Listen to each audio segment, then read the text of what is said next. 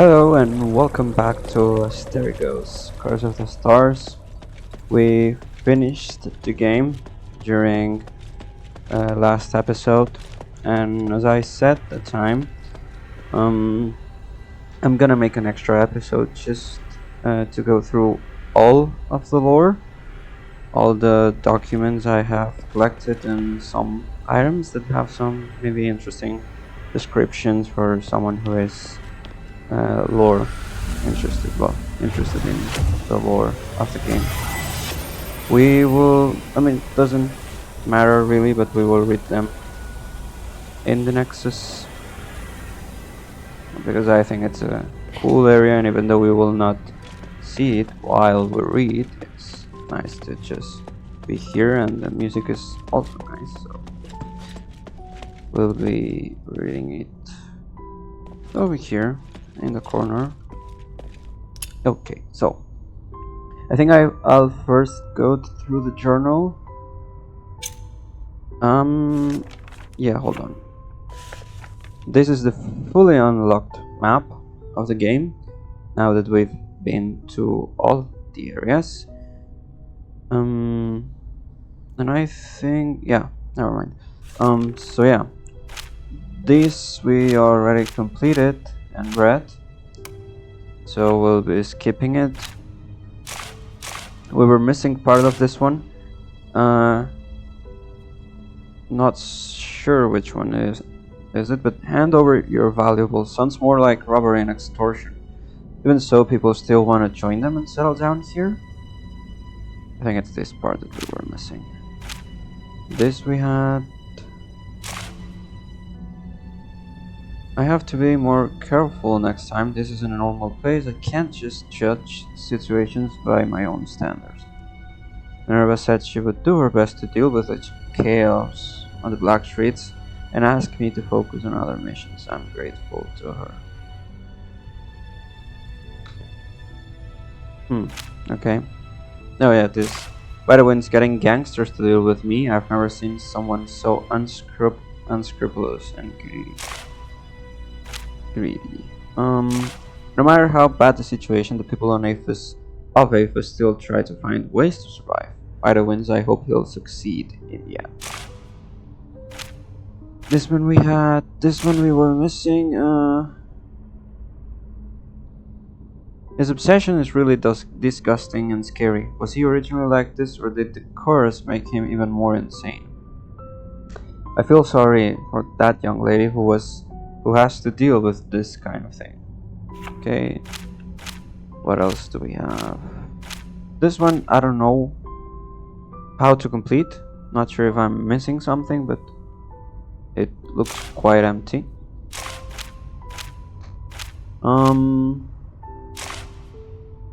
I don't know. It's hard to imagine what they've been through, but since they're hiding the documents, they must mean something. This is Marisa and Eulalia and their relationship.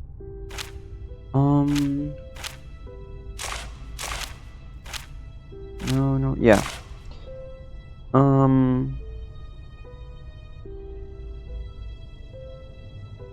It's rare to meet. Oh no, a store owner who holds a goose while working. I'd love to see that.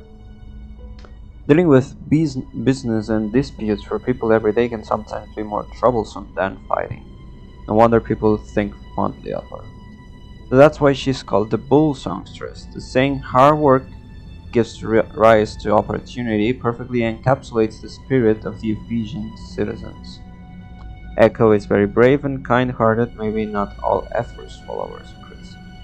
The bull songstress is Polytimia, what's her name? The lady in the door with her husband.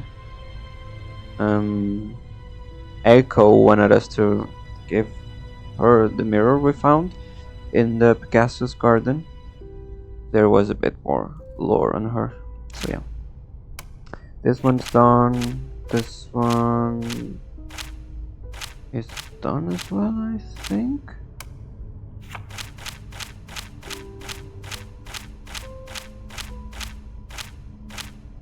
Should be as well, okay.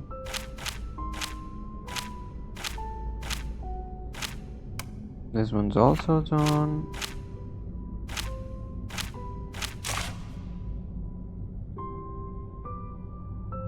I think this one's done as well.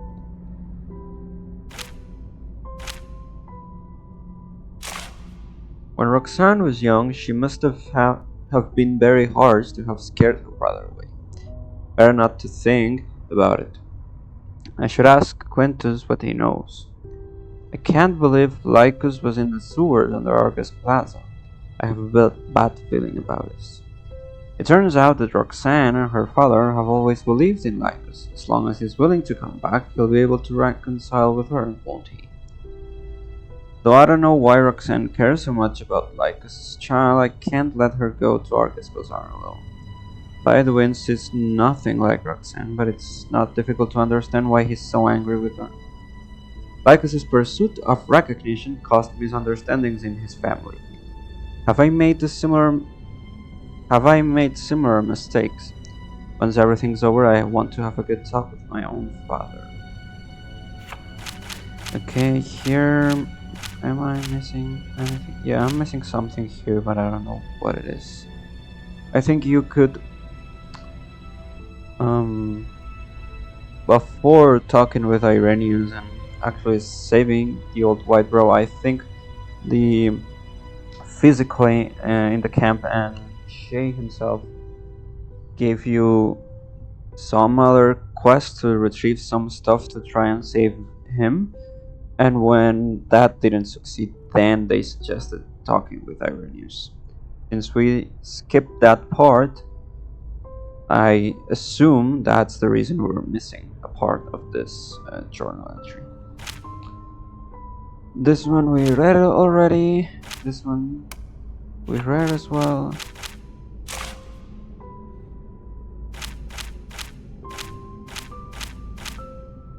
Oh yeah. There really are people here studying Colossus power, and they mentioned the ritual. Have they completed their research? Could they have succeeded? Just like that, a soldier's life was sacrificed. He had such great expectations when he partook in the ritual. Is becoming a Colossus really so glorious? Myron's fate, yeah. I have no way of knowing whether the gifts are from Irenaeus or Myron. However, for Vulcan, knowing the whereabouts of Myron and the meaning behind the gifts should give her some comfort. Irenaeus is Myron. No, Myron is part of Irenaeus. By the Winds, it's also confusing. Fair and true. By the Winds, is this the only clue? I don't like dealing with Irenaeus, but I have to admit that no one else really has a solution for this matter. From the flow of magic, I feel like it should be effective, but I have no idea how long it will take. Although I am amazed by the magic of the Ephesians, seeing such tragedies makes me wonder if such advancement is really a good thing. I think we already saw these. Okay. So now let's get to the actually long part. This one we read already. Let's read the Runaway's diary. Let's read it in order. That worthless wretch, Marvel. All he does is impose martial law. Who knows if he is planning to rule Aphis alone? Can he lift the Asterigos? Looking at the state that the people are in and how the army has lost control of all areas, I would say Aphis is gone for good. Fortunately, I made my preparations long ago and I'm getting out of this damned place. Damn it, those guards could not have been more useless. Eaten by a crocodile of all things. Atrocious. Anyway, what was that fire-breathing monster? I have never seen a beast like that before. Trace to the tree. I would be dead by now if that monster and the crocodile had not kept each other occupied. It cannot end like this. I am an Aristoy. I will not die here. Not like this. I have to leave Aphis, the sooner the better. This is a cursed city. People are going crazy and animals are transforming into monsters. I do not even have a chance to use the magic items I prepared. I will head for the coast. People say that it is the place that is furthest from the gods of stars and that there is an underwater city filled with magic. Surely I can find something that can break the curse in Aphis. I have to get there. Whoever is out there, please help. Maybe these runaways Meteora, like they are an Aristoy. They're talking about fleeing the city to run away from the curse, which is what Meteora did, sort of. Who knows? Anyway, one thing for sure after investigating the Outer Rim is that Aphis has become a fallen star, a lost city. Despite being reluctant to accept this fact, after seeing the dense forest all around and remains of so many would-be invaders, I have no choice but to admit this is a reality. They thought that coming to Aphis would be adventure, a treasure hunting expedition. They thought the city to be a treasure trove, ripe for plunder. Unfortunately, they thought wrong. They underestimated the great Aphis. At that time, the Archon ordered the destruction of the bridge leading to the city to stop the Canthal invasion. The broken walls around me as I write this journal are a testament to that. Most were eaten alive by the beasts in the Outer Rim. The few who managed to make it past succumbed to the curse. Okay. I think the only one I was actually missing was this one. The Outer Rim is truly a god-forsaken place. Even the hunters rarely come here. The curse is like an invisible shackle that limits our vision. It has been too long since we last checked the situation here, and now the forest has swallowed the roads that once connected us to the outside world. Any outsiders who visit here now will lament at the fact that they will never again witness the greatness of Aphis. One thing of note, the forest is growing at an unusually fast rate. This is likely due in part to the abundant magical energy in Aphis and its environs. However, the key cause is the cessation of the Legion's activities in the region, which has allowed many wild beasts to make it their own domain. Judging from the scorch marks on the trees and brown fur on the ground, it is natural to conclude that there is a Caledonian boar cave nearby. Their blood is rare and excellent for experimental purposes. I cannot resist the urge to investigate further. This is, I think, the first kind of boss we actually fought in the game. However, I must be extra careful. These beasts have a fiery temper and can cause great destruction. They can also breathe fire that can melt away a simple magic barrier. Additionally, they have a keen sense of smell and are extremely territorial. Anyone who dares to set foot into their domain will be attacked without question. I mean, they cannot speak, so they cannot question you. The females of the species are even more dangerous. Not only are they usually larger and heavier than their male counterparts, they also possess fangs that can crush rocks and sweat that can give rise to a raging inferno. As if that were not enough, they are obsessively protective of their mates and infants. An accompanying hunter told me of a female boar named Miltos, with the nickname Matriarch, that dwells in the forest. This boar has all the characteristics that I mentioned and is the strongest of its kind. Even the most experienced hunter will have trouble going against Miltos. Perhaps I should seek more help and be prepared to face not just one, but multiple Caledonian boars. Okay.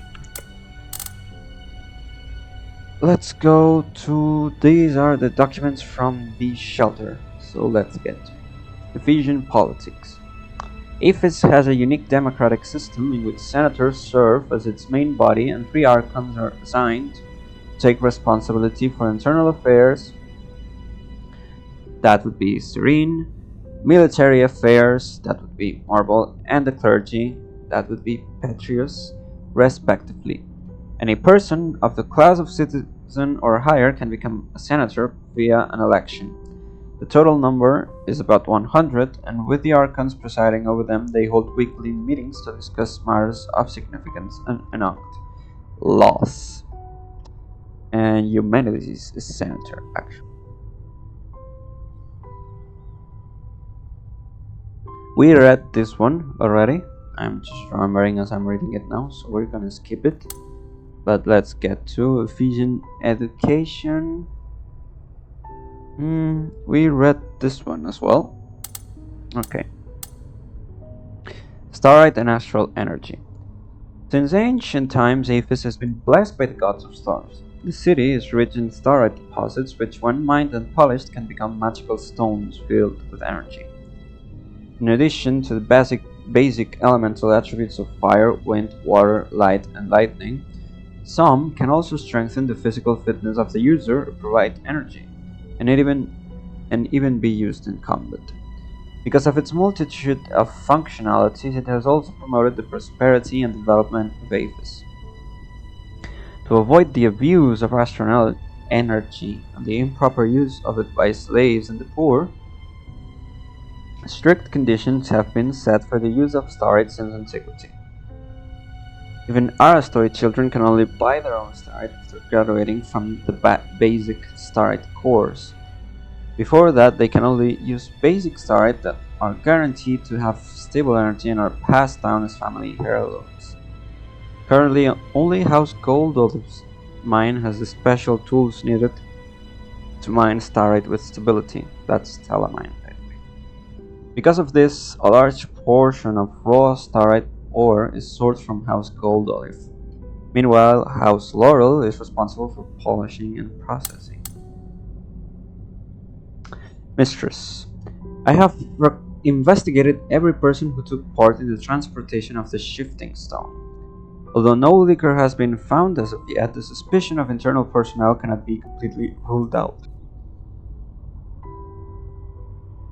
However, in the name of the Battle Maiden's fearless lions, I personally selected these soldiers myself.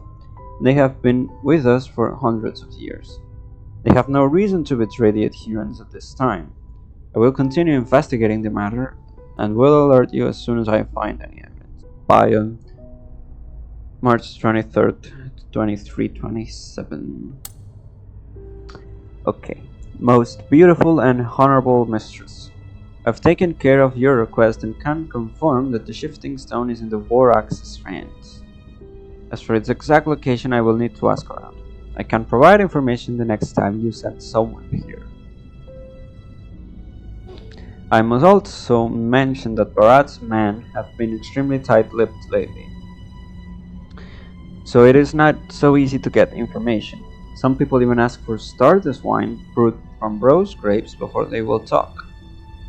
Helping you get this information has me running a bit short on funds. Would it be possible to get the goods you promised a bit earlier? I will wait for you at the usual spot in 3 days. Your humble and obedient servant, Quintus. June 3rd, 2327. So I understand that is the year we actually get to Ephesus. As Hilda, I mean. Okay. Dear Min, my parents have not come back yet, but I have found the information you wanted. It is very dangerous outside right now, though.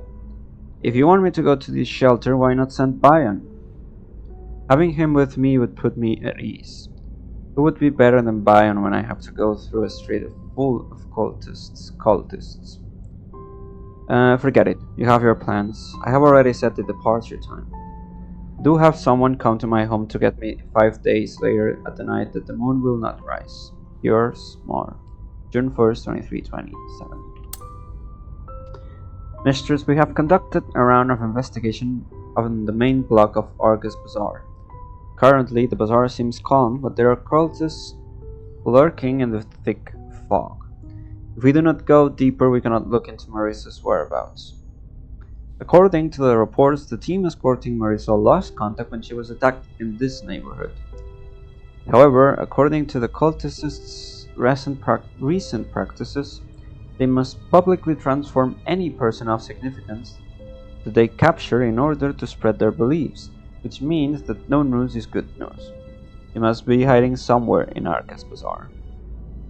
Bion, June 6, 2327. I assume that is the actual date we get to Aphis. Mistress, in light of the increasing severity of the situation, I can understand why you have repeatedly delayed exploring the mine. By the time you read this letter, my wife and I should have already left the shelter and returned to the lab at our house. Please do not disturb our research for the time being. However, the Trinity Knight will be here in about a year, so we have decided to act on our own once our research is complete. That is how we must do it. There are secrets regarding Asterigos and Ephesian mythology buried under Stellamine. Secrets that can even unravel the cause of those magical anomalies in historical records. Therefore, we simply must go. I ask that, considering we have worked together for nearly 1,000 years, you help us look after Marissa. We leave all of our research records to her. Canweaves. Mistress, our scouts outside the pit village received a message from the village asking for help. Remember that other group of outsiders who invaded a few days ago? They have occupied Stellamine and caused magical anomalies. There are many signs that the invading outsiders are likely associated with the group of treasure thieves who came a few months ago. Judging from the equipment and materials they brought, they are obviously well prepared. However, considering the reappearance of magical anomalies in the mine, hold on, where am I? And our shortage of manpower, I do not think we are ready to explore the mine again just yet, especially since we have also lost contact with Tenrius and his wife. It would be better to have them with us while taking care of the magical anomaly issue. Bion, May 21st, 2327. Mistress, I contacted the smith from the academy to make a copy of the iris blueprint for me. When I looked at it, I was really surprised. I did not expect Aphis to have such a powerful weapon. The designer was inspired by the legendary ritual during the Monotone invasion. As long as there is a continuous flow of energy, the iris's power can directly break through any known barrier or structure. Also, that's what Minerva used to break the barrier to Kalim Summit. Mistress, such a powerful weapon sounds quite terrifying. I do not know what exactly the Archons built this weapon for. Additionally, considering that currently all our starlight is used to make Stardust, we would need to use a lot of the city's Stardust stores to power the iris. Vulcane, August 1st, 1720. So this is 1,000 years before we actually got to Aphis. Oh my god. Mistress, I received intelligence stating that the Legion will readjust its deployment. At that time, the defenses at Fallen Tree will be fairly lax. These would be the best chance to sneak in. The changes to the Legion's deployment are mainly aimed at those outsider soldiers who infiltrated the city 3 months ago. Their fighting skills are excellent, and with the Senator's assistance, they have created considerable trouble for the Archon. Therefore, in order to carry out a closer siege plan against these outsiders, the Archon has strengthened the military presence in Argus Plaza and the areas surrounding the bazaar. This presents an opportunity for us. I found out that the Iris is currently deployed on Styx Bridge in the deepest part of the Academy. As long as the magic ballistae are not activated, sneaking into the Academy from the path outside the bazaar will be the best choice. I can act at any time. By on June 3rd, 2327. We read this one already. Petrius, the 71st Archon of Clergy, is one of the few Archons who have been in office for more than 30 years. His political achievements are both varied and numerous, and include building temples, establishing universal education, amending economic policies, and establishing an army of magic warriors. Of course, Petrus was also involved in several political disturbances, and although other senators accused him of political crimes numerous times, he is always acquitted in the end. However, in the year 1325, in age of knowledge, Petrus suddenly disappeared. Despite the Archon of Legion publicly declaring that Petrus had fallen ill, many rumors still circulated throughout the city. Some said that he had fallen victim to a plot due to his opposition of House Goldolive. Others claimed that he had been jailed. However, at the same time, his right-hand man, Irenaeus, also went missing, making people even more suspicious. I think we read this one.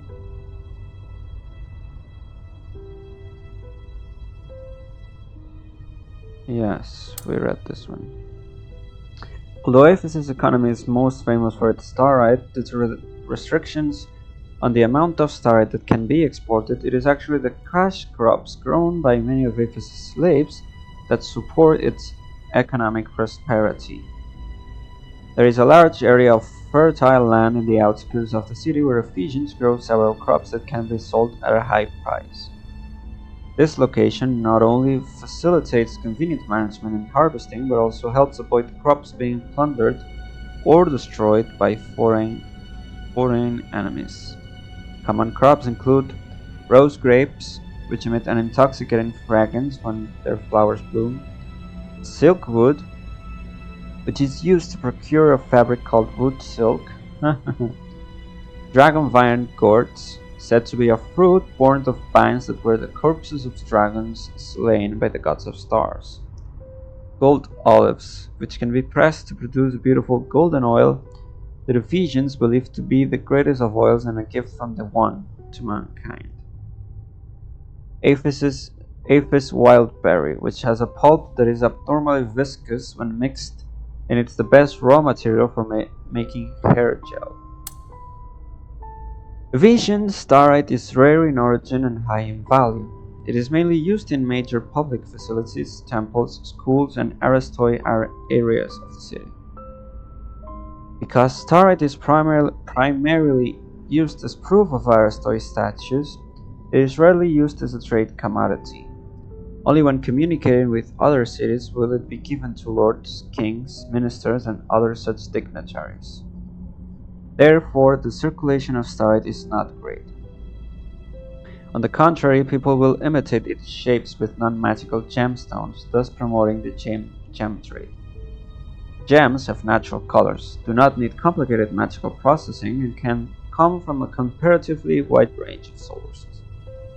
They are also very convenient for trading with other cities. Dear Mistress Minerva, we have been living in this putrid swamp for hundreds of years, and no one but Lady Serene has cared, but she has been missing for a long time now. She did not step forward when we needed help most. Now, Barat is willing to trade with us, so most of us can still live a good life. We cannot afford to keep talking with you and making Barat suspicious. It is most impressive that your guard captain could venture into the swamp and find us all by himself. However, I doubt that even he would be able to fight the whole of the warlocks by himself. Therefore, even though your letter was very sincere, we must still refuse to work with you.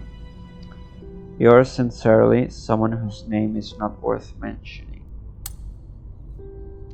Most beautiful and honorable mistress, my contacts in the Black Streets have provided some information. It seems that the works finally have a new leader after the chaos of Barat's death. But this new boss is a violent one, and right now he will show no mercy to anyone in the Aristoi. Their most recent targets were the Aristoi guards hiding in the sunken outskirts. It is said that these guards have been hiding in the swamp for years now and became active again not long ago. By the way, could you please ask Bayan to be a bit more lenient with me? Lately, he is always coming here and causing trouble with my goods. I work hard to get that oil for Balkan so that she can maintain her tools. Kindly ask Bayan not to worry so much about its origin. Your humble and obedient servant Quintus, June 11th, 2327. Yeah, so that's the year we actually get to. Aphis. My dear sister, I never thought I would receive another message from you. It has been more than 100 years since the last time. Every night I prayed to the three, hoping that they would protect you. I heard about the trials of remission from Narkis. How could you take such a huge risk?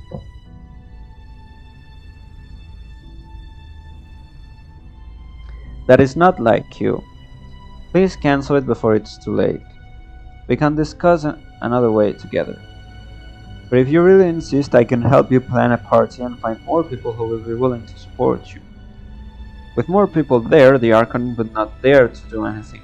It would also help you gain some momentum. Anyway, I was so happy to receive your letter, and I am looking forward to seeing you again. Yours, Agnes. Dear Mistress Minerva, I have contacted the Archon for you. He is willing to lend you his Archon relic as long as you are willing to accept the two conditions he has put forth. Take part in the trials of remission to be cleansed of your crimes, and before the trials bring the outsider who defeated you Lilia's Laurel Mansion to meet with him. This is obviously a setup. You must think carefully about this, mistress. Although Marble's recent situation has not been good, he has been able to maintain firm control over the central areas of Aphis for 1,000 years, and remains as cunning as ever. I think he sees dealing with the adherents as a way to restore his reputation. No matter what you choose to do, you will have my full support and help. Yours sincerely, Marquis. Mistress, the escort mission was largely successful, and Tanrius also gathered enough research data for them not to go out for a whole year. This time we went deep into the underground lake area and visited the remains of an ancient temple. The monsters of the glittering deeps are mostly in a passive, static state, so we did not encounter too many difficulties. There was also a brief mishap during the mission. When passing by a cave, Tanrius suddenly disappeared for 3 days due to the discovery of a special starite ore. Meanwhile, his wife was not nervous at all. 3 days later, Tanrius suddenly reappeared and said only that he was looking for minerals and had lost his way. Considering that Tanrius previously worked with Petrus, I do not think that him going missing for 3 days was as simple as getting lost. Bayern, May 20th, 2326. That's actually a year before, okay. Mistress, by the time you read this letter, my wife and I will likely be conducting research in the depths of the glittering deeps. I specifically put this letter with my research notes to make sure that you would see it. Our research has confirmed that the aspiration needs the 3 Archon relics to ensure the stability of the ritual, and that is on the premise that the Nexus is intact. However, Eumenides' failure damaged the Nexus, and we do not know what might happen if the ritual is carried out while the Nexus is damaged. Aphis cannot afford another failure. Whether it is Eumenides or us, we must strive to ensure that the next ceremony is a success. That is why we must venture deeper into the glittering deeps. We firmly believe that the ancient ruins there hold even more crucial knowledge that has been lost for thousands of years. As long as we can understand this knowledge, there will be hope for the future of Aphis. Tanrius, April 29th, 2327.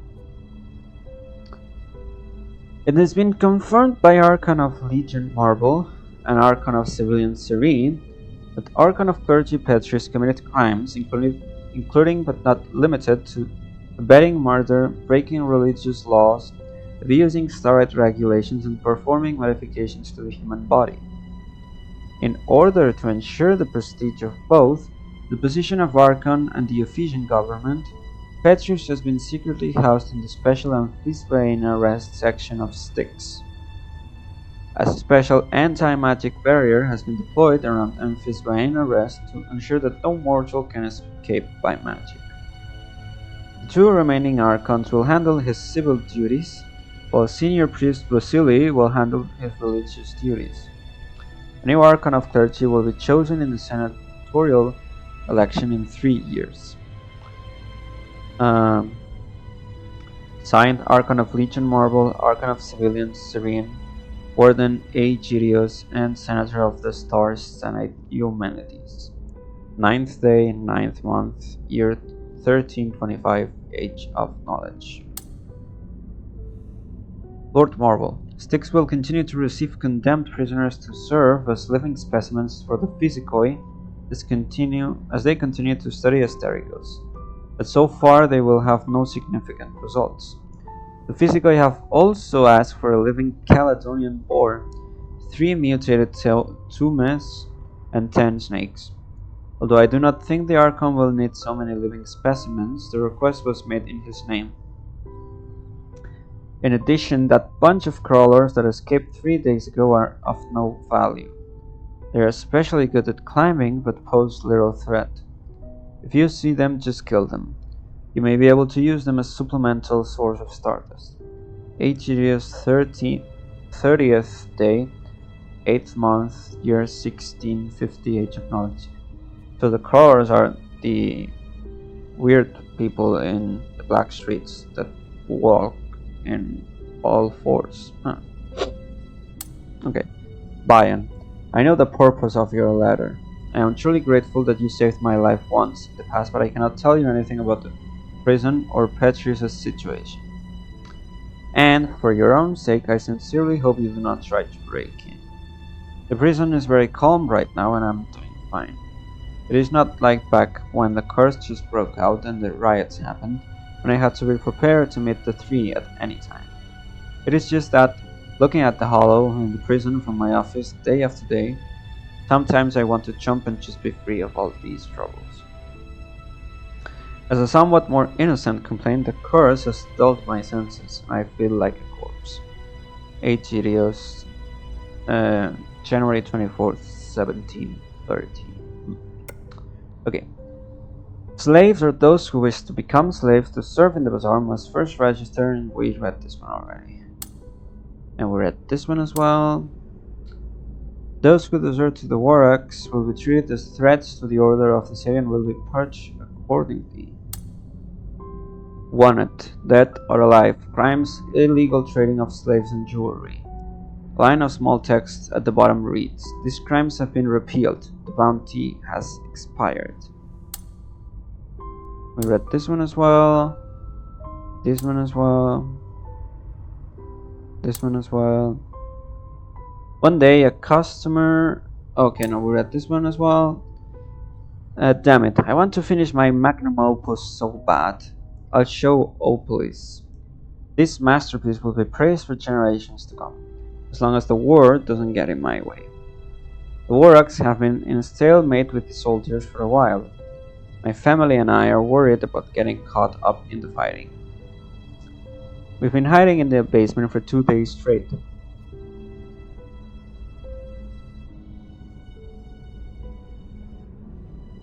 Hold on. Oh, I miss the days when I could just numb myself with alcohol. By the gods of stars, I wanted to write a comedy about romance, not a tragedy of tears and blood. It seems that the soldiers have been defeated. The Warax came to our house and said that everything is alright now and that I should get back to work. They also said that the soldiers' retreat has been blocked. That ruthless Archon of Legion has left his troops to die. I bet he won't come back for them. I can finally pick up my pen again. I'll write stories to entertain the people of the Black Streets. This way there will be a reason to celebrate again once the holidays roll around. I can still hear the cries of soldiers outside the window and the jeering laughter of the gangs. Livestock belongs in a cage. That's what the Warax say. That could be a good line to put in my play. The livestock they refer to obviously aren't the hogs or cattle they feast on. The pigs don't make such frightful cries either. And I suppose livestock has no need for clothes. The Warax strip them of their clothes and then, well, let's just say they don't treat them like normal livestock. I've had enough. I can barely write anything anymore. When will this end? Why won't the world just end? I hadn't heard anything in days. I thought it was finally over. But then they found more livestock to stick in the cages. It's like they're addicted to this sick game of theirs. Writer's block? I, Kratos, would never have writer's block.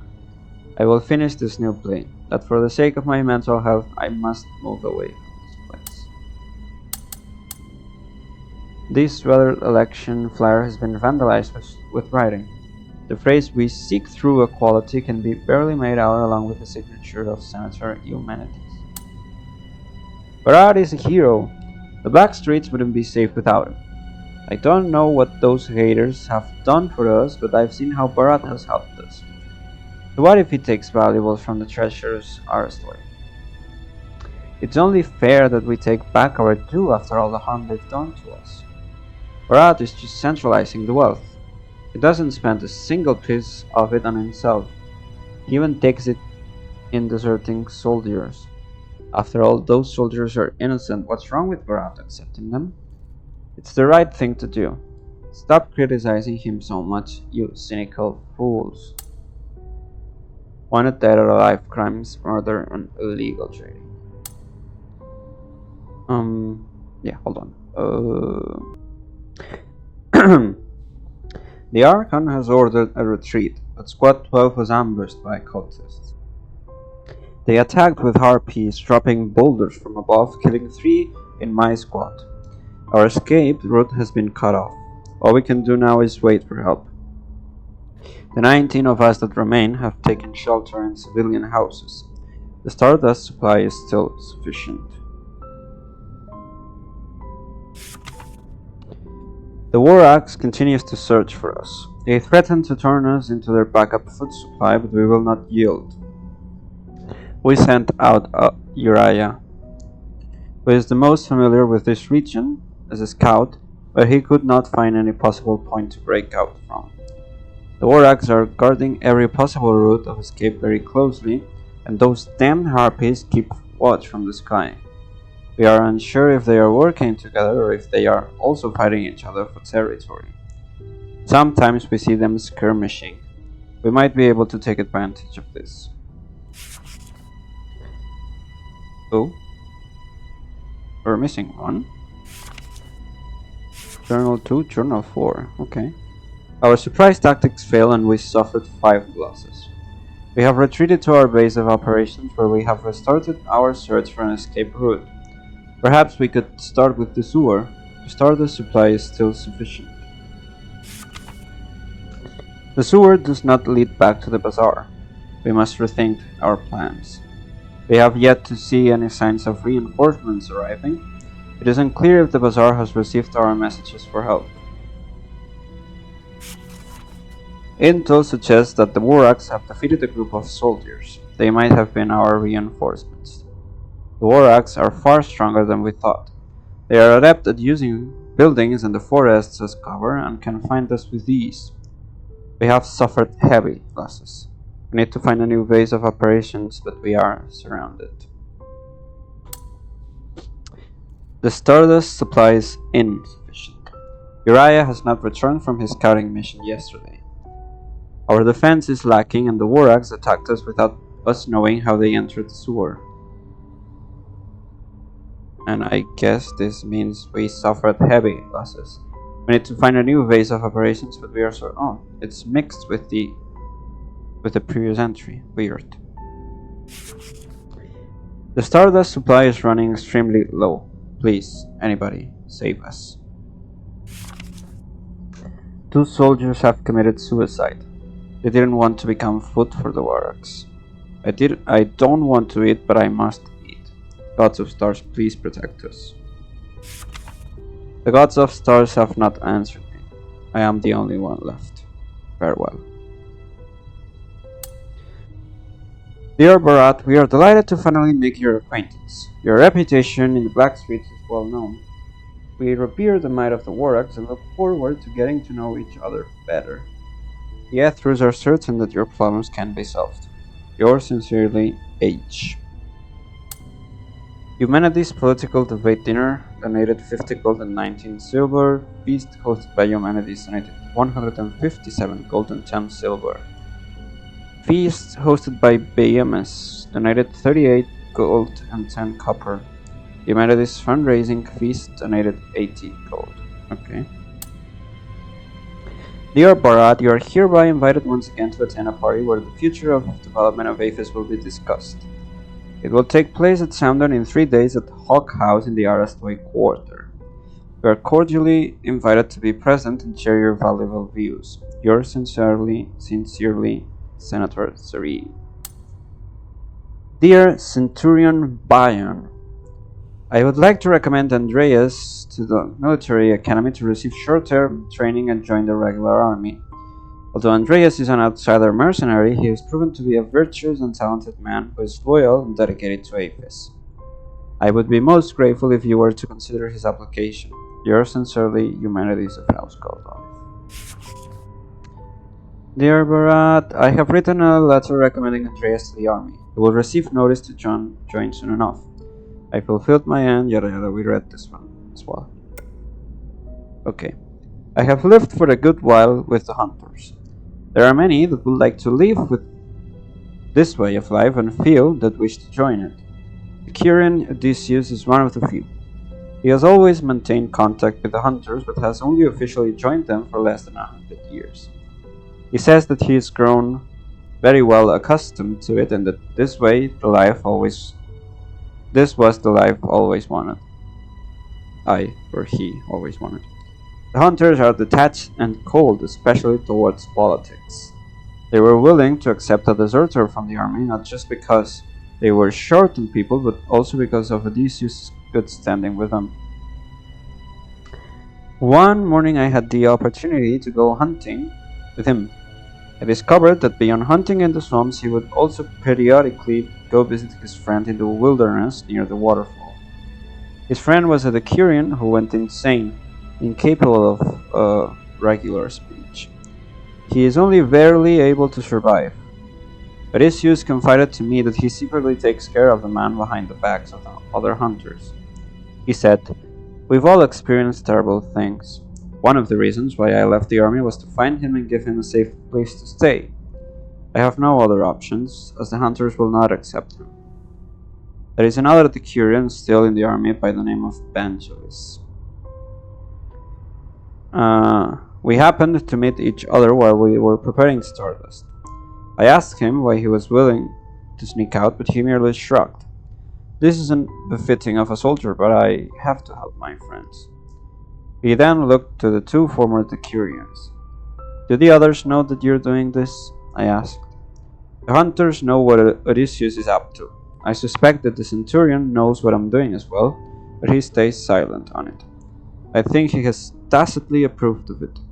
We refuse to speak of the subject any further. Although Odysseus is popular, the aid he provides to his friend is controversial among the hunters. One camp supports his altruistic actions. The other believes that letting Papathanasius perish would not only save Stardust, but that it would be a merciful death for him. Odysseus ignores the debate around him and does not care for the approval of others. The life of his good friend is as important to him as his ideals. Surviving in the swamp is not easy. There is a lot of work to do every day. You must ready your gear even before the crack of dawn and pay attention to the animals and weather. You do not get a catch every day, and when you do, it is usually the bare minimum to get by. If you are severely wounded while hunting, physicians can help treat you, but as that expends a lot of Stardust and other resources, it can be very challenging for them as well. Most hunters hate the Arastoi and do not care about what happens in their circles. We live our lives, but those Arastoi always love deciding how others should live, complains one hunter. Most of the animosity started during ASTERIGOS, when the Arastoi abandoned the poor to fend for themselves. They are a group of cannibalistic lunatics. They'll eat anybody if it means they can clamber their way into power. Hunters hate trading with the Arastoi, but hard times are forcing them to reconsider their position. The hunters prefer trading with Bharat instead, as the Blackstreets had a good trade agreement with the hunters. The hunters provided stardust while the wargs gave them supplies. They also protected the hunters from attackers. However, the resources of the wargs have begun to dwindle, and the wargs are no longer as generous as they once were. While their relationship has deteriorated with clashes erupting between the two, the hunters and the wargs still maintain trade. The hunters are now considering whether or not to reopen trade with the Aristoi. After all, the Aristoi have a demand for the bugs that dwell in the swamp. Different Aristoi houses have sent out messengers hoping to monopolize on the trade in such creatures, finally giving the hunters a bargaining chip to leverage with. Although the appearance of Serene's guard has not changed the current situation, they present a new opportunity to reopen talks with the Aristoi and get to know each other again. The hunters are now doing their best to balance themselves between the various competing factions. The hunter that has been around here the longest is Enor, who is also one of the few citizens. He remembers before the sunken outskirts were abandoned. People here were mainly farmers. Though he did not come around often, according to the people that lived here, there were fields of olive trees and wheat, as well as some gardens and orchards. Donkeys and mules were also raised as farm animals. Asterigos brought war, and together with the animals being affected by starite, the place was soon deserted. This is where the professional hunters came in. The Archon of Legion wished to reclaim the land for resources, and so a group of hunters voluntarily came here in order to serve their country. However, the savage beasts and attacks from other factions caused the Archon to revoke the order, and yet knowledge of hunting and farming was preserved and passed down. 100 years later, Enor traveled to the swamp to explore. It was tough at first, but the Legion couldn't get things into order and I saw no future for me at the bazaar, he said. But I didn't expect the woods here to have become a swamp. The animals also behaved differently than what I was taught. Other than the hunters that came with him, Enor's efforts also attracted poor workers from the outskirts of the Black streets who had lost their jobs. Enor welcomed them and taught them how to hunt, clearing the swamp and farmland together. If it was not for Enor settling the land with the others, life here would not be so stable. Maybe next time our enemy will not be cultists, but giant swamp crawlers. Who's to say? I have tasted at many wineries, and I'm confident in being able to identify the finest wines or those with the most potential. I visit many wineries, and have recorded my tasting notes while visiting the Aicha grape processing plant and winery. Misterio. As the name suggests, this is a blend of grapes fermented with a large amount of an unknown fruit. The profile is fruity and strong. It is mixed with honey and boiled and filtered before adding in pepper, bay leaves, cloves, and dates. It is diluted with water before drinking. The ratio of the spices is very important in bringing a sweetness to the otherwise sour wine. However, it lacks some complexity and it is not the most outstanding spiced wine that I have tasted before. Rouvonier. A pressed wine refers to a wine where the skins are taken out and the juices are squeezed out again. The strong flavor after fermentation is much more complex than the normal grape juice, but it cannot be drunk by itself. It is usually mixed back with the wine and then diluted with water and mixed with a large amount of spices. Rouvonier is not a pure pressed wine, but a blend with a rather high pressed wine content, and so the taste is quite unique. Mate's Tiptoes. The initial taste is unexpectedly brash, but the aftertaste is smooth. The aroma, the rich flavor, and the evolution of the profile are as enjoyable as the process of conquering a woman from head to toe. Without a doubt, this is the finest red wine to come out of the Aicha winery, and not just because of the name. White Sheep. Sun-dried white grapes are cleverly balanced with a citrus note for a sour taste with a refreshing and well-rounded finish. Goes well with a plate of Aicha mutton. This is the newest wine from the Age winery and the one that I think has the most potential. This tattered poster is hard to make out. The few discernible images suggest that it was about workplace safety. Wine is a symbol of wisdom. The legends say that when the wife of the poor Hamet was wrongfully convicted by a judge, Hamet begged to the sky, praying to the court magistrate for a fair sentence. The court magistrate bestowed upon Hamet a bunch of grapes and instructed him to squeeze the juices into the well for all to drink from. From this, the people gained wisdom, and Hamet's wife was tried again and was found innocent. To this day, the judge must drink a glass of wine before a trial, so that he may be clear of mind during the proceedings. Wine has been enjoyed since ancient times and is the lifeblood of the Ephesians. In the morning, the women pick grapes in the vineyard and bring them to the processing plant to remove the stems.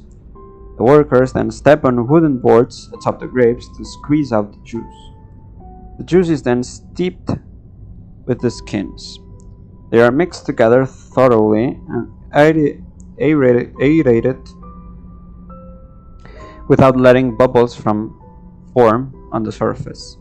The processing plant operates from morning until afternoon every day without stopping just for this step. Afterwards, the juice is further refined or sent to other processing plants. That is how those many intoxicating blends of wine are made. This is the first vineyard sponsored by the government.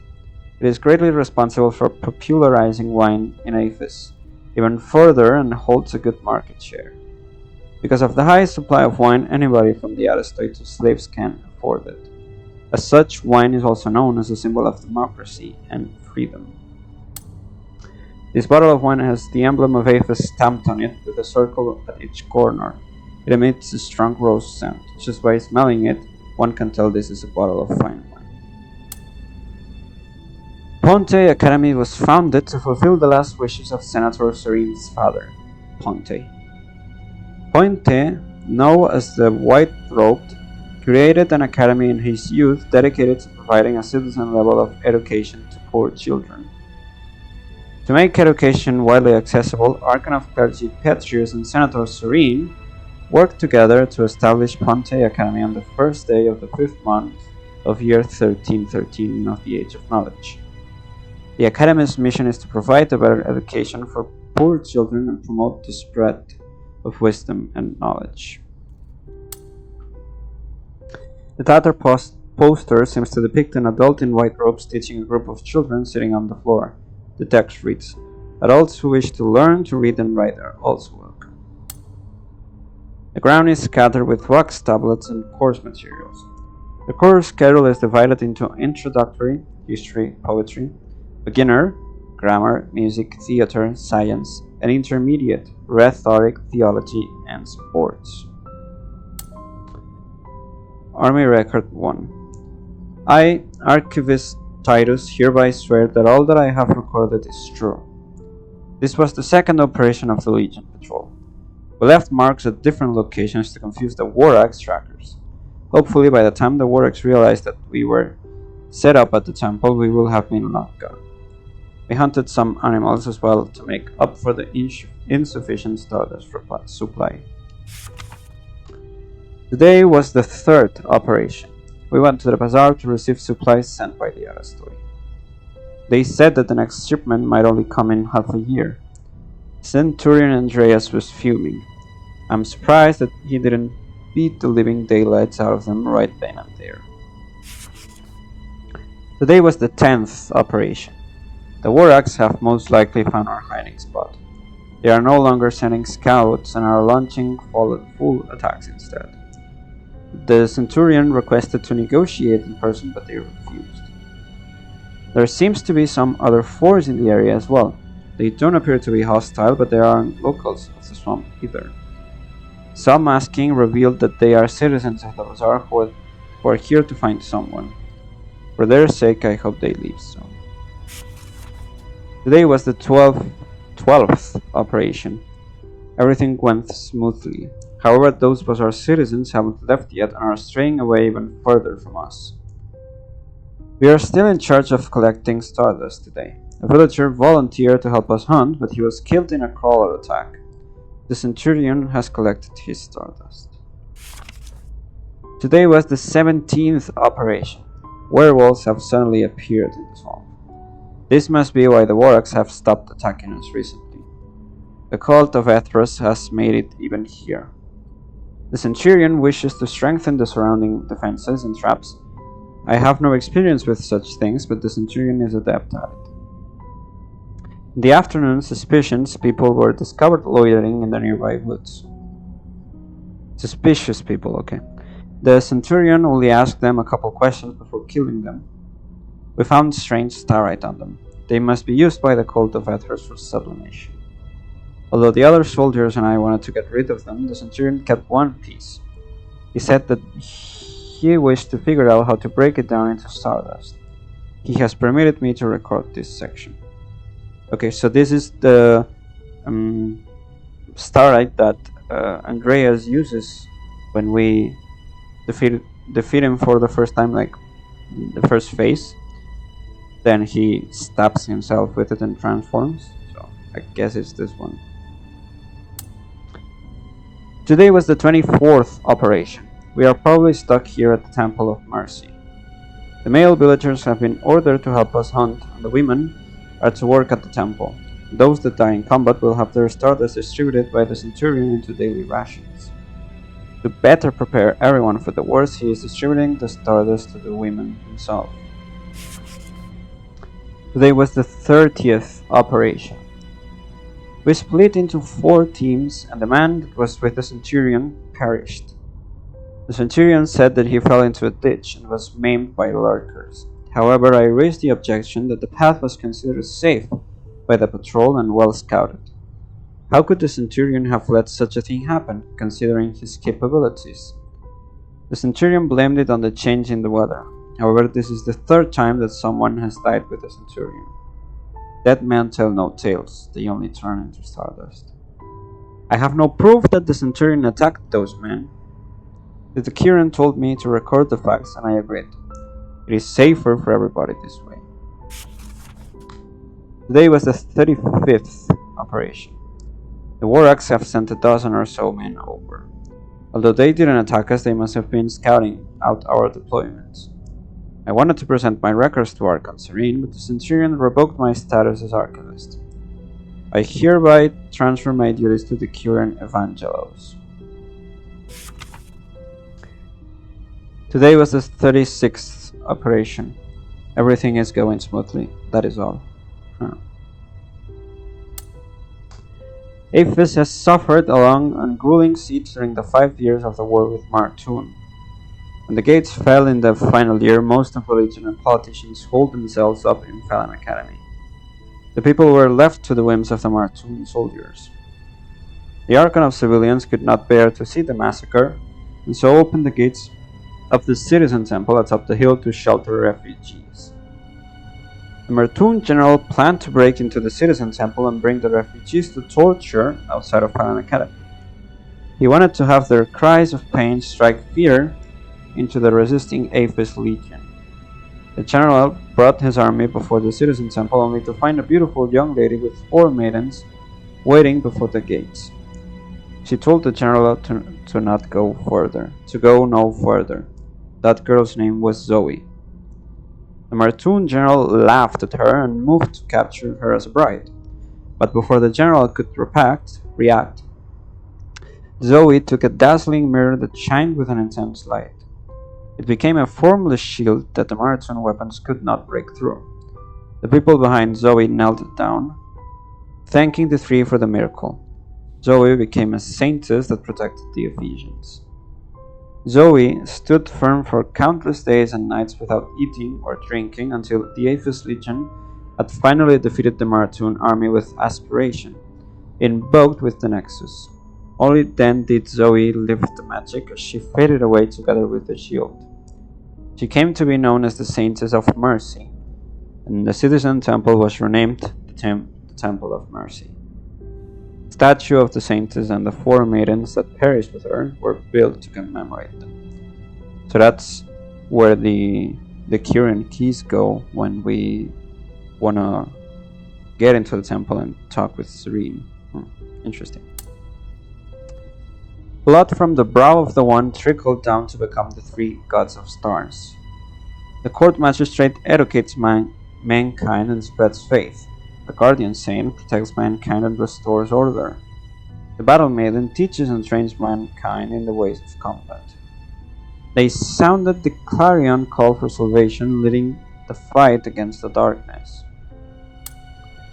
The court magistrate summons owls with a staff, spreading the knowledge of the gods like their wise eyes that pierce through the darkness.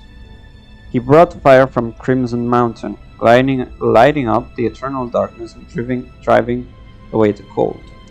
Serving as a beacon of light, the people reunited despite their misery to reveal the faith. He lights the hopes of those that resist against the darkness. The guardian saint is always at the front lines of battle, serving as a shield that protects those that still hold their faith. The guardian saint faced off against the Hydra of the darkness. He blew the horn and summoned a great armored bull from the sky. The war bull and the powerful guardian saint stood their ground on the city walls, finally fighting back the Hydra in a storm of wind and lightning. The battle maiden. The Cyclops of the darkness could defeat an army of 1,000 men with a single swipe of his arms, striking terror into all before him. The battle maiden summoned the fearless pride of lions. The male lions roared a deep battle cry that invigorated the spirit of the people to fight again. Meanwhile, under the command of the battle maiden, the female lions surrounded and attacked the giant, finally bringing the light of victory to the people. Interesting. The one created the Tree of Stars. It blossoms with dazzling starlight, letting all know that the stars bring good fortune. When a life reaches its end, the good sublimate into a star in the sky, shining as bright as the fruit of the Tree of Stars. The wicked sink into the darkness below, becoming fertilizer for the Tree of Stars to atone for their sins. Ooh, I'm missing one document from here. The only thing that brings me comfort is the fact that our resources and stardust have successfully made it to the people of the outskirts. There is still much to do. Hold on.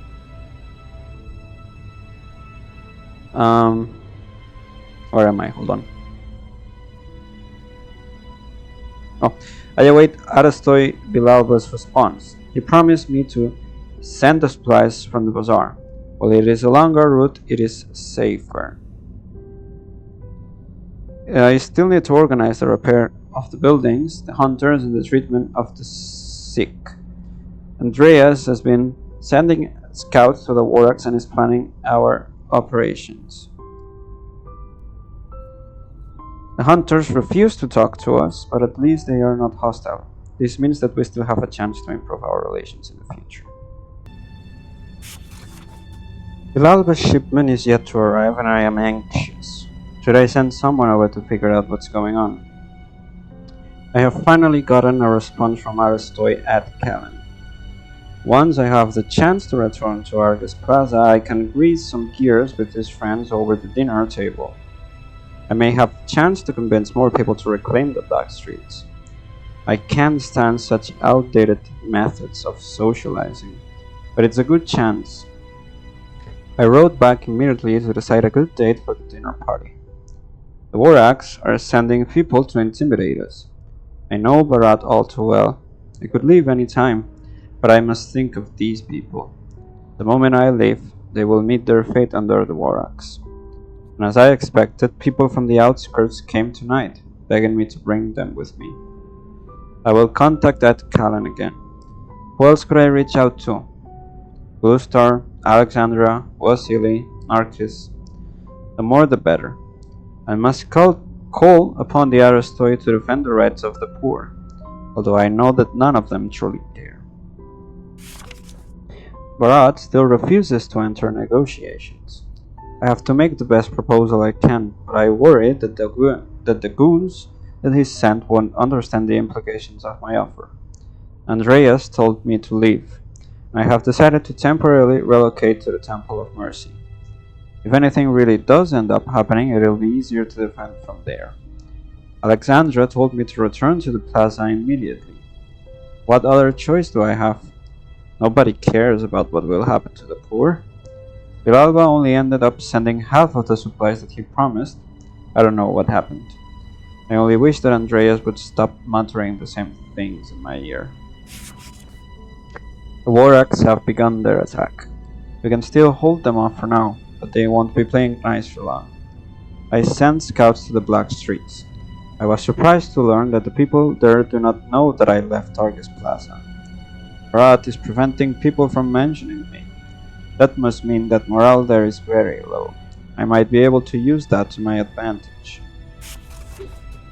Only one of the Aristoi answered me, but he won't take in refugees either. Damn him. This is my journal. I don't need to be polite, do I? Andreas is goading me on again. I don't care.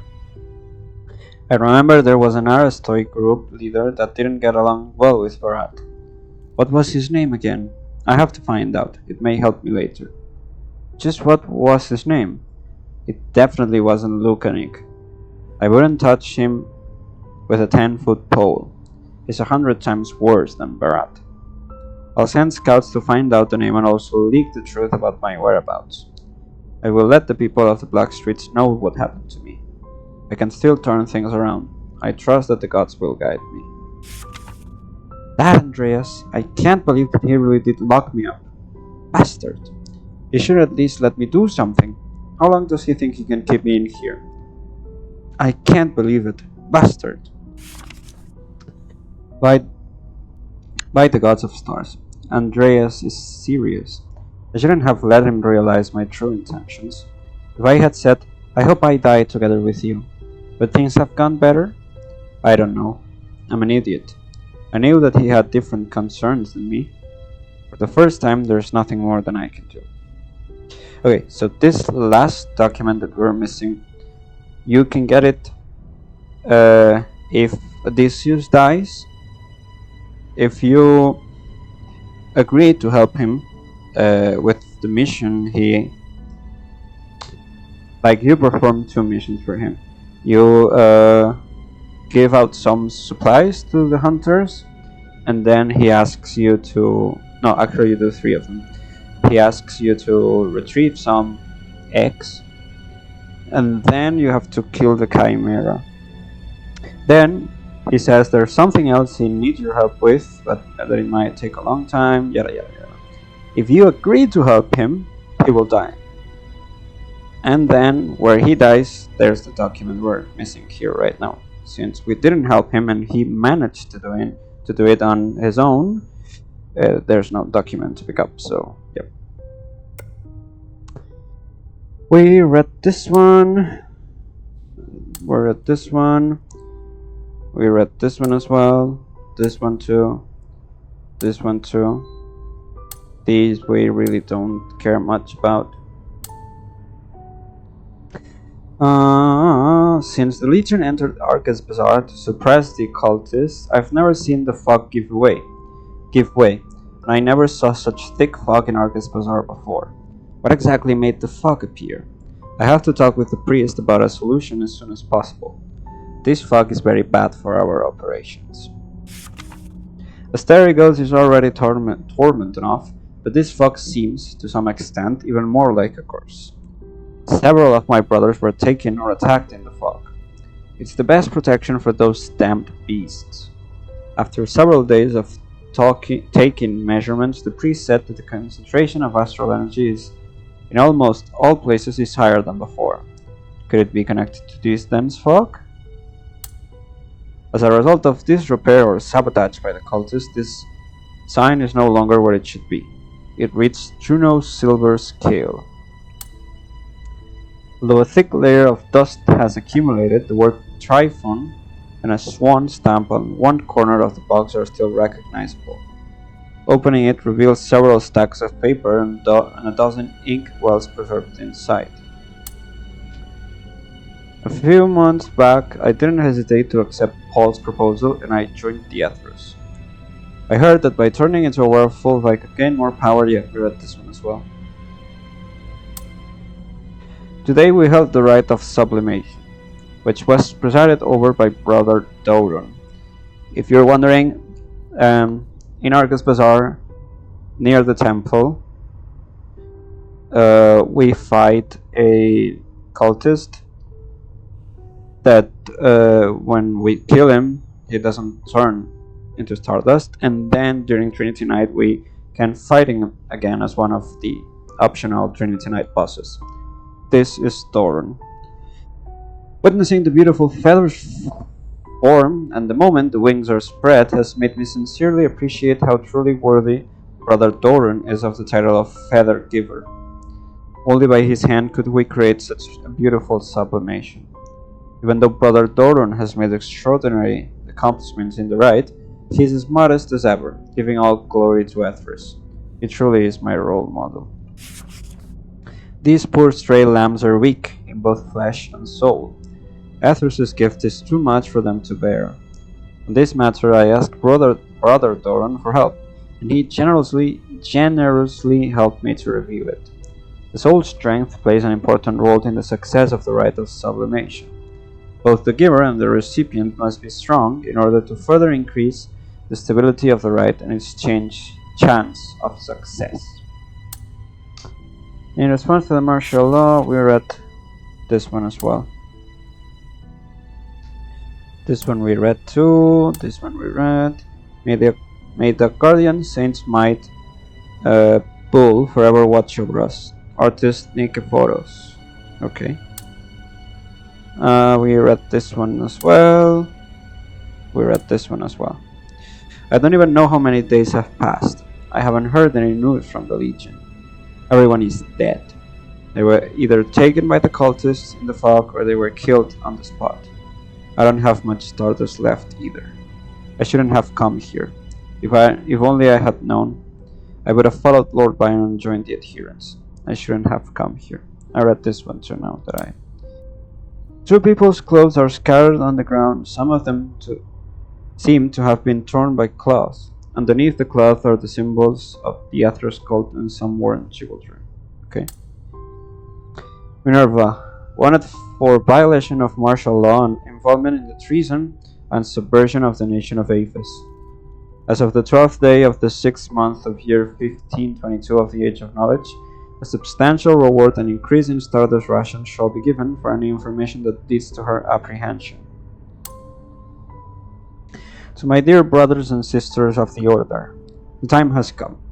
I can feel Aethris' calling.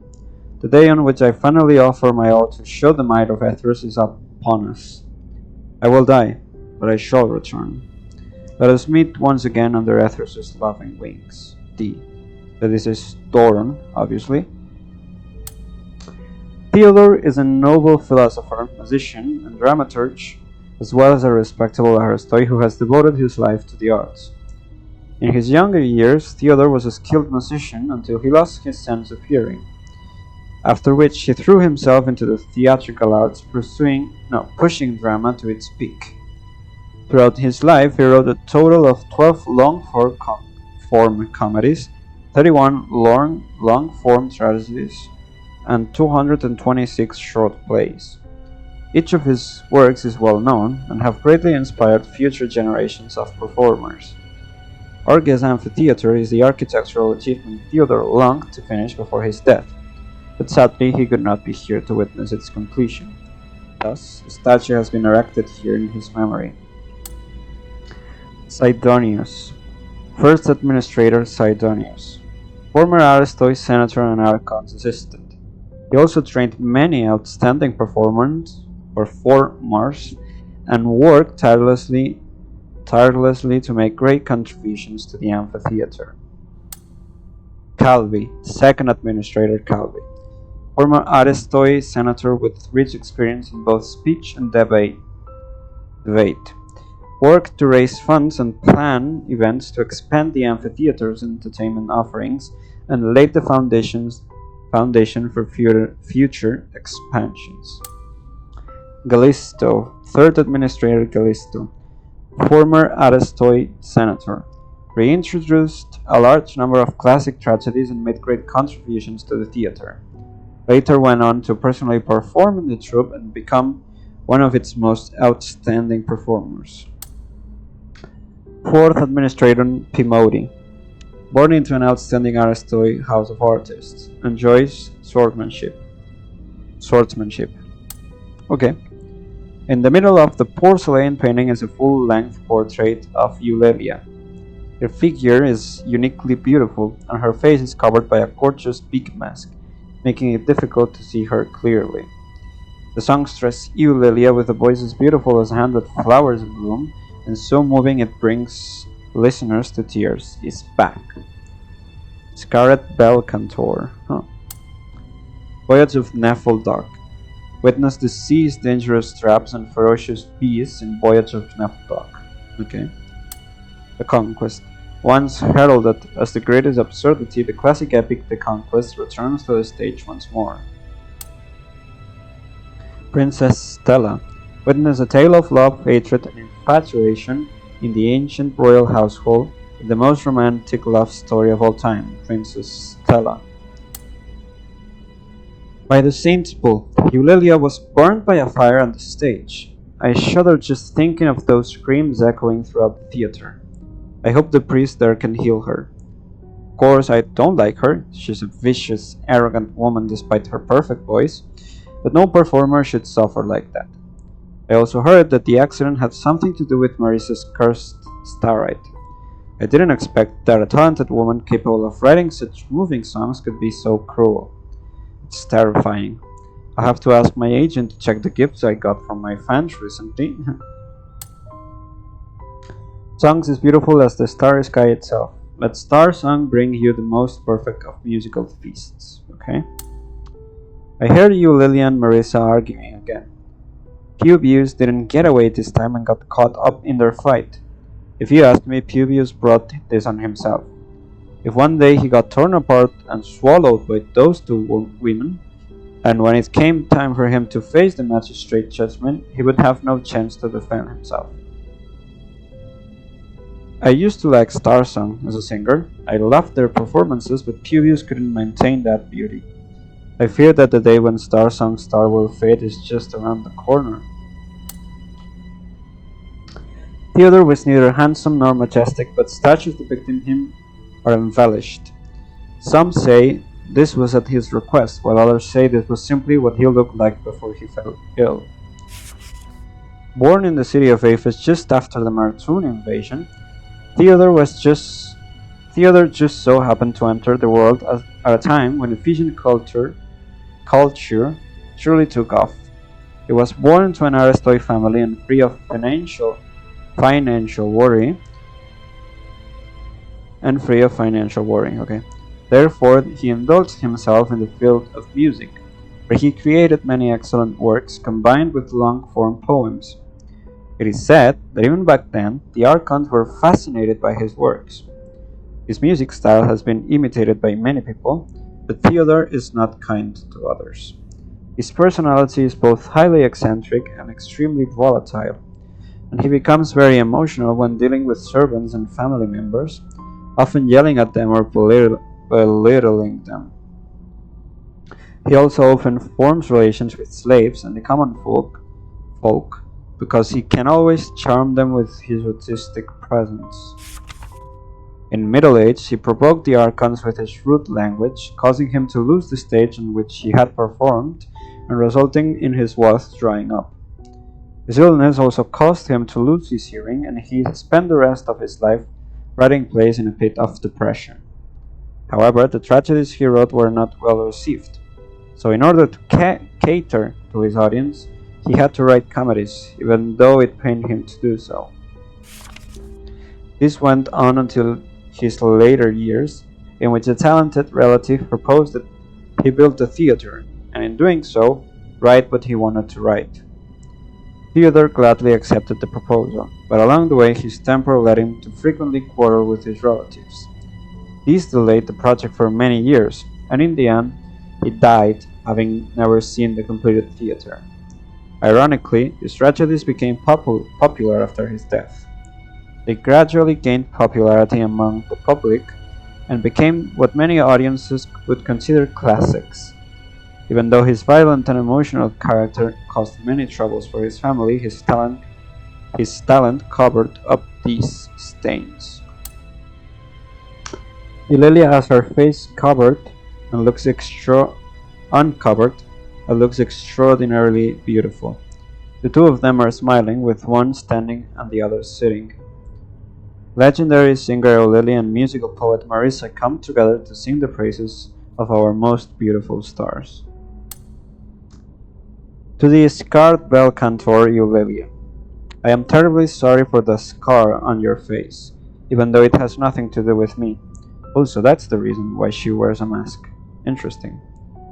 Indeed, I gave you a piece of cursed starite, and I did wish that the flames would swallow up your beauty and wealth, but that was an emotional impulse. That starite was only meant to scare you. But as for what things have evolved into today, that was entirely your own doing. If you were actually willing to behave properly and stop constantly indulging in alcohol, then the accident during your performance would not have happened. As a former member of the band, let me give you some advice. Do not steal away another's lover, and most importantly, treat people with respect. I hope you have learned your lesson. Marissa. To Marissa, you wicked witch. I knew that underneath that pretty-looking facade of yours was a poisonous, jealous heart keeping you from recognizing reality. Pubius has always loved me, but you were not willing to let him go. Do not make it sound like you were together. Furthermore, someone did see you secretly wear my trinket, which was a gift given to me by the audience, mind you. I knew long ago that you would not break that habit. Sooner or later, people will not be able to tolerate your actions any longer, and you accuse me of incitement instead. By the gods, that arrogance of yours will be the end of you one of these days.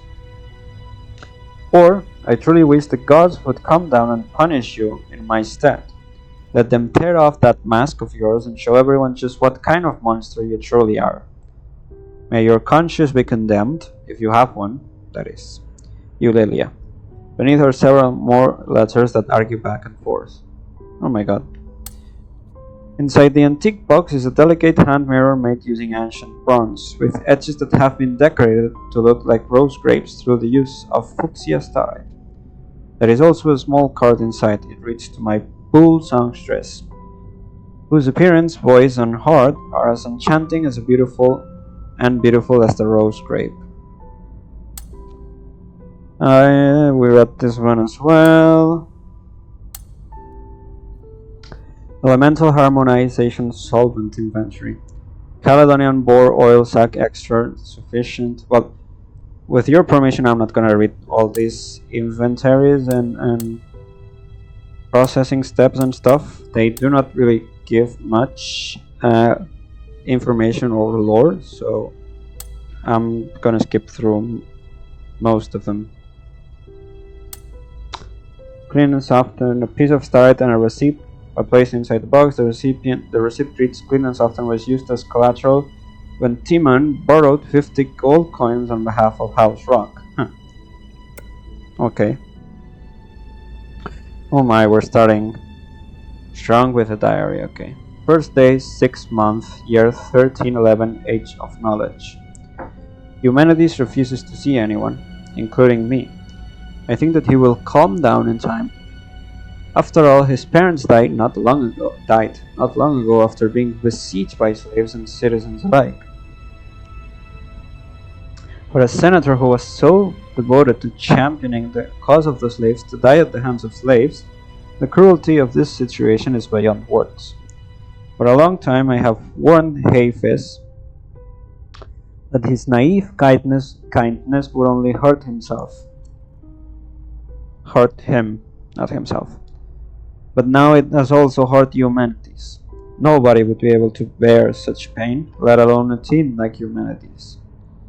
I also worry about whether Eumenides will be able to bear the responsibility of managing the mine.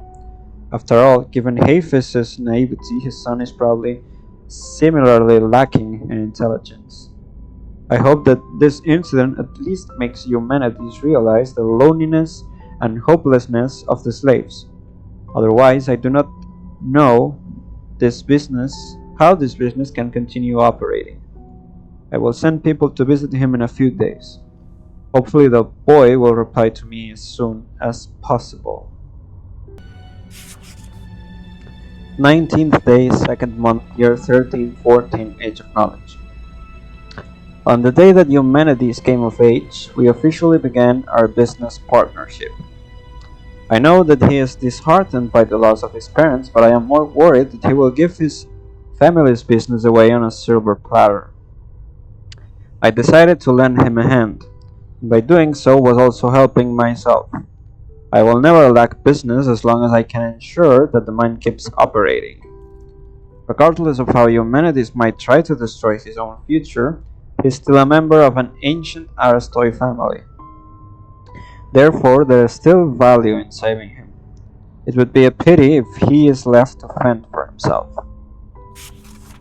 10th day, 2nd month, year 1316, Age of Knowledge. I have known Minerva's intentions for a long time. Even though she has not said them out now, everybody can clearly tell that she harbors feelings of love and affection for Eumenides. As for Eumenides himself, although there is nothing wrong with the boy, he is simply not mature enough as of now. I worry that his feeble personality will cause trouble for the house Laurel sooner or later. Based on this alone, he is not the most ideal candidate. However, after considering Minerva's persistence, the Aristoi blood that flows within humans' veins, and our close business ties, he is also not the worst option. In short, I might give them my blessings. This is not a purely selfish decision, but does also fulfill my mission as the head of House Laurel. May the glory of our ancient bloodline continue till the end of time. 29th day, 8th month, year 1324, Age of Knowledge. Minerva is unable to effect the passing of the resonator policy. This is utterly shameful, and I have never before been so disappointed in my own daughter. She was supposed to stop Eumenides, not allow Serene and him to make such a decision. This is a disgrace to all Aristoi and an affront to me personally. She will certainly regret her actions in the coming days, but what good will that do? What good will that bring us? It's too late to fix things. The collapse of Apis has begun. Now that we allow slaves to climb the social ladder unchecked, what comes next? Will we allow them to trample over our rights? How dare Eumenides do this? Did he do this because he has grown used to being tormented by the world and wants to be disrespected by others? I will never forgive his actions and will never forgive myself. I made a grave error of judgment. I should never have allowed Minerva to marry him. He has betrayed the trust of every single member of our family. Born in House Laurel, Argus displayed astonishing talent since infancy. At the moment of his birth, his grandfather Polonius saw a bright light emanating from his outstretched palm. Therefore, Polonius prophesied that this child would go on to have an impressive career. Argus displayed noble sentiments even in childhood, and he was courteous and respectful towards his brothers. In contrast to his brothers' combative and competitive personalities, Argus was more broad-minded. He excelled at debating but never insulted others, and his unique sense of humor made him popular amongst friends and family. When Argus reached adulthood, many hoped that he would become an archon, but Argus did not intend to pursue politics. Instead, he suddenly immersed himself in architectural design. Some people believe that Argus did so because he had fallen in love with the daughter of House Thorn, who operated a quarrying business. After a year, Argus swiftly married Arabella of House Thorn, and she subsequently bore him a son. The eye-catching aura around Argus did not fade just because he chose not to pursue politics. Rather, As his architectural career unfolded, Argus became the most famous designer in Athens due to his unique style and aesthetics. People competed to imitate his style, giving rise to the Argus trend. After the 5-year war with Marathon, the need to rebuild houses led to an endless stream of customers for Argus's business. He ignored the cries of objection from certain senators and boldly redrew the streets, effectively solving the problem of cramped, narrow houses that were vulnerable to fires and plagued by poor sanitation.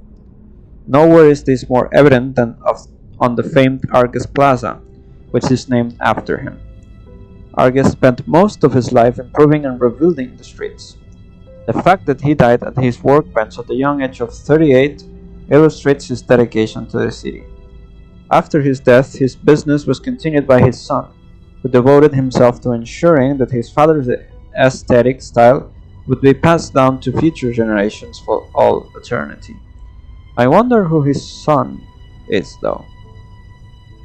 It says here he's from House Laurel, so technically he's Minerva's ancestor and Polius's ancestor, but I don't know who his son was actually. Huh. Well, I really don't want to read this one, but okay. Meteora. He has excelled at sports ever since his enrollment at the age of 7 and has shown outstanding athletic ability since an early age. Now, at 15 years of age, he is still performing remarkably in this field. He also excels at mathematics despite his lack of interest. Like many young men of his age, he is restless and curious towards the opposite sex. His qualities can still be honed further. Minerva. Her conversational skills and manners are close to perfect, which are rare qualities for a 12-year-old child. If I had to point out a problem, it would be that she frequently behaves oddly when meeting members of House Gold Olive. She seems to be more interested in starlight research and financial management than her music lessons, and is also passionate about her family's business. It is expected that she will be enrolled into the Mystic Academy to learn more about starlight magic. Meteora. When a male is close to 20 years of age, he becomes susceptible to certain urges. Therefore, arranging more sports and swordsmanship training for Meteora should help him to release his excess energy. I must try to remind him not to be intimate with female slaves that have troublesome personalities. I am not opposed to male masters deriving pleasure from female slaves, but they must be careful in their selections. After all, there is already enough chaos stemming from the family slaves. Minerva. She has mastered the etiquette that is expected when attending social functions and hosting guests. However, she is still not entirely familiar in the area of religious etiquette. This will create problems for when she converses with female aristoi. Religion is extremely important to female aristoi. One can reduce their participation in discussions about the gods of stars, but must never mix up the content and procedural details of rituals, let alone relate the history of the gods of stars to magical research. Doing so would cause others to think that one is deliberately flaunting one's knowledge. A good aristoi should know how to hide their blades. Meteora. Even though he has dabbled in the mind's affairs, he is not particularly interested in them. Regarding the matter of sending him to a military academy, I have raised my suggestions to Master Polius and believe that this is the best arrangement for Master Meteora. I have nothing more to teach the young master. May he have a successful career in the future. Mistress Minerva is to marry into House Gold Olive. Originally, Eumenides was responsible for the hiring of a steward, but due to various considerations, Minerva assigned me to go to her new mansion and assist her in expanding House Gold Olive. I am both honored and terrified of this important responsibility. Even though Minerva lags behind the young master when it comes to her aptitude in mathematics and management, in order to maintain her family's business, she has been extremely hardworking. This is also the reason why Master Polius finally relented and gradually left his business in the hands of House Goldolive. Okay. Oh, are the messages from Crosslink. The House Laurel party is about to begin. We have made every arrangement to prevent these disasters. House Laurel and the Goldolive Phantom have betrayed Aphis. They have even colluded with the evil outsiders in order to sow chaos in our territory and cause the deaths of innocent brothers and sisters. They must be harshly punished. We are no longer favored by the gods of stars. Those that do not wish to convert their faith to the true God will be turned into stardust. Only Aethers can truly have mercy on the people and bring them salvation. Let all mankind know that Aethers alone can love and protect his people with sincerity. What a pity! Marble showed no regrets at the party, and he looked down upon and ignored the people's suffering. The more he oppresses us, the more we must stand up and fight back. The Archon's tyranny is starting to become intolerable to more families. Look at adorable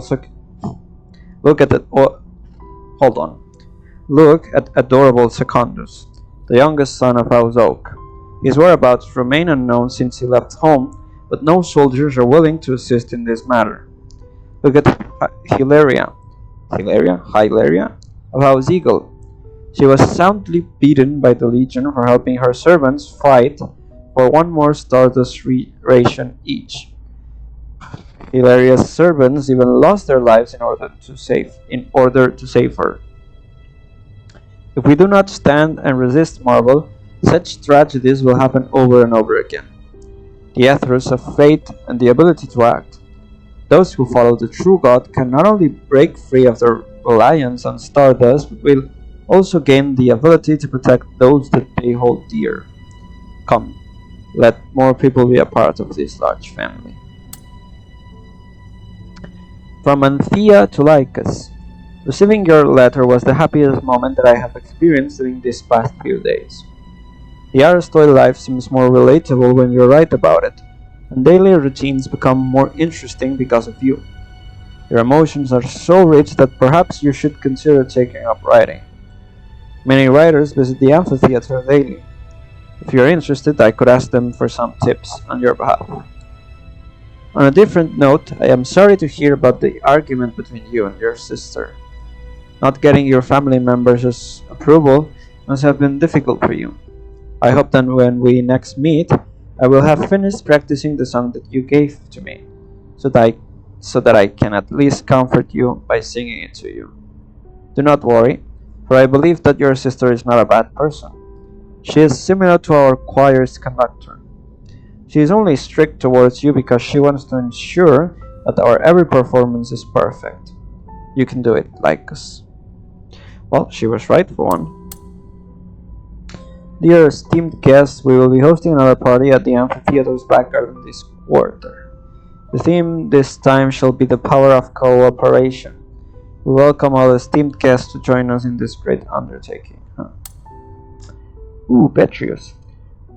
Petrius is willing to devote a lifetime to become the guardian of truth.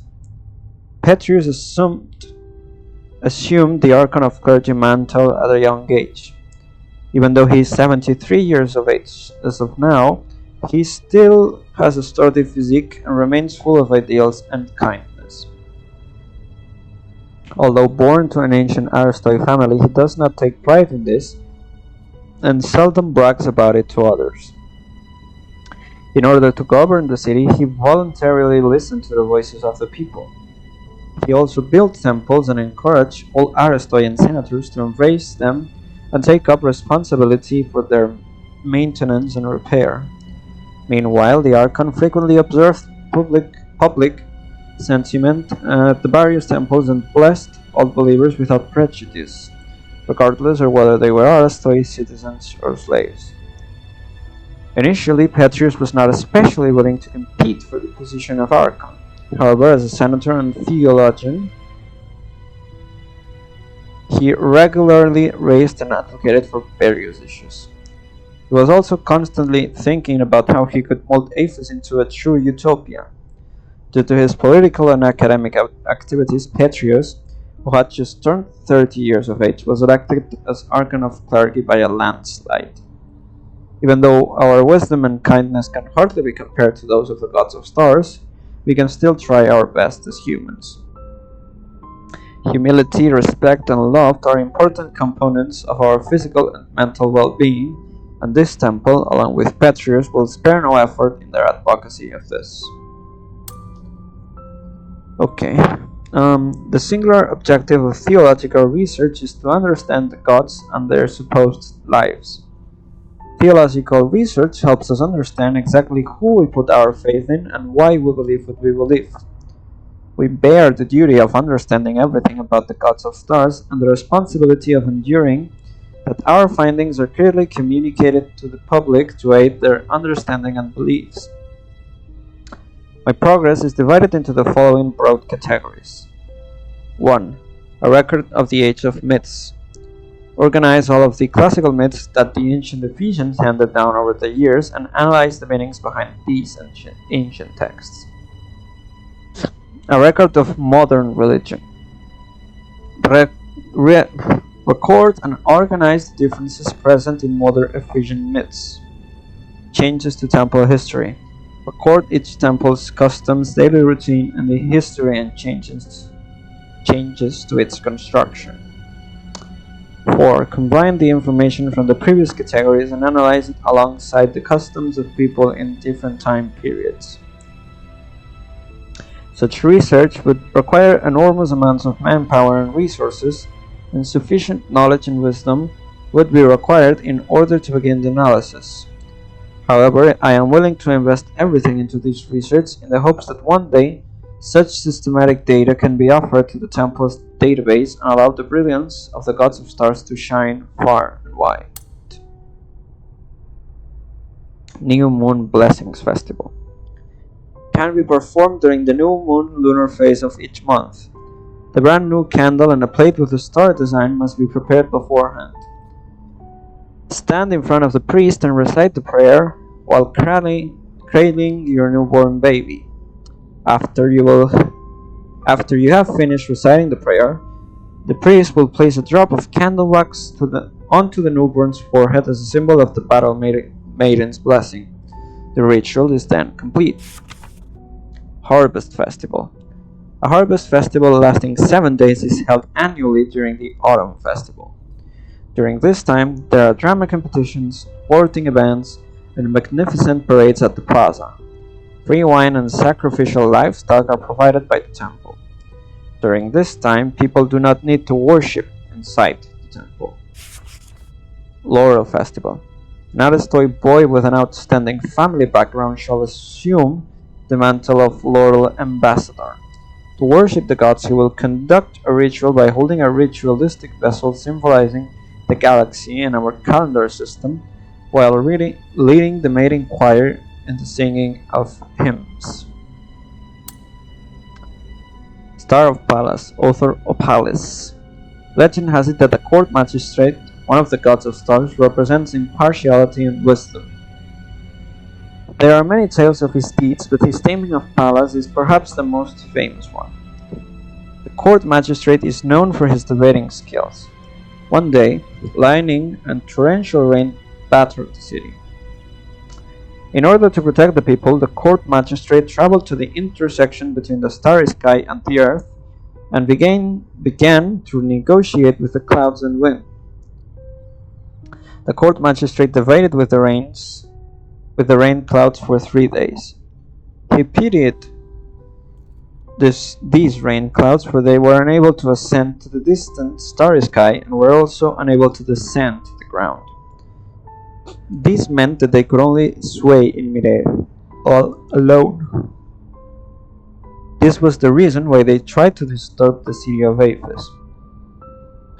The magistrate suggested that their rainfall could irrigate the ground, their gentle breeze could help the wheat grow, and they could provide shade for the olive trees. Thereafter, the people would share their crops with them via temple. The rain clouds were persuaded by the magistrate's willpower and wisdom. They gave a lightning bolt to the magistrate. The bolt turned into a large, pure white canine.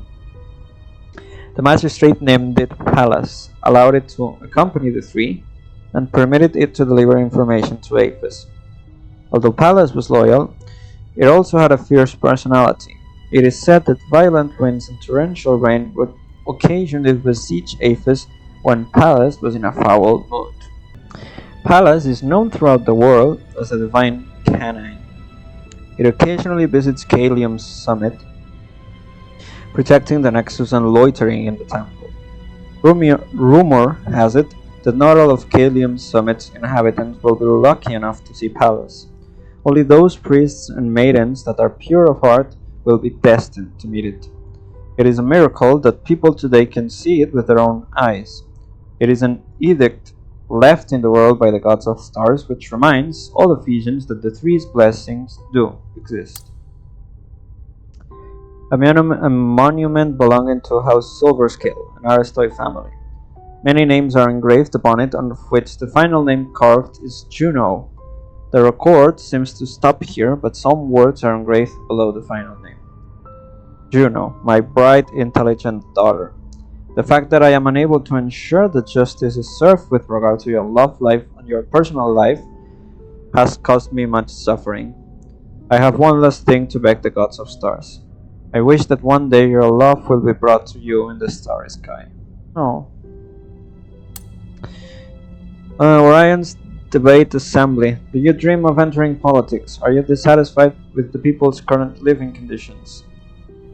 Stop carving stone slabs and leave the temple now. Join the debate assembly and air your grievances against our rulers. A utopia for philosophers. Debate practice lesson organized by Seediers of House Goldbranch. Do you wish to remember the feeling of philosophical debate? With the Archon's special permission, we will be holding a mock session for debate speeches at the end of this month. The topic of the debate revolves around marriage between men and women. Voting is allowed, but political discussions are strictly forbidden. Each guest who attends the debate will be given a glass of Stardust wine on that day itself. Topic: do people like us, who are immortal and never age, still need partners? Okay, yeah. The Gods of Stars and a Boy's Coming of Age. Author Opalis. Some people say that the coming of age for a Ephesian boy is a conversation between the darkness and himself. Regardless of where in the city he may hide, the darkness will always be able to find him. Only tenacious souls can remain. The souls of weaker boys will be stripped away. Whilst the boy is half asleep, he will be awoken by the gentle sounds of approaching footsteps and skin rubbing against velvet. He will smell an aroma that differs from that of a candle. It is milder and more elegant, similar to a ray of moonlight shining from within the clouds. Whoops, hold on. The woman that approaches the boy is also akin to a crescent moon. Wearing a dress made of white chiffon, her swaying gait is obscured. As she slowly walks towards him, the exquisite curvature of her figure is accentuated by the moonlight. The boy will immediately think of the Battle Maiden, the only female amongst the three gods of stars. But only she would possess such an otherworldly air. The boy will widen his eyes in an attempt to see her more clearly, but his vision will blur and his body will collapse, powerless and unmoving. However, fires will blaze within his body, causing him to sweat profusely. The boy will gasp for breath as he starts to panic. As the candle's scent becomes stronger over time, he will gradually lose the ability to think clearly, as though his brain is being consumed by fire. Her tender touch is warmer than sunlight, moister than sea water, and filled with endless love. Only then will the boy relax and allow her continued kisses to peel away the outer layers of his grief. As the boy is surrounded by the goddess's kindness, he will sink deeper into darkness, anger, shame, regret, despair, and hate. Because this book does not meet the temple's standards for inclusion in its collection, the bottom half has been torn out and hidden away. Okay. Euthenia statue. This statue was erected to commemorate Euthenia of House Platinum Moon, brave lady who sacrificed herself to unite Apis. After the Civil War and during the era of the Republic, this city was still divided between two opposing factions. That was until Euthymia emerged. Her inspiring speeches, impartiality, and patriotism reawakened the greatness of the Ephesian people, but she tragically lost her life in the process. Without Euthymia, people would not have been possible. Unity would have not been possible. Were it not for her, we may have been reduced to slaves under Mars rule. Remember Euthymia. Archon of Legion Philippos, year 2060, Age of Dreamers. The theme of today's party is the power of cooperation. Oh, we read this one already, right?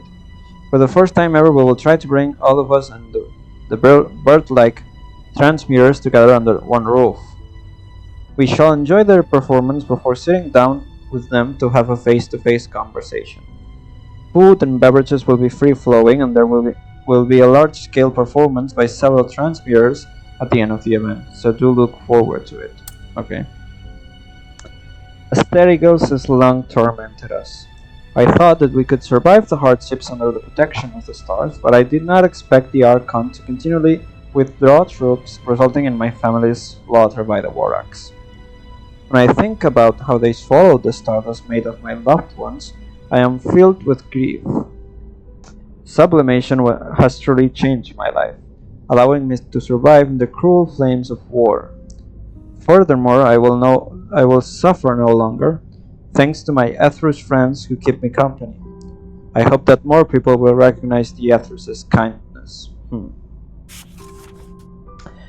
Despite suffering so much pain and turning to Barat for help in the past, I was still nevertheless a happy civilian and tried my hardest to get by. However, this resulted in his underlings bullying and abusing me, even chopping off fingers from both my hands. Eventually, I was driven out of the black streets, which led me to meet a follower of Ethrus. He thought that I had a special destiny and should join their large community. I agreed to give it a try and joined them. Consequently, I saw followers walking along the streets of the bazaar and caring for people who were not able to obtain stardust. I was touched by the way they prayed and comforted these people. I originally thought that I should be joyous about Asterigos having healed the joint pains I was experiencing all over my body. Now I have turned into a healthy minotaur who will no longer be plagued by ailments. We invite you to join us and encourage more people to face life's challenges head-on. Okay, we should be halfway through, which is not encouraging at all because the video is already 2 hours long, but like I said, it's an optional video, so if it scares you, you're welcome to not listen to it. Okay, a box of Ostraca Jostragon has the same words written on it. We read this one already. Transaction list we do not care about. Because the mine is safe once again, Yama is head of the pit, but its petition for the mines have started to be reopened. We read this one already. We read this one as well. This one as well.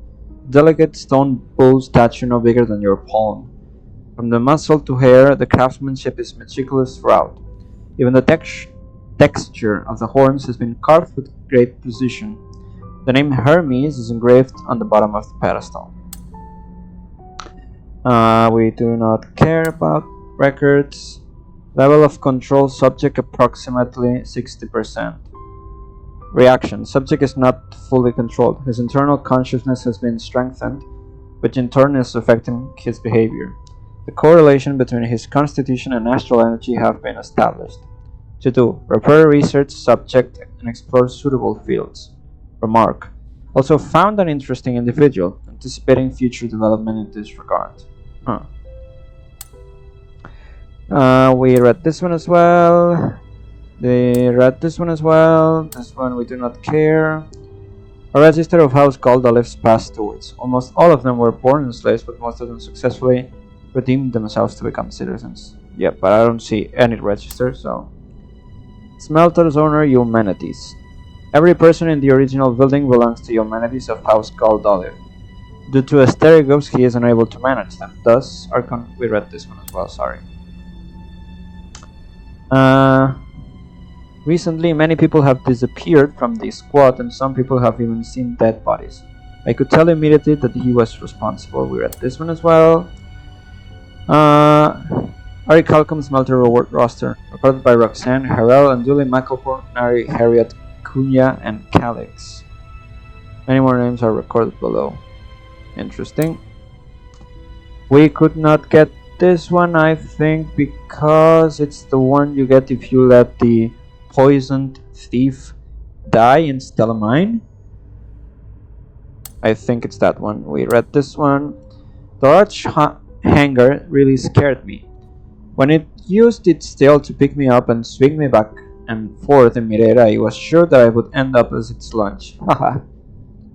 Luckily, you threw that rock as fast and true as a bolt from a magic ballista and was able to immediately drive that hanger away. The strength of your arms, the way you use a hammer, and your knowledge of Starlight have all left deep impressions on me. But the thing that shocked me the most was your literacy. I had a good time chatting with you, and you even took the time to help me find some extremely pure stones. These stones are probably enough for me to conduct research into advanced Starlight weapons, so I made a Thunder Starlight especially for you. You mentioned that you were thankful for the grace that Lord Humanity showed you. Therefore, you can give this Thunder Starlight to him. The golden pulses of light will certainly catch his attention. Even though I am not specialized in trinket production, you do not have to worry about the trinket's quality at all, because my cutting ability is still top-notch.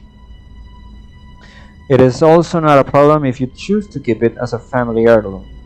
I hope that you can visit Laurelcraft whenever you are free, because I still have many interesting things to show you. Thank you once again for being my strong foreman. Weaponsmith Chief, Laurelcraft. A petition accusing Roxanne of enforcing Ori Calcom's smelter penalties. Yeah, we read this one. I, Archivist Hastar, hereby swear that all I have recorded is true. This is the 4th time Squad 7 has engaged in suppression operations. There are still countless people being tempted by that voice within the mine. These people remain in the mine and refuse to leave. I have therefore temporarily decided to call them lingerers. Word has it that there are more victims deeper within the mine, and the Squad's 5th suppression operation will be targeted at them. We brought the improved amulets with us when entering the mine, and even though we could hear whispers, we were not affected by them. The commander expressed that the effects of these amulets have been significantly improved from the previous ones because the last time we were here, 3 soldiers lost their minds and attacked their fellow squad members. I assume that's the reason why I suddenly found myself in the role of archivist. Okay, it is the 2nd day of the suppression operation. We are going further into the mine than we did last time, meaning that it will be even harder to predict what happens next. We have asked a miner to lead the way, but his mental state is less than ideal. Even though he is wearing an amulet, I can understand his situation because many of the people that I know have become lingerers. The miners must have felt extremely conflicted when the soldiers purged these people. We have just found a resting spot near a vent for us to take a break. I also hear that voice, but it is hard to tell what it is saying. Even though it appears directly in my mind, the voice does not speak in any language I have ever heard.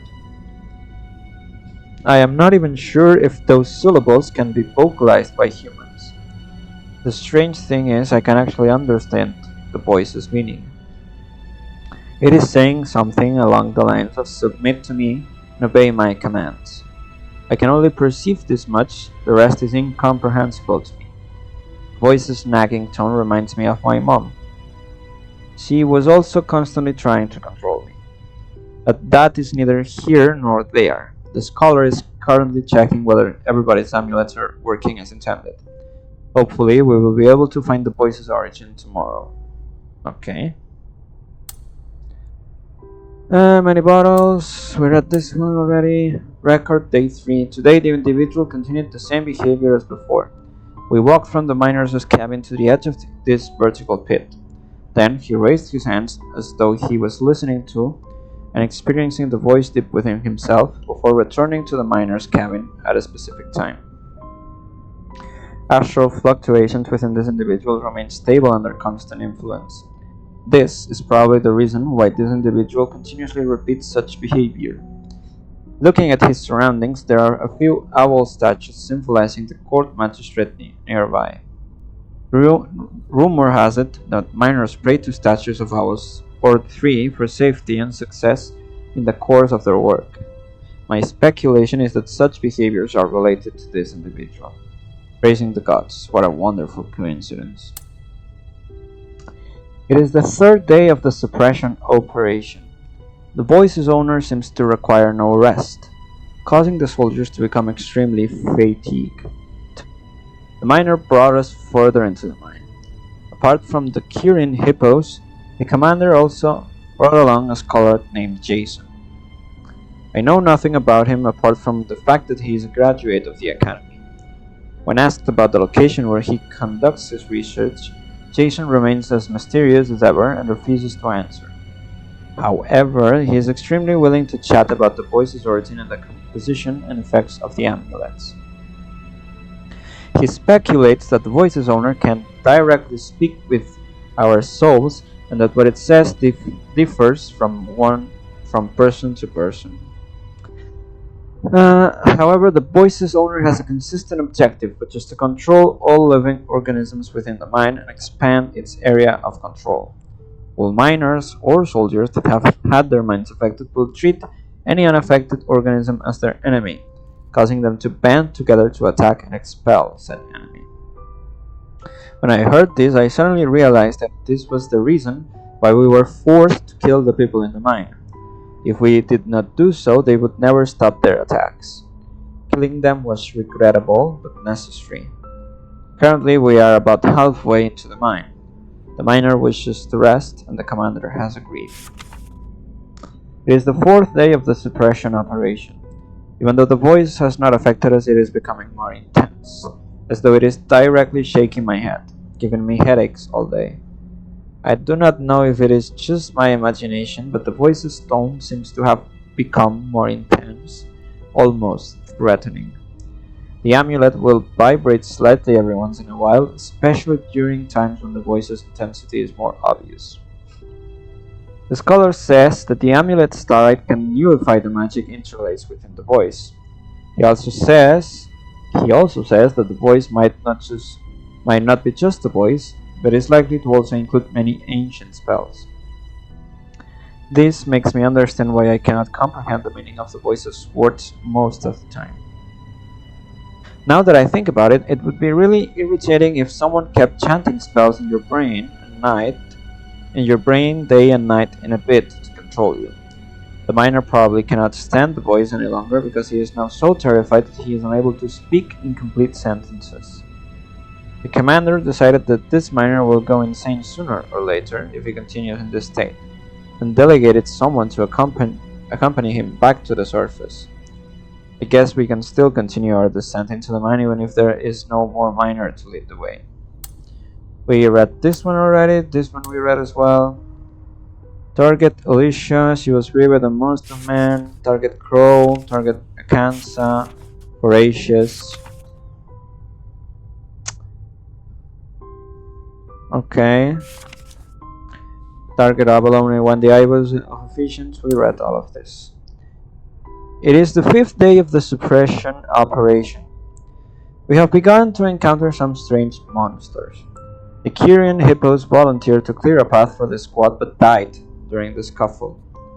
It is quite likely that these monsters were formed from Earth starlight, but they also look human. The soldiers were visibly shaken and they went completely silent. The scholar, on the other hand, seemed somewhat excited. The commander asked if I recognized these monsters. What a strange question. Of course I do not recognize them. However, some soldiers nearby said that they looked like the soldiers who went missing during past operations. No wonder I do not recognize them. This is my first time here. Aren't you afraid? A soldier asked me. As long as we have the amulets, we don't need to worry about turning into monsters, I replied. However, some soldiers seemed to roll their eyes at my reply. The commander said that there might be more monsters on the horizon that could be harder to deal with, which is quite concerning. Even though our objective is but a short distance away, the soldiers' morale is low. Alright, and my head still hurts quite a bit. Scholar Jason checked my amulet once again. He said that my headache has nothing to do with the amulet, but is caused by the thin air.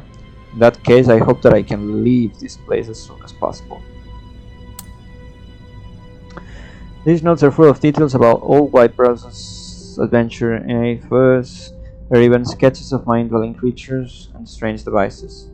Objective: find a way to help the king and explore deeper into the mine. Don't forget about treasure and artifacts. Last time I was here I heard a strange voice, and this time is no different, meaning that something strange is definitely going on. I have found several magical devices. I suspect that these devices are meant to protect the mine's deeper regions and have been placed here for quite some time. Was this done to seal off the veins in the lower parts of the mine? No, that can't be it. Several entrances have been boarded up, so why is the use of magical devices still necessary? From my experience, these are not usually traps, but are just meant to block certain types of magic. I reckon that the most likely possibility is the source of that voice. I must open it, mustn't I? This sentence has repeated several times, but it always reads, I must open it. I must destroy that magical device. It is the will of the Lord of the Mine. Strange, the voice did not affect me last time, so why is it affecting me this time? Shay, I must tell Shay to leave this place. I cannot stop the voice inside my head. It brings me endless wisdom. My consciousness is about to be replaced by the voice because I can't stop the influx of information. I cannot stop the voice. I cannot stop the voice. I cannot stop the voice. The endless flow of information into my brain is causing me excruciating pain, but I feel it. If I can reach the glittering deeps, I will be able to. The rest of the words have been blacked out.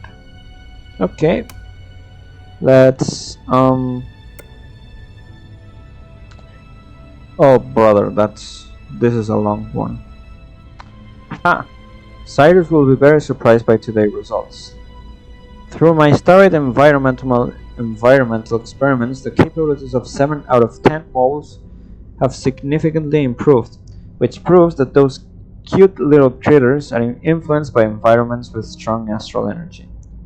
2 of them even show reactions that have never been observed before.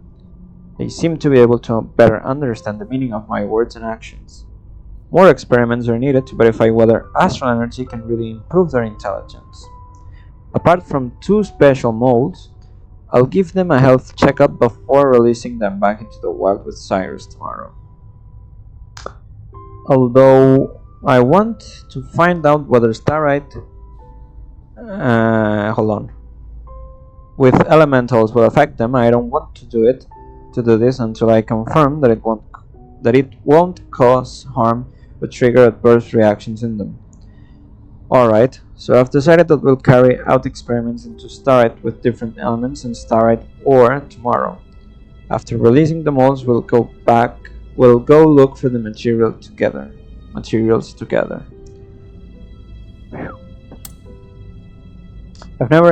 I'm never happier than when I'm able to sneak into Stella Mine to conduct research or collect materials.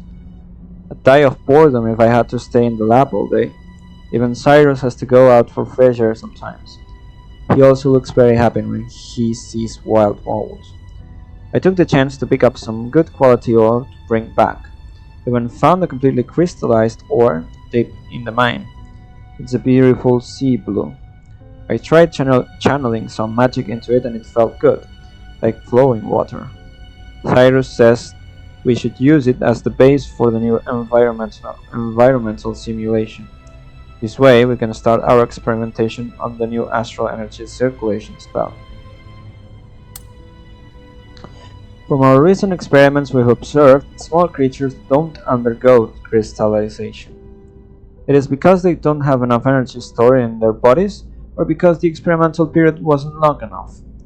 Next time, I'll start by adjusting the control group.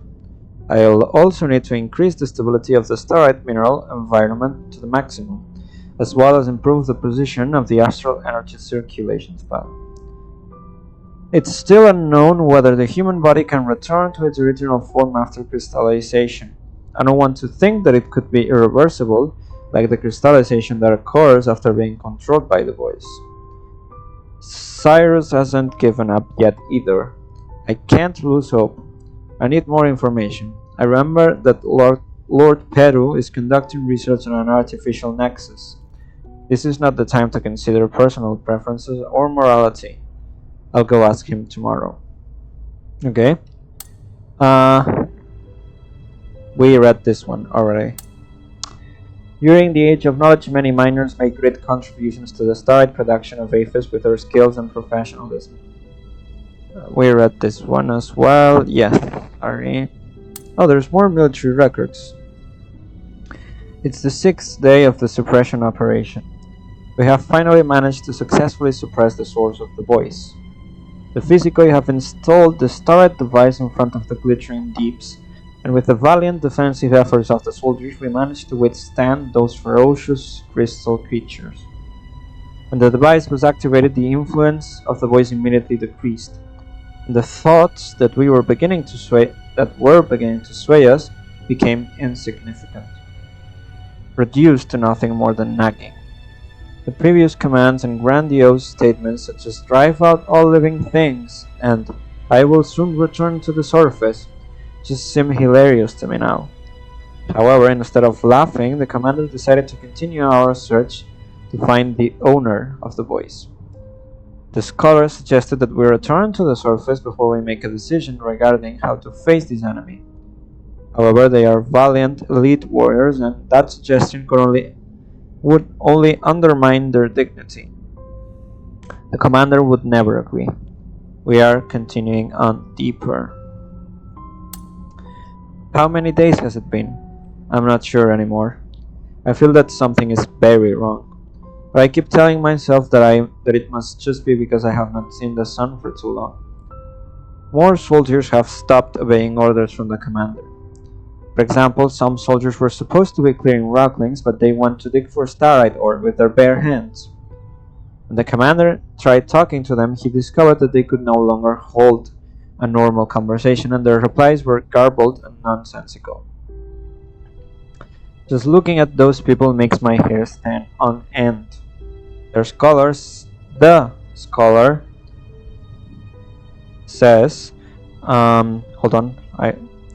that the power of the voice will increase as we go deeper. However, I find it strange that although the deafening voice still remains, what it is saying seems to have changed. Okay. We met with much more dangers on our journey to the glittering deeps this time, largely because of the miners and outsider thieves that were affected by the voice. Their level of aggression only increased as we went deeper into the mine.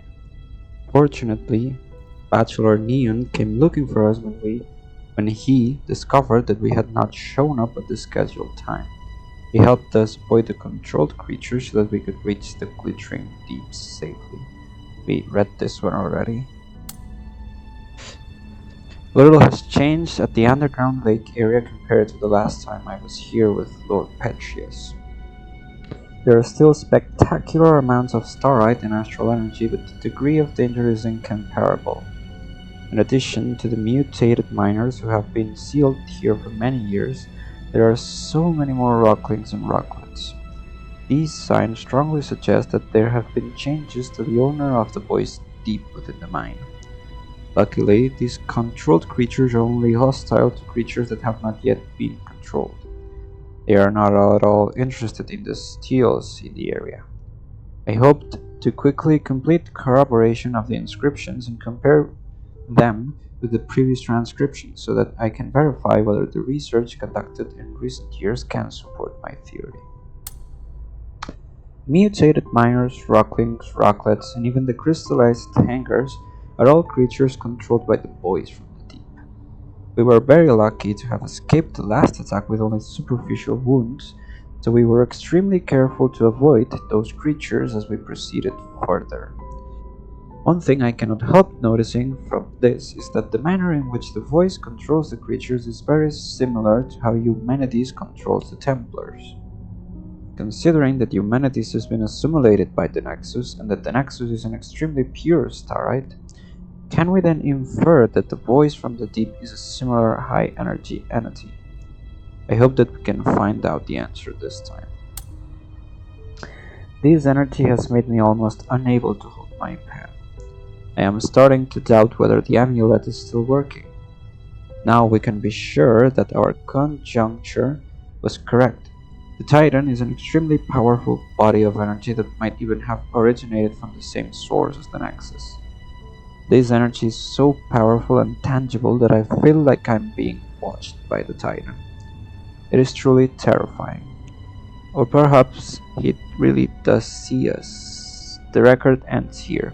It looks like an interruption left the author unable to continue writing. Yeah, no shit. The following are research records from when I assisted Lord Petrius. The conclusion from the test of the Titan suppression response to Tranquilite is that the approach is feasible and works well. At present, although the Titan's body is sleeping, his consciousness seems to be still active, so the control effect over the creature still exists, but it is slightly weaker. The Tranquilite can also block the communication of consciousness between the Titan and the creatures. This has significantly reduced the desire of creatures to move to the surface and lowered their aggression. Some creatures can even resume activities from before, but for fully crystallized creatures and rocklings, nothing has changed. Later, we conducted additional tests and found that Tranquilite can have a certain degree of effect in preventing unaffected creatures from being corrupted by the Titan's consciousness. Compared with other starite, the effect is more than 80% stronger. Tranquilite is therefore highly suitable for completion of the magic barrier. I still remember the tragedy in the mine not long after the curse broke out. It forced Marvel to yield to Lord Petrius. At that time, Lord Petrius speculated that the magic power from the curse had temporarily interfered with the sealing devices, allowing some of the Titan's consciousness to leak. However, the sealing devices deployed by Lord Petrius before the curse are likely not damaged, otherwise the whole city would have already become puppets of the Titan. Theoretically, the leaking consciousness of the Titan will not spread out of the mine, but the strong magical energy will immediately open a channel to any living soul entering the mine, making it a puppet of the Titan. Think about it, Marvel was highly anxious. Magic and theology are inherently profound topics of research. In the beginning, he even threatened us not to test the effect of the amulets on his soldiers from time to time. However, Lord Petrius saw through his tricks. I really have to admire his great mind. We have achieved much during this research in the glittering deeps.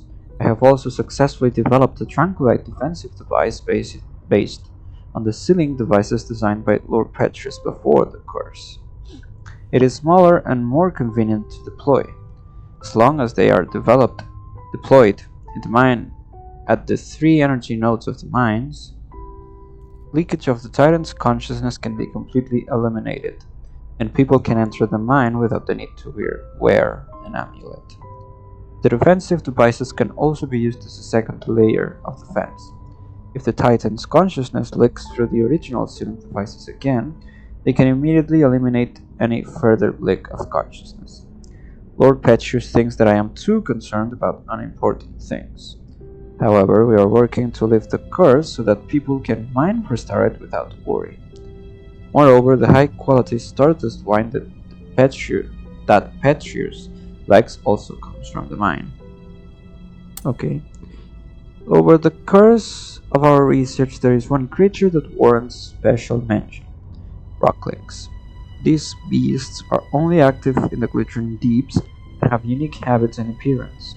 Rocklings were first discovered after the large explosion in the mine, but they were not common at the time, and there were very few of them. It was only when Lord Petrus and I came to continue our research after ASTERIGOS that we found that the mine had been occupied by the Rocklings. Their actions are highly organized, but they do not seem to have obvious gender differences or any leaders.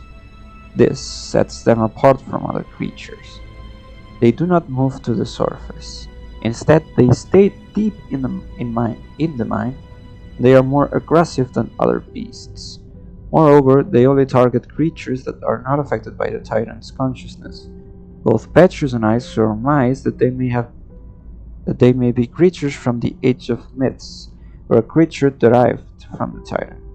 If the Titan is somehow related to the one, perhaps it also possesses the ability to create creatures. I have studied the mine for so long, and have also previously interpreted this power using the steels from the Age of Myths with Tangrius. After that, I conducted further experiments and research before discovering that the initial theory was the closest to the truth. After compiling all of the inscriptions from the Age of Myths, I have discovered that the one mentioned in them is an extremely large entity. At the initial location where we originally sealed the voice, we managed to successfully suppress its power, but we have never seen the owner of the voice. Thinking back, we must have been blessed by the tree to have been able to successfully seal it. Many years later, using the measuring device that Irenaeus and I created, we finally proved how huge the creature in the glittering deeps is. It is almost comparable in size to the statues of Caelium's summit. This, coupled with the fact that the power it possesses seems to come from the same source as all ancient starite, particularly the Nexus, further supports the theory that it has existed since the beginning of time. I have decided to name it the Titan. However, the existence of the Titan overturns what we previously thought to be the origin of the Ephesians. This must be studied with great care and discretion. Further to my previous research, I have still not elucidated the identity of the Titan, but I have learned how the Titan affects this mine. Initially, we thought that the creatures that were controlled would succumb to violence and insanity, but after extensive research, this theory has been overturned. Practically every creature can be controlled by the Titan. Apart from the creatures in the mine and the miners who heard the voice, the beasts that we brought in also underwent behavioral changes after the Titan took control of their minds. These changes seem to be purposeful. Based on repeated testing, we found that the affected creatures will not attack each other, but they will actively attack those who are not affected by the Titan. Moreover, the more knowledgeable they are, the more eager they are to move to the surface. Hold on. Yes. We have finally reached Petrus's research camp. From here, we can easily observe the situation in the rift as well as that great entity, the Titan. If we were to name the entity that is closest to the three in this world, it would definitely be the Titan. It possesses infinite magic and power. Although our research on it is only superficial, one thing can be confirmed: the purest starite can be found on the Titan's body. That completely flawless energy must be the legendary spark. With the spark, we will be able to repair the Nexus and ensure that it does not shatter after the aspiration of the Trinity. However, the Rocklings along the way were particularly active. I had to seal the tunnel with crystallization magic, but that means that we now have no way out.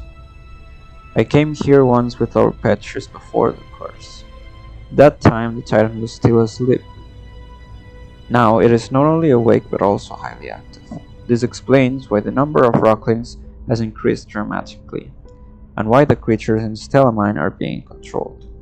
There must be something wrong with the sealing devices for him to have awakened. I remember that the sealing devices were designed by Lord Petrius using rare tranquilite before the curse. A total of 3 sealing devices capable of forming an impenetrable sealing matrix to keep the Titan asleep were created. In theory, they should work for thousands of years, but have caused them to fail. Other than my colleagues conducting research in the glittering deeps, there should be no other people down here. Neon could not have made such a foolish mistake. I truly hope that what I am thinking is right. We're at this one. There are many rocklings and rocklets in the glittering deeps. It is obvious that the bodies of these creatures are composed from material found locally within the mine, starite ore. Based on this characteristic, we can assume that the theory of consciousness is true, and that the rocklings and rocklets may be an extension of the consciousness of the owner of the voice. Next, let us discuss tranquilite. From experiments in the literature, we know that this pink mineral is similar to starite in physical composition but has vastly different functions. The known function of tranquilite is that it can stabilize emotions. Living beings who come into contact with tranquilite feel calm. After ASTERIGOS, the physical constitution of our nation's people has become closer to that of magical creatures. The effect of tranquilite is more obvious. Indeed, it can be seen that tranquilite has a more pronounced effect on magical creatures. In addition, tranquilite is also effective at suppressing the voice from the deep, which has been proven and put into practice in the form of the barrier devices. So, what would happen if this voice were to use tranquilite to make a rockling? At first glance, such a thing seems impossible. But if we assume that there is an upper limit to the suppression effect of tranquilite on the voice, it is a different situation. Approaching from the point that they have similar physical properties, once the suppression effect of tranquilite on the voice is eliminated, it would become possible to control tranquilite. It could then be combined like ordinary starite ore to make one to take on a form similar to a rockling. Under what conditions could this be achieved? What kind of abilities would a rockling made from tranquilite have? I hope that one day I can personally witness and conduct such research. And this document is probably the most interesting one lore-wise, so do pay close attention to it. Legend has it that the world is comprised of earth, stardust, and darkness. The Mayu One was born after continuous chaotic clashing between stardust and the darkness. With a wave of her hand, the One caused innumerable fragments of stardust to agglomerate. The largest piece became the sun, the smaller piece became the moon, and the rest scattered all across the earth to become human beings. The One bestowed faith, institutions, and technological knowledge upon her people, but also imposed strict rules that they must all follow. Disobedience would result in the pain of severe punishment. Subsequently, the One created all types of flora and fauna, and transformed herself into a gorgeous tree of stars. When the One saw that stardust and light had encompassed the world, she decided to bury the remaining darkness under the tree of stars to act as nourishment. The following part has been destroyed. Thus, the land of stars, known as the realm of the One, was born. When a person has reached the end of their life, they will receive judgment from the One. Good people that follow the law will ascend to the skies and become stars, their light shining brightly in the darkness, while evil people that turn their backs on the One will be buried into the darkest depths beneath the tree of stars, where they will suffer in order to atone for the mistakes they made in life. However, those who broke her laws were filled with hatred over the consequences. They ignored their own mistakes and the fair judgment handed down by the One. They harbored a desire for retribution retribution against the One, because they felt that they should not be suffering.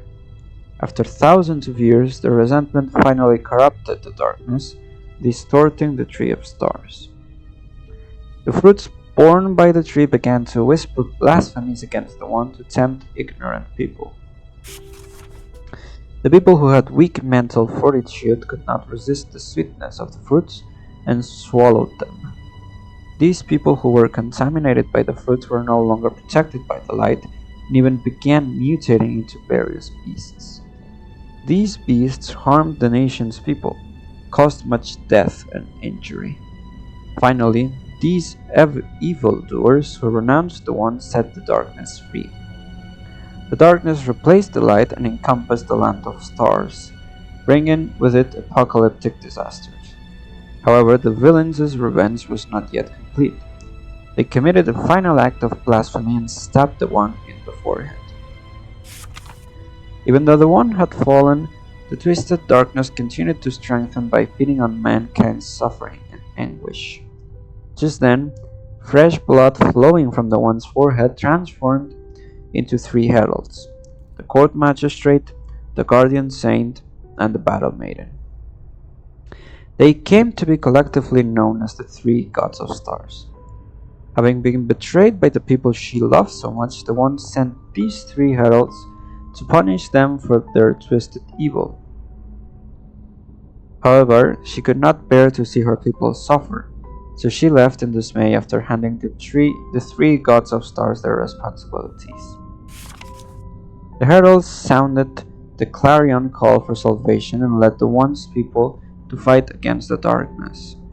Those who joined the uprising included Damien, Jerome, Hanser. The following part has been destroyed. After countless years of war, the villains that corrupted the land of stars were finally eradicated. However, the beautiful Tree of Stars had wilted due to the corruption, and people were no longer able to receive the tree's blessings. The three gods of stars decided to cut off a yet uncorrupted bud from the Tree of Stars, for that was their only remaining hope. They left behind the young bud and left the mortal realm, taking the corrupted parts of the Tree of Stars to the stars, where they can no longer affect the earth. From then on, every time mankind looks to the stars, they will always see the three, constantly watch over them, the Tree of Stars that the three continue to protect. It's interesting though, because even though the One fell, it doesn't seem like she died. So she left, and then the three left as well, with like all the corruption from the Tree of Stars. It's cool but weird.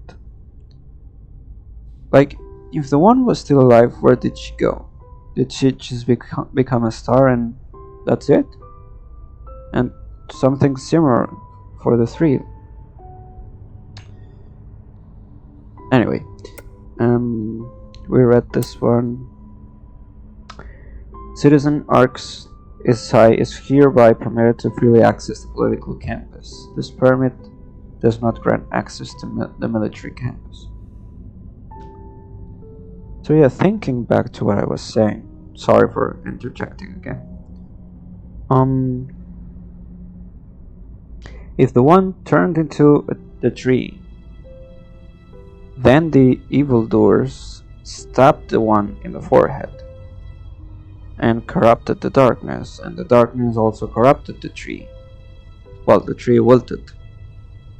And then the One left, but left the three there to fight against the evildoers. Then the evildoers were eradicated, and the three left with the corrupted part of the Tree of Stars. So it seems like the tree left twice. I don't know if I'm getting it wrong, but it's weird. Anyway, on to plaque commemorating completion of the political campus. Soldiers strengthen their might through battle, senators sharpen their wits through debate. Together they create the glory of Avis. Archon of Legion Philippos. Statue of Hippocrates. The 10th Archon of Legion, born to a prestigious Aristoi family whose crest is a golden bunch of grapes. One of the promoters of the Ephesian Games, he won the gold medal for a question event 6 years in a row. Took office after Prometheus Academy burned down. He built a new academy here and named it Phalan Academy, meaning powerful army. Okay. The Ephesian Civil War from year 526 to 535. Age of Dreamers. Archon of Legion Antoninus abolished democracy and declared himself emperor, until Archon of Clergy Padina led the clergy in the glorious revolution to overthrow the dictator and establish a new class system. Okay. Amor came to find me today.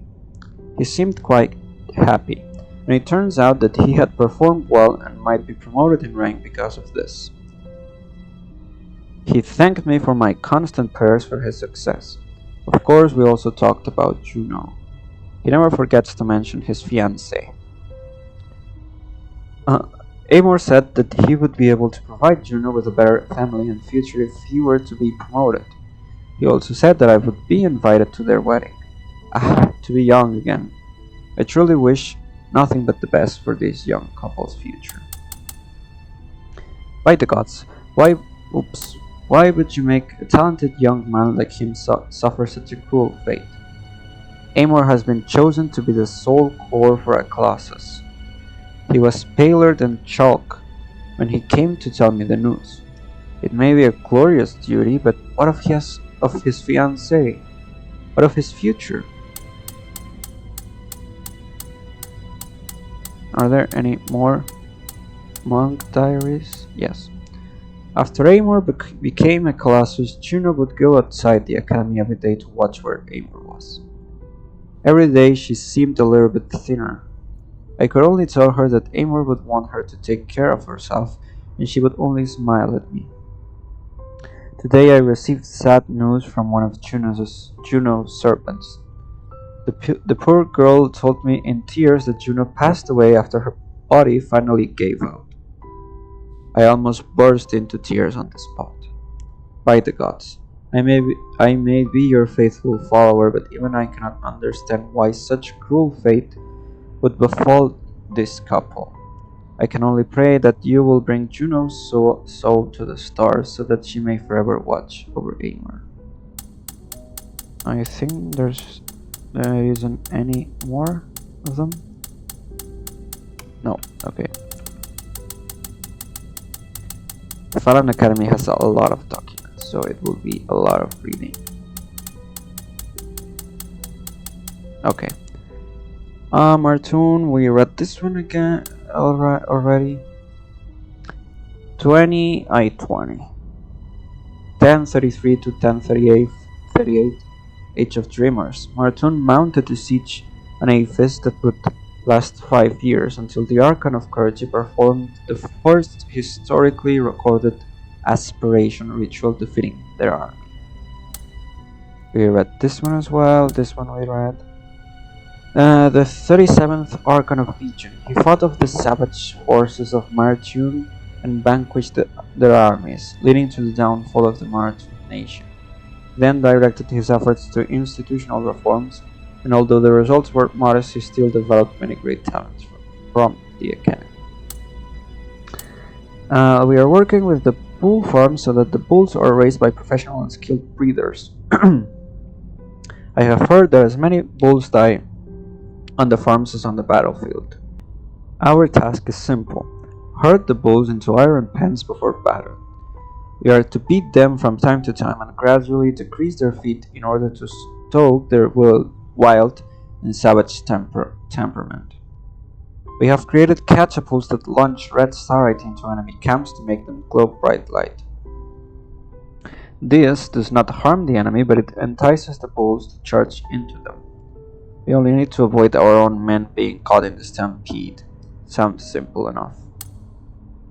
Outside of wartime, lions are to be fed 4 kilograms of meat every day. As the saying goes, a well-fed lion is a sign of peace. Don't let lions grow attached to objects, as they can go crazy for them when in heat. However, when they seem to take a liking for an object, don't take it away from them if you value your life. They will attack you like a mother defending her child. If a lion's emotions appear suddenly unstable, immediately stop whatever you're doing and get away. A beating is the best way to tame them, but very few people are capable of carrying one out. Don't knock on the cages. This may seem like common sense, but there are always a surprising number of people in the Legion who lack it. Maybe that's why they joined the army in the first place. Never turn your back on a lion or move quickly in front of one. In the worst case, the lion will think you're challenging it. In the best case, it will think you're playing with it. However, based on the number of mauled and beaten soldiers, I think that both cases lead to the same result. We should just make fake lions instead. Soon enough, people will realize that soldiers are more cost-effective and less hassle than lions. Okay. Hymns. The beast could not be fed nor calmed down. Under Centurion Aeson's instructions, I have kept hymns separately from the others for their protection.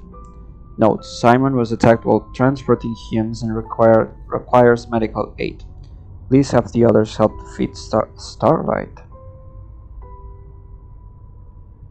Obsidian fed. Notes: Obsidian ate the Stardust today but still does not seem well. Please keep an eye on him for me. Rob fed. Notes: none. Okay. Mash fed. Notes: I have checked on Obsidian and it seems like his wound from combat is not healing because Mash keeps sniffing it. I will request further medical aid and additional Stardust. Okay. Sarah fed. Notes: Sarah has been irritated lately. I advise people not to get too close. Starlight, that's Meteora's lion. Fed. The wounds that Starlight suffered from fighting the Warrocks have fully healed. I have requested for the Curan Evander to assist in bringing him back to the barracks to keep watch. Okay. Oh brother, I never like feeding the lions. You always hear about people getting their arms or legs ripped off. I can only pray to the battle maiden that I don't get crippled like that. Thanks to the 3 or whoever else, I've been assigned to look after a lion cub, Mash. The little runt is the smallest of the litter. I don't know if it will even reach adulthood. I should talk to Evander and see if he has any ideas about how to look after it. Praise the battle maiden. The nutrition plan that Evander figured out for me is really working. Mash is finally gaining weight and becoming very lively. He loves playing with me. I dare say that he'll grow up to become a very fine lion. ASTERIGOS has been around for some time now. Lions aren't used to the changes to their bodies. I saw Evander console a tamer from the barracks just yesterday. He watched the lions he raised from cubs crumble before his very eyes. I would have gone mad if I witnessed that. Mash hasn't been eating well. Stardust will help him survive, but I can't stand to see that confused look on his face. My poor baby. Vander has been preparing plates of fresh meat mixed with Stardust for Mash to help him get used to Stardust. I'm more at ease now that Mash will eat Stardust directly, but I still want him to taste fresh meat now and then. The course may last for a long time, and I hope that he can still live his days happily. If there's one benefit to this course of immortality, it's that I can be with Mash forever. I remember how tamers would cry when their lions died. Before I started this job, I just thought they were too sensitive, but now I understand. I haven't gone mad yet thanks to Mash. If he wasn't by my side, I don't know what would have happened to me. Centurion Aeson has announced that any person found violating the labor laws, shirking their responsibilities, or leaving the academy for any reason will be. We read this one. Ensure that there is no damage to the metal wiring on the Colossus, otherwise it will have difficulty moving. Take extra care when repairing the chest area of a damaged Colossus. After repairs are complete, the priest must inspect the integrity of the chest area and make sure that the astral energy conduits are functioning correctly. If the Colossus is moving abnormally, cease all operations immediately and have smiths and priests perform a complete inspection. Do not loiter in the Colossi testing area unless you want to be flattened. Colossi are brave and honorable warriors, and must be repaired and maintained with respect. Colossus Amar's limbs were heavily damaged in battle at Argus Bazaar. The unit has been rendered immobile. Due to the occupation by cultist forces, it is too difficult to recover the unit. The Archon of Legion has ordered that recovery of the Colossus be abandoned. So this is Amor, Juno's husband. He was damaged. I wonder if there was one Colossi right before the how do I explain this? One of the bigger streets in the Argus Bazaar. It's not one street, it's actually two, side to side. Just before that street, there's another street, and there was a Colossi like in the ground, on the ground. I wonder if that one's anywhere, or if it's the one behind the area before the amphitheater, where we jumped down and there was some rocks in the water. We had to jump onto them, and we got a Colossus core. So I don't know which one of the two it is, but I think it should be either of them. Okay, we do not care about that. There are so few soldiers these days that I don't even need to use the Great Furnace. We read this one as well. We read this one as well. We read this one as well. And this one. I'm innocent, innocent, innocent, innocent, innocent, innocent. Byathros, when I get out, I'll kill them all. Every last one. These words are carved in one of the cells below where the iris was located, where the Stardust penalty was executed, so makes sense. If a triangular patch left on the ground. The design suggests that it is a religious item. The back of the badge reads, "May the gods of stars protect you." Perhaps it belonged to a priest. However, the Warax emblem is also on it. Maybe its owner was from the Black Streets? This was also in one of the cages. Amor, Centurion and 8th Camp to Archon of Legion, now Cethos. He is skilled with various weapons and a cunning strategist. He is a trusted assistant to the Archon of Legion, both in the battlefield and at the negotiating table. Fully devoted to the gods, skilled in both weapons and magic, just brave, and righteous in conduct. I don't remember what day it is or even what year. I don't remember when I was cursed.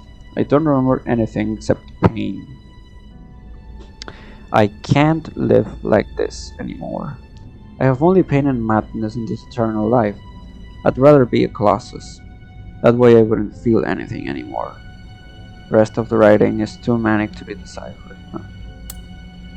The news that Colossus production has been discontinued shook the entire barracks. I feel like I could hear Caesarius. We read this one as well. I remember the name of Caesarius.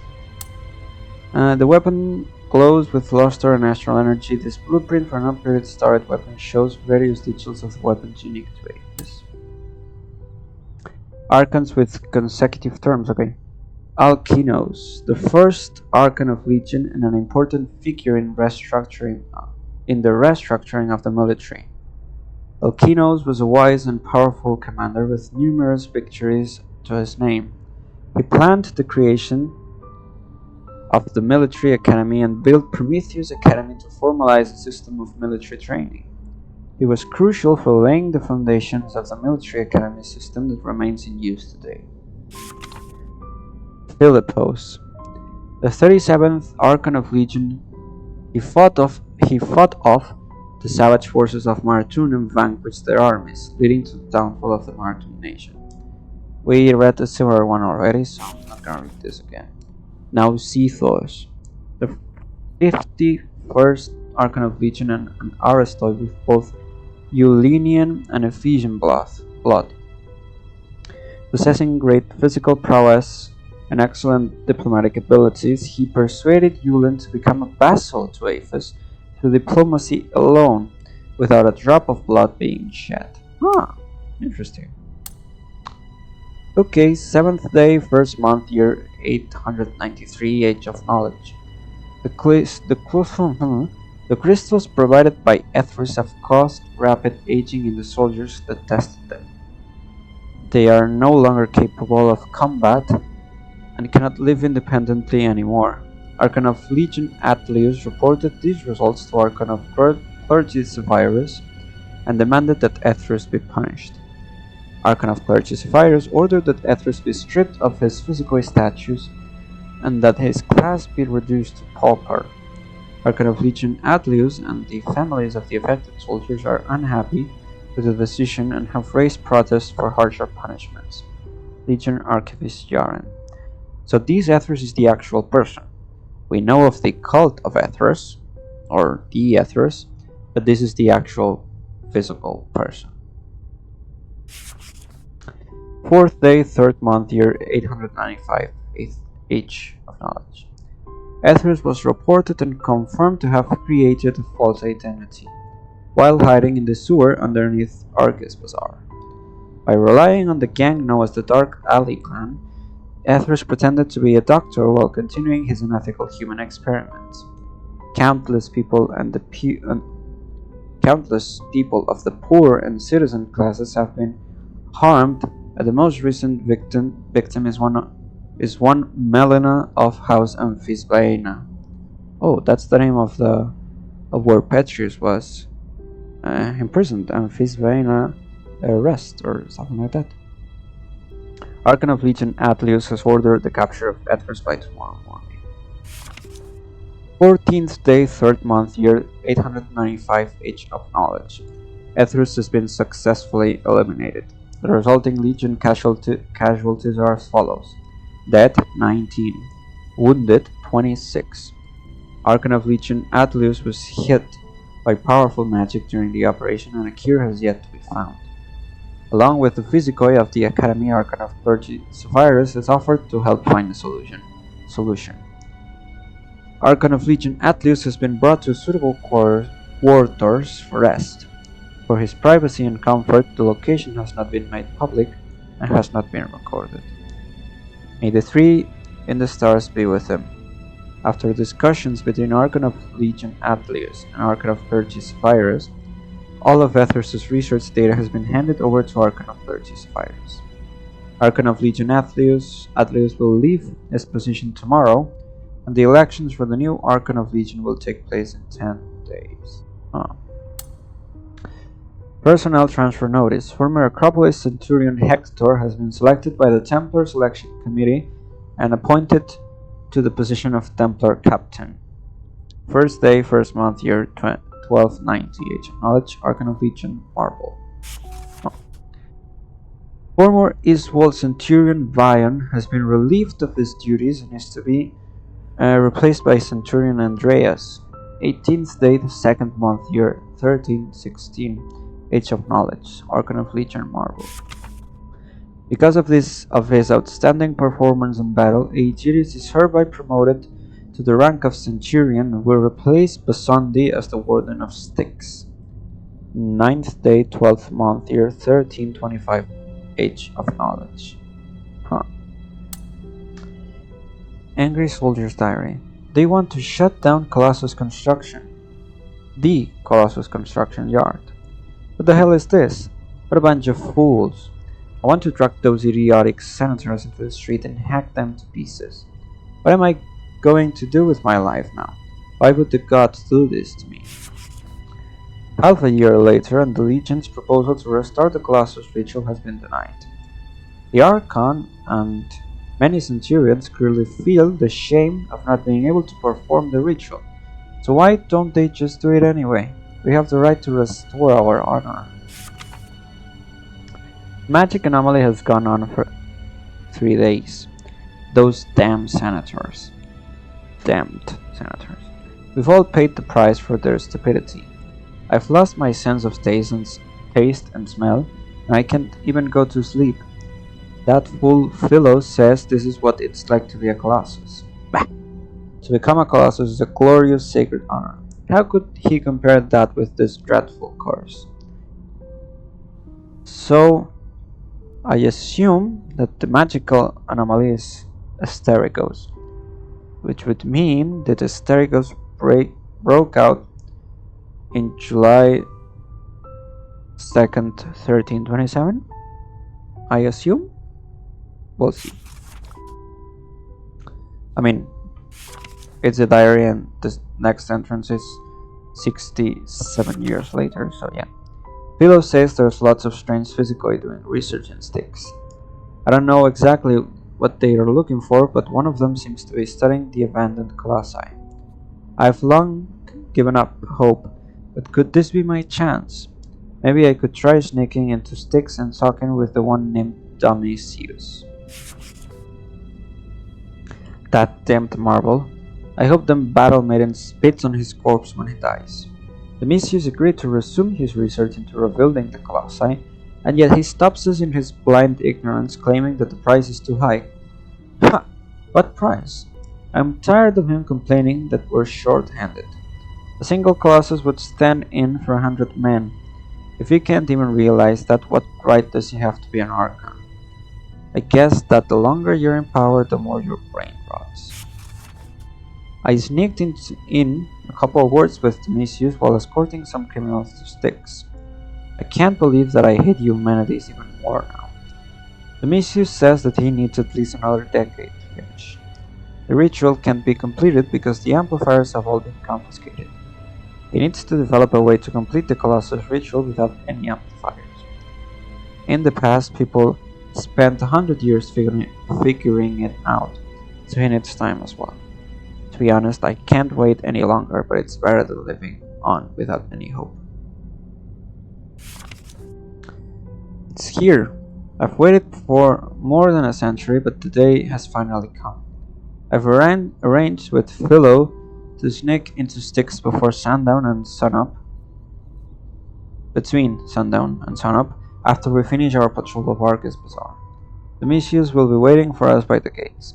He secretly reopened the Colossus construction yard and warehouse underneath the prison. All he needs now is our help.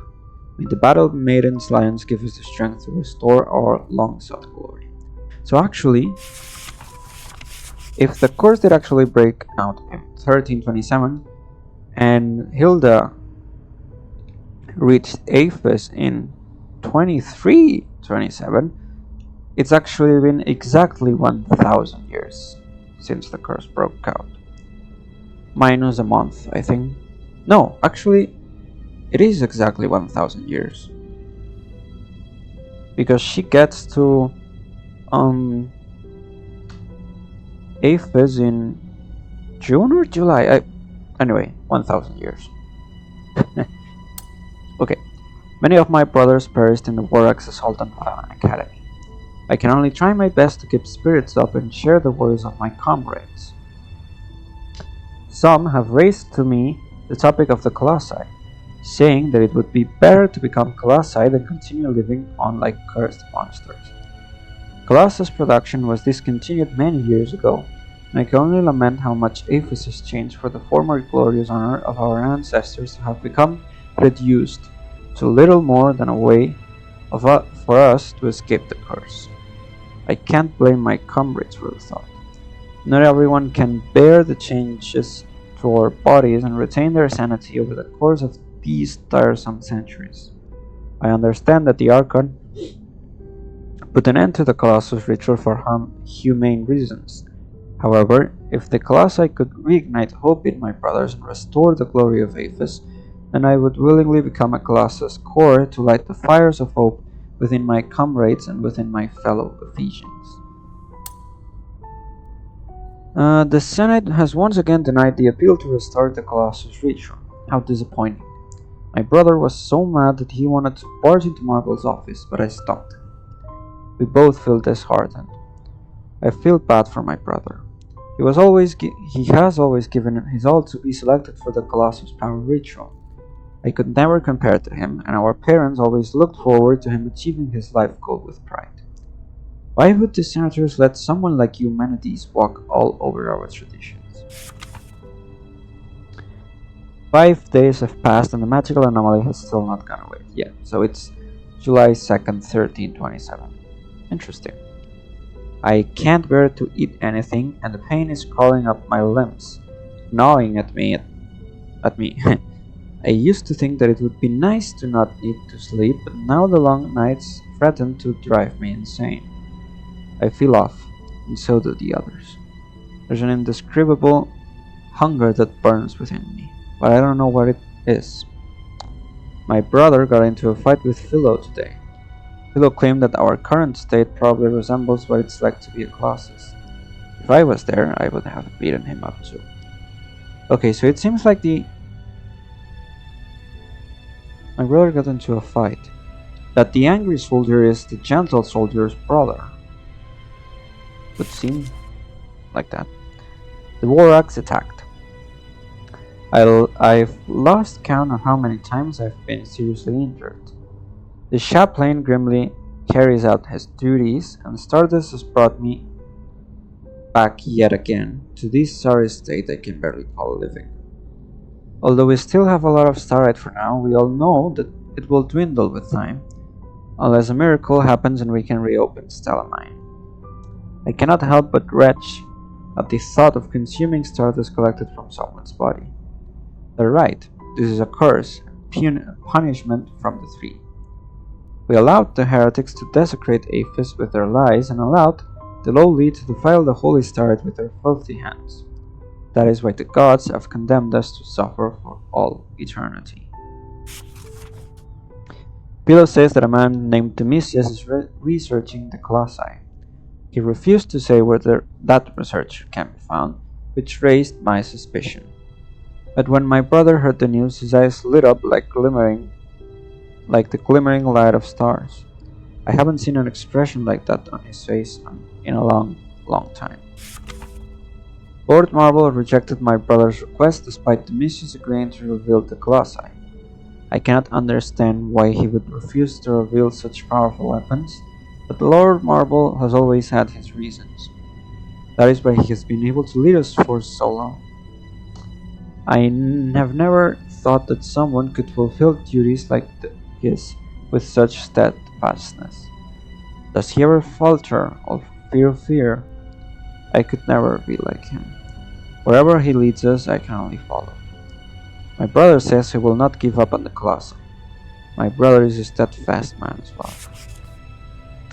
My brother has gleefully told me about the progress that Domitius has made in his research. Although certain key materials are missing, it is only a matter of time. I am happy for him. Although he refuses to tell me how many times he has gone with Philo to meet with Domitius, I think I have a good idea. Tomorrow. We go tomorrow. If we are caught deserting, then we become stardust.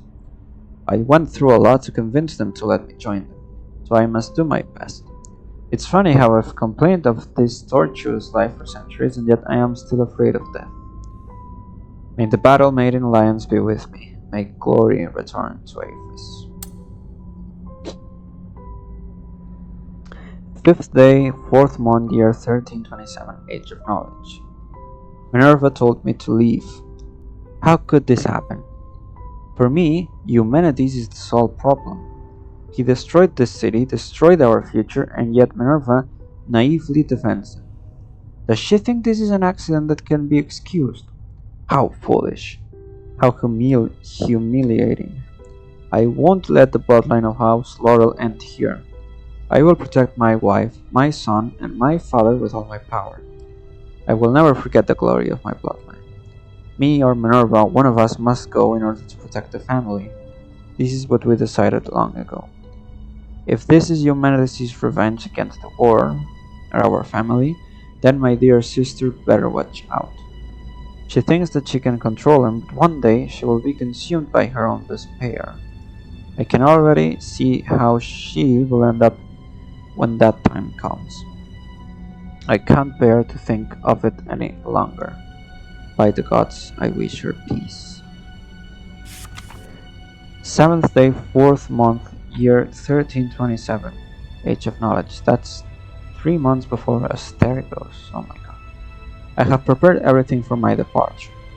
When the time is right, I will bring my family and leave this place. Today was my last visit to Fallen Academy. The only thing that I will miss is Starlight. My strong yet gentle Starlight. Even more of a handful than Minerva sometimes. I remember the adorable way that he would bring things back to his bed when he was little. Even after he grew up, he would sometimes still bring back things he thought were valuable. The people who cleaned the animal pens would complain about it, and everyone in the barracks knew about his adorable antics. I don't know if Starlight will be able to make it through this calamity, but I can't bring him with me. Starlight is like a comrade to me, even family. It pains me to do this, but I have to. Starlight acts like he knows that I am going to leave soon. He's more touchy than usual and refuses to let me go. It breaks my heart. I can only hope that my brothers take extra care of him. I have left his favorite toys and my family emblem with him as a promise that I will never forget him and as a symbol of how much he means to me. Farewell, my Starlight. Meteora. To Centurion Lawrence, the construction of new colossi is no easy task. I will pursue the deserting soldiers and return them to the bazaar for them to continue their duties. It is your duty to maintain the morale of the Legion. I recommend that you reschedule their resting times to a more reasonable arrangement that reminds them of what it was like before ASTERIGOS. If necessary, you may even build entertainment facilities to better ease the minds of the troops. Archon Marble, 17th day, 3rd month, year 1455, Age of Knowledge. Lawrence's personal chest. Frostwing message 1 to Centurion Lawrence. I am glad that you attended the last party. The outstanding performance must have enthralled you. Those transmitters did their best for the Ephesians, and I hope you felt their passion. Their kindness and innocence are unlike us. If you wish to meet again, I will tell you the location of the next gathering. To Centurion Lawrence. Your suggestion is excellent. After discussing it with my superiors, we believe that this is a solid plan. We are thankful for your decision to stand with the transmitters. May our will and love spread across this city until the day the song of freedom is sung by all. For Centurion Lawrence, the weapons you mentioned that the Archon is preparing are definitely suitable for a trap. Find some of the physical smiths I have designated, and they will know how to readjust those weapons. We will follow your plan of action. The rest will depend on the intelligence you provide. Please be careful. No transfer orders, thank you. My Lord Marble, we have performed a detailed examination of your line, Heems, as per your request, and submitted the report. As you know, Heems was born with an extraordinary sensitivity to astral energy. After ASTERIGOS, the astral energy has fluctuated in a chaotical and abnormal manner across Aphis. Any entity that absorbs too much astral energy becomes agitated, and even psychotic. We have deduced that Heems, already sensitive to this energy, became violent for this reason. As we know of no solution to the curse, we recommend that astral energy be periodically released from Heems to help alleviate his violent tendencies. We are developing a ritual suited for Heems as swiftly as we can. We ask for a few more days of your patience. Priests, Cyrus, and Sives. Is Heems the lion pelt that Marvel wears? Like, if you go back to the part 7 or part 8 video thumbnail, that's Marvel. He's wearing a lion pelt. Not sure if it's Heems. You are Lord Archon. I have dispatched men to pursue the soldiers that left their positions at Argus Bazaar. They are not defectors as we originally thought. We have received word that they disappeared at the gates of Styx. My lord, I suspect that they are after the Colossus' power. Some of these soldiers yearn for eternal glory, and the halting of the Colossus program basically destroyed their military goals and aspirations. It has been a huge hit to our morale. Under the influence of Asterigos, many troops have sunken into a negative mental state. I do not think that we can overlook the significance behind this event. I hope that you can rethink the matter carefully and appeal the Archon of Clarity to restart the Colossus power ritual. Yours sincerely, Centurion Lawrence, 10th day, 3rd month year, 1455 with Age of Knowledge. So he's talking about the gentle and angry soldier, at least. And this is the answer to said appeal. I will pursue the deserting soldiers and return them to the bazaar for them to continue their duties. Not sure how that went. Transfer order, we do not care. No, material transfer order. Dear Lord Archon of Legion, I regret to inform you that our adamant stores are running extremely low. If we are to send more supplies to Arcus Plaza, Fan Academy would barely be able to defend itself. This would leave us unprepared for any threat that may come from Styx. Please reconsider your request. Dear Lord Archon of Legion, my lord, we can no longer afford to provide any more supplies or manpower. The great furnace has been out of commission for a long time due to a lack of resources. The equipment of my comrades has fallen into disrepair without any means of maintaining it. What would happen if another riot were to erupt in Styx? How many would die if the Warrocks were to mount another assault on Fallen Academy? Lord Archon, we have to do something else, or else... Dear Archon of Legion Marble, I am glad that we have reached an agreement. I am not sure what the mine is hiding, but it does not belong to the gods.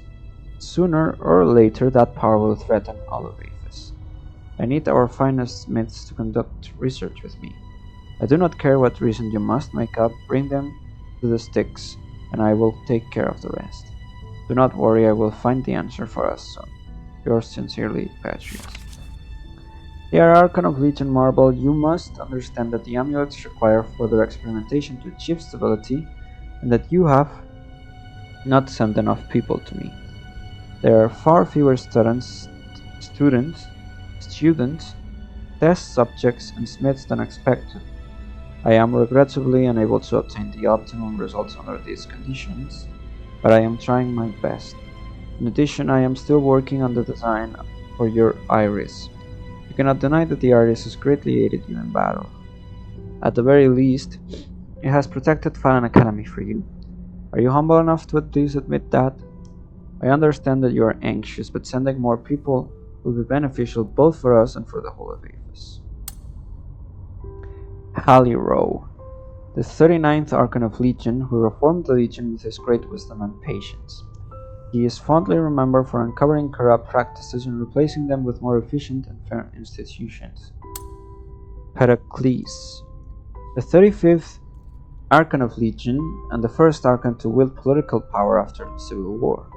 He expanded Fallen Academy and spent many years designing and promoting the Colossi. He also developed safer procedures for raising lions. His family motto was Glory Forever. Henriot, Centurion and aide-de-camp to the 35th Archon of Legion Pericles, his bravery and dedication became the role model for all Colossi. Nausithous, the 51st Archon of Legion and an Aristoi with both Julian. We read a similar one to this one as well. I don't know why it's here twice. Styx Steel. May the gods have mercy on them, and may the river Styx cleanse them of their sins. Urius, 29th Archon of Clergy. We read this one as well. We didn't read this one. 7th day, 4th month, year 1325, Age of Knowledge. After confirming his crimes, I have ordered the arrest of Patrius. Strangely, he seemed at ease. But Petrus is always like that. He acts as if everything is under his control, even when Eumenides foiled his plans. This may just be me, but Eumenides underestimates the Archons. We messed with someone that we should not have. However, a newborn calf does not fear the lion. Perhaps it is with his luck that Eumenides is being watched over by the guardian saint. I have suggested that Petrus be placed under house arrest, as a beheading would cause too much political and religious uproar. Eumenides does not seem happy about this, but he has no other choice. After all, he cannot be too impulsive right now if he wants to survive in the Senate. Prison does not look good for someone with such glorious political achievements as Petrus, but this is a common demise for politicians. They always make the same mistakes. Unfortunately, Petrus was no exception. Politicians, what did I say? He is even more foolish than Petrus. How could he do this? Has he gone completely out of his mind? I cannot believe Minerva. I should have trusted Serene. I should have trusted that she could have been better than Petrus. Damn it, all these fools are the same, stupid, selfish, and irresponsible. The resonated act is the worst policy I have ever seen. A slew of garbage issues created by garbage started from a group of garbage senators. I hate those senators that do nothing but sit on their asses all day while ordering my comrades to die. The city will be destroyed in the hands of these people. I have to stop them with my own way of doing it. I have ordered the arrest of Minerva of House Laurel for the crime of organizing a civilian group during martial law. They call themselves the Adherents, and act without regard for the rules imposed by martial law. Minerva has defended her actions as trying to build a future for Apis without her own interests in mind. However, her actions will lead to other Aristoi following suit.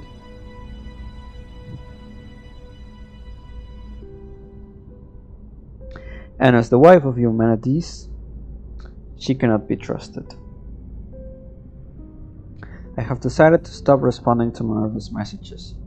As of now, she is the number one enemy of the peace of this city. Commotion at sticks again.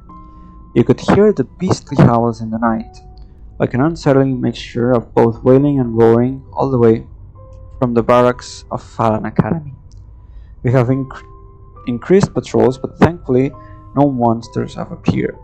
The cries disappear at warning.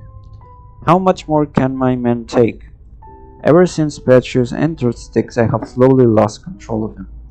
This is not good, especially when the issues within the city are enough to keep me busy. I must admit that I am still worried by Petrus. He is a capable and smart man, and we lost the best chance to kill him centuries ago. Nobody can touch him now. Was this his plan all along? Was he behind the ASTERIGOS? I cannot help but ponder. Nobody knows exactly what Petrus is thinking. All I can do is keep my eye on him. I have ordered the retreat to the Argus Bazaar. This is the most shameful thing I have ever done. I have left behind my comrades who are still on the battlefield, as well as those innocent civilians who are still waiting for our help. I have left them to the whims of the cultists, for them to torture or indoctrinate. We have suffered so many losses that we are on our last breath. If only we could mobilize the Templars. Thankfully, the defenses of the Aristoi quarter are sufficient. They cannot get in just yet, but all we can do is continue to hold our ground. Trying to counterattack would only lower the morale of our troops even more. They have long lost their will to fight. Damn it, this is the lowest moment of my entire military career. I have to find a way for one last stand. No, for a way to eliminate the underlying problems once and for all in one fell swoop. I cannot make mistakes again. Not again. Not again. Not again. Minerva and Eumenides are both on the move again. The arrest order does not mean much outside the plaza, and so Minerva roams freely. Her forces are weak and do not yet pose much of a threat, so I will just continue my observations for now. As for Eumenides, not only does he have control of the elite Acropolis troops, he seems to have found warriors from outside Athens. I do not know where he got them from. They should have either died at the hands of Barat or become cursed just like us. The skin tone of the last outsider warrior is still on my mind, so unfamiliar and frightening.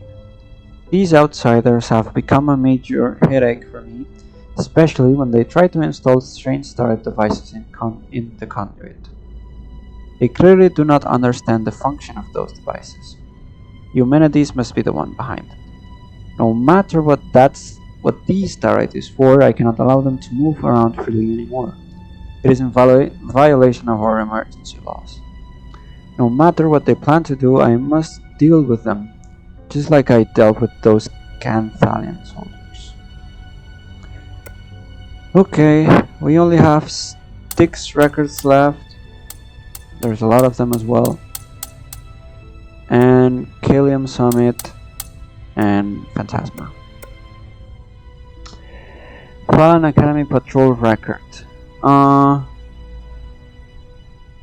We read this one as well.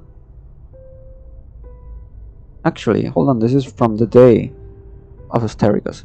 Outsider warriors broke into Fallen Academy and went straight to Styx. They drew out many prison creatures, all of them which have been killed. Okay, weird. In accordance with Article 157 of the new Ephesian Rights Law passed by the Supreme Senate, during periods of peace or where martial law is in effect, the Ephes Legion shall not by any means induce or request an legion. We read this one already. List of prisoners we read as well, I think. Yes. It is my turn. If you see this message, do me a favor. Yes, we read this one as well.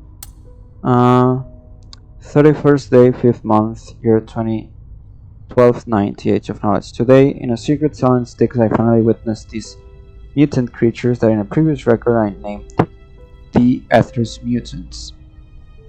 Never before have I seen anything that so defies description. Their structure and characteristics are well beyond the understanding of normal people, and their flesh does not deteriorate with the passage of time. They have been in this cell for several hundred years.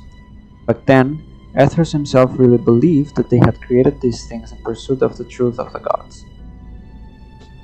What I have seen today has got me thinking again, and it has made me rediscover my own shortcomings. It looks like I'm going to need to do a lot more research. At this point, our understanding of the application of starlight is woefully superficial. 31st day, 5th month, year 1300, Age of Knowledge. Today I reopened research into the Ethers mutants with Irenaeus and Hypatia, and analyzed the magic seal they carry, which I call the Seal of Burning. It is a method Styx uses to control the mutants. If they become uncontrollable, they will feel a burning pain. Just as I had expected, Hypatia's heartfelt admiration for the mutants shows that one day this girl will be able to walk my path. Irenaeus' reaction, however, is lamentable. His loyalty to me may be unwavering, but he can barely disguise his revulsion for magic research on human beings. Before leaving Styx, I left them with a problem. How do we remove the Seal of Burning? I hope that after 3 months I will have a happy expression on my face. Ever since Lady Hypatia created the Red Starlight, she's been itching to experiment. By the gods, what heart-rending cry is a sound no creature would make. That heart-rending cry. Maiden 6 has unexpectedly grown horned. It was already like a monster to start with, but now it's like nothing I've ever seen before.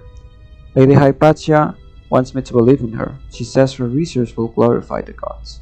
I really don't know what to do for the best.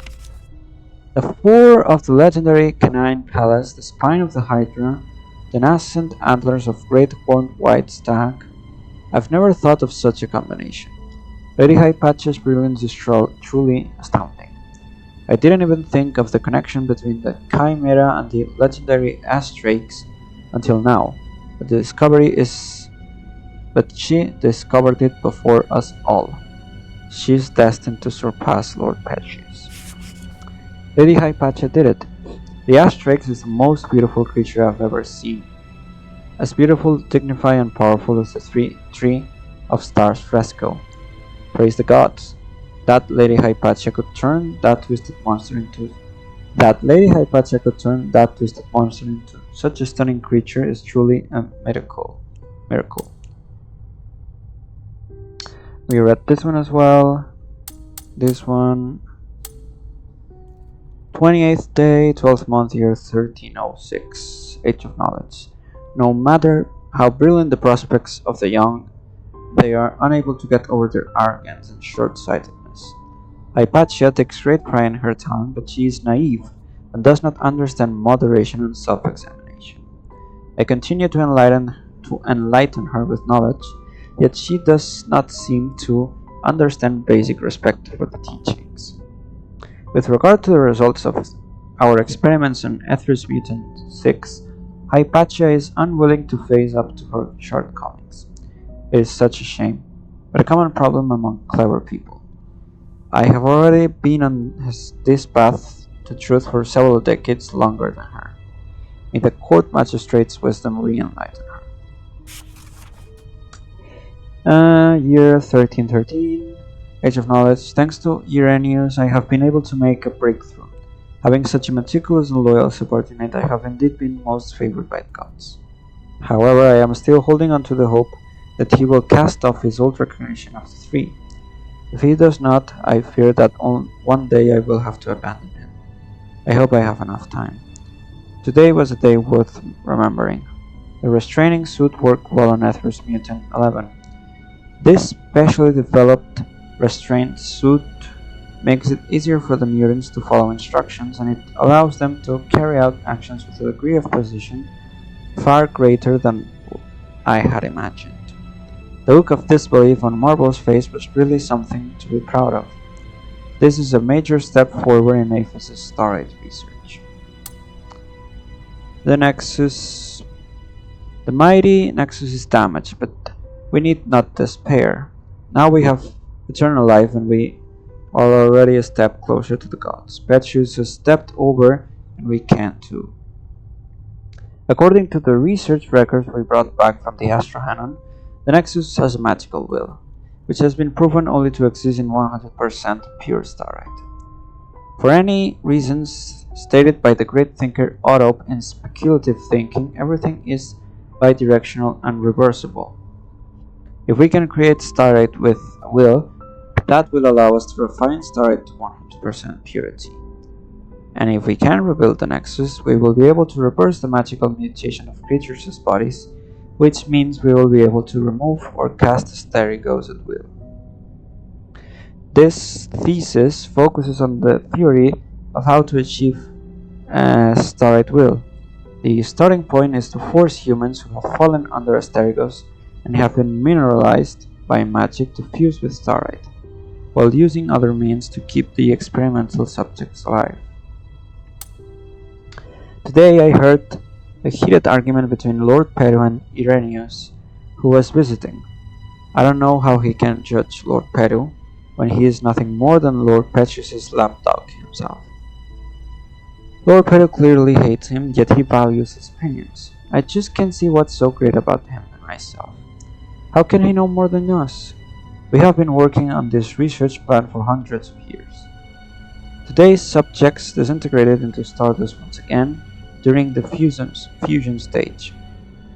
Now we have to wait another few months before we get our next allotment of experimental subjects. It's such an inconvenience. Instead of leaving those people outside to fight amongst themselves, wouldn't it be better to catch them earlier and have them contribute to this great experiment? By the way, I noticed subtle differences in the point at which different subjects disintegrated. I'll do a proper analysis in the coming days. I must find the main cause of the mutation if I'm going to really help Lord Peru. Is it to do with sex, mental condition, age? Irenaeus attacked Lord Peru. I knew that if that wild dog was let off his leash, he'd turn vicious. He thinks he runs the place. Lord Peru is willing to detonate highly pure starlight to threaten Irenaeus into leaving. I feel helpless. And what's that he's mumbling about us being wrong? If you want to do some soul searching, that's your business. And whether or not you should have done it a few hundred years earlier has got nothing to do with us. What we are doing is a wholly magical experiment, and if we succeed, we will make Aphis glorious once more and win back the favor of the gods. As I recall, Irenaeus is all theory. He's useless when it comes to combat. How is it then that one person is able to dominate everyone in the lab? And why on earth is that crystal he holds? How is it he has so much power? It seems to me that this wild dog has dug up a precious bone from some pit. We have proved that age and sex do affect the stability of the fusion between the experimental subjects and the starlight. Instead of resting this evening, Lord Perry wants us to go to the reception room to celebrate the discovery with some stardust wine. So, presumably, he's happy. We submitted our requirement to the warden that the experimental subjects must be male and around 10 years old. But who knows how many years we'll have to wait. During this time, we'd be better off looking at how the others' experiments are coming along, like the Misius's. Continuing to make colossi won't achieve a thing. It's been a long time since I've heard any news about Irenaeus. Has he locked himself away in a cell on the lower level? Is he really doing some soul searching? Enough of the hypocrisy. The way he's going at the moment, he's going to get mocked and beaten by all the disciples, and rightly so. What are outsiders doing in Styx? Is Irenaeus causing trouble again? Those outsiders have ruined so many instruments and records. But that's for Logus and the others to worry about. Now's my chance to surpass their experiments in one fell swoop. I'm just one step away from success, so I should at least hurry up and finish the task at hand. We're about to have suitable experimental subjects, and Lord Peru has verified the two-way reversal method, successfully fusing an adult experimental subject into starlight and then reversing the effect before her body disintegrated. If we are successful, we will be able to rebuild the Nexus, and with the Nexus we will be all powerful. When that time comes, ASTERIGOS will be easy to remove. So, to reverse the fusion of the body with starlight, I just need... The second half of this note seems to have been destroyed. Great. Those outsiders appeared to be carrying some powerful starlight, and while I wasn't looking, Lord Peru ran off to find them to investigate. But then there was a sudden explosion of energy. What could it have been? I'm quite sure it alarmed the whole of Styx, even the Black Warden. Beautiful. I want to know how this happened. But those damned outsiders killed Lord Peru. The outsiders have now escaped, and the Black Warden's battle with them has caused a great deal of destruction. It's such a mess, and all I can think of right now is analyzing that energy. No, I need to calm down. Now I must fulfill the Master's last wish and complete the Nexus plan. Luckily, I still remember most of what was in the records. Later on, I'll find the time to rewrite. We do not care about this one. We read this one already, I think. Has been moved. Aether's Mutant 0 has lost movement, and Aether's Mutants 2 and 4 were seriously damaged. Repair the seal that Aether's Mutant 6 attempted to break due to its increased strength during Trinity. Age of Knowledge, Aether's Mutant subjects other than Mutant 0 and 6 have been released again as replacement prison guards. The Physical used the released Aether's Mutant 0 as a combat test tool. Aether's Mutant 0 has been released to its Kettle Patrol route. It can already follow orders without error. The resurrection device has been installed in the first level. Aether's Mutant 0 has been released as prison guard and can completely follow orders. As Warden, I'm done. I will never become one of their experiments now.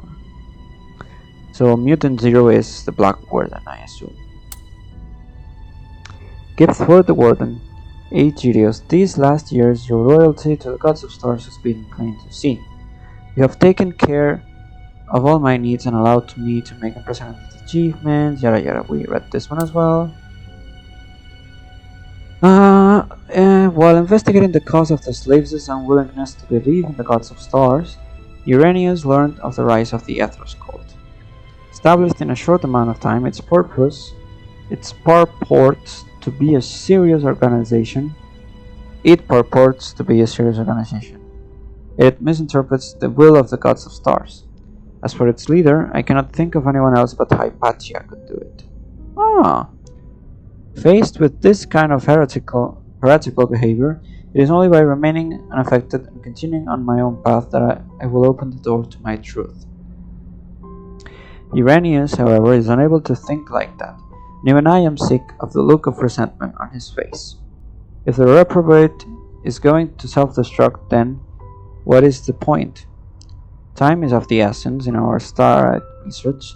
I do not have the time to be looking after these laymen. Uranius needs to get rid of his pettiness and stop being such a disappointment. First day, 9th month, year 1325. As the first Ethros mutant, the Black Warden is the fruit of these last decades of research. A beautiful, sublime fruit. We separated the flesh of the soul of Subject Zero, allowing the body to act independently as before and to restructure itself, even if severely damaged, so that it became immortal. This is another step forward on our path to godlike immortality. This has come as a surprise to all of the Archon's personnel in Styx, and they are eager to meet my achievement. There is only one thing worrying me. The house called Olive Child that Irenaeus has been watching. I hear the wretched child has been prying into Styx affairs recently. I have decided to have him come to Styx and ideally take the bait I left behind.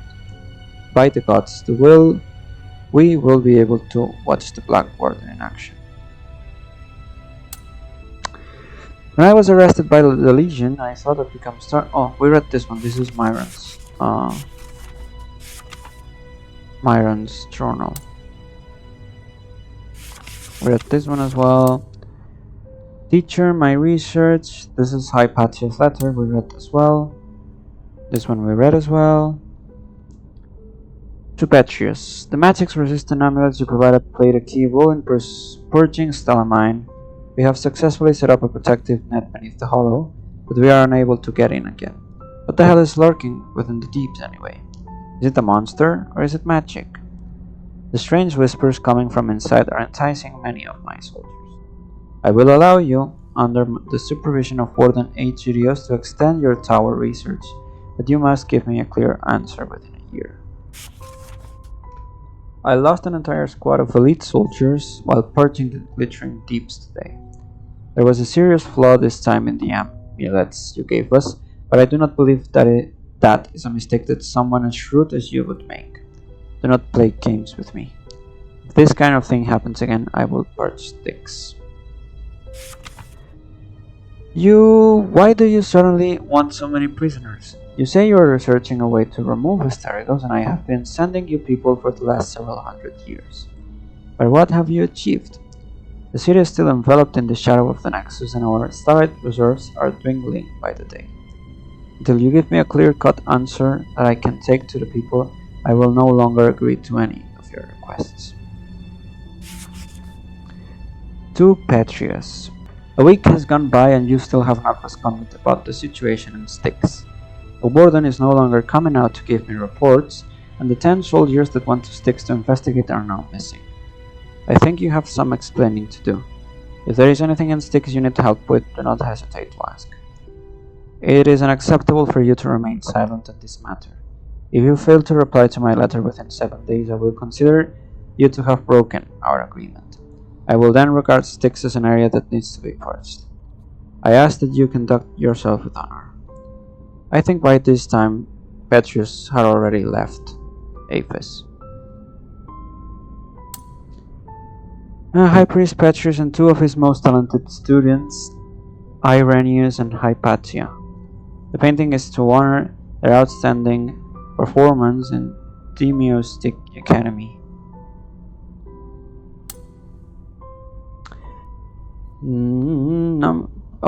Colossus volunteer documents. Name Alexis. Oh, number 135. That's the number in the core we recovered from near the amphitheater, and it's actually Amor, House Pomegranate. Rank Centurion, aide de camp to Archon of Legion. Reason injured in battle but wants to continue to serve Aphis. So, volunteered to become a Colossus? What? Okay, hold on. Antipater. Volunteered to become a Colossus, but in the monk's journal, it doesn't look that way. Like, where is the monk journal? Is it this one? No, it's this one. Why would you make a talented young man like him suffer such a cruel fate? Amor has been chosen to be the sole core for a Colossus. Did he volunteered?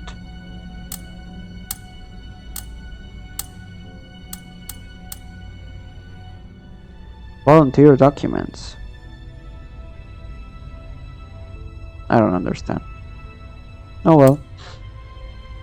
Investigator Arrow swears that the court magistrate that all of the evidence and records in this report are wholly true.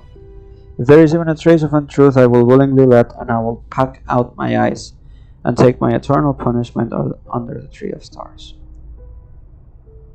The case is an accusation that Jove, the head of House Silverscale, accused that House Pomegranate and Archon of Legion Nausithos were colluded with in attempting to get Amor, House Pomegranate's second son, chosen as a Colossus volunteer in exchange for money and a good family name. This led to the unwarranted sacrifice of Amor and the death of House Silverscale's daughter Juno, who died from the distress these caused her. Below are the restored secret communications between the two parties as evidence. Oh, okay. It makes sense now. Exhibit 1. I heard you singing the praises of our Amor at last week's party. Your proposal is very appealing, and I am powerless as his father and the house, and the trouble that his carelessness has caused this family is truly... The damage here was too severe to be restored.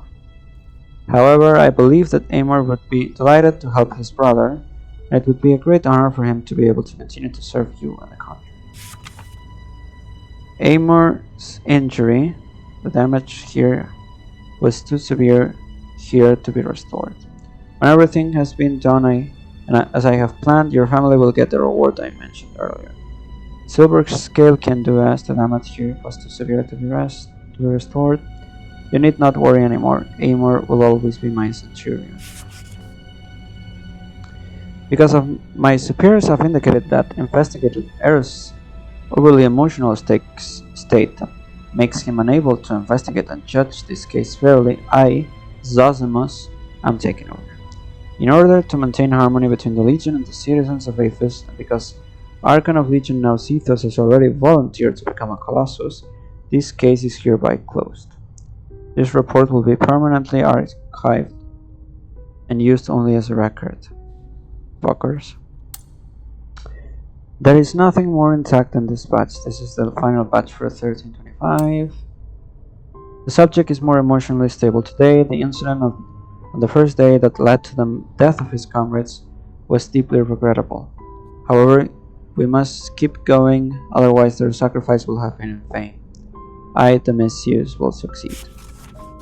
A breakthrough. Using teardrop-shaped starite as the matrix core kept the ritual stable for 5 seconds. But to extract the soul from the body, it needs to remain stable for 3 minutes. Damn. The missing amplifiers are the key. I have that damned humanities to thank for that. I'll have to ask Petrus. Hopefully he can point me in the right direction. This is the third failed soul fusion. May the gods watch over the prisoners that were sacrificed for this great experiment. Lord Petrus is still unwilling to see me, and Uranius says the statue research is already out of date and that I should give up. But how can I stop just like that? If I give up now, hundreds of years of work will have been in vain. I have already managed to draw out the subject's soul, so why are they ignoring my hard work? Time. I need more time. but for now at least I have unlimited time. I have already drawn out part of the same person's soul, and provided the soul core hasn't yet been separated from the original body, I am able to put it back again. Irenaeus tells me that the soul core has to be moved in a gold olive oil medium, or it will be destroyed in the process. I think in my next experiment I'll try moving the soul core.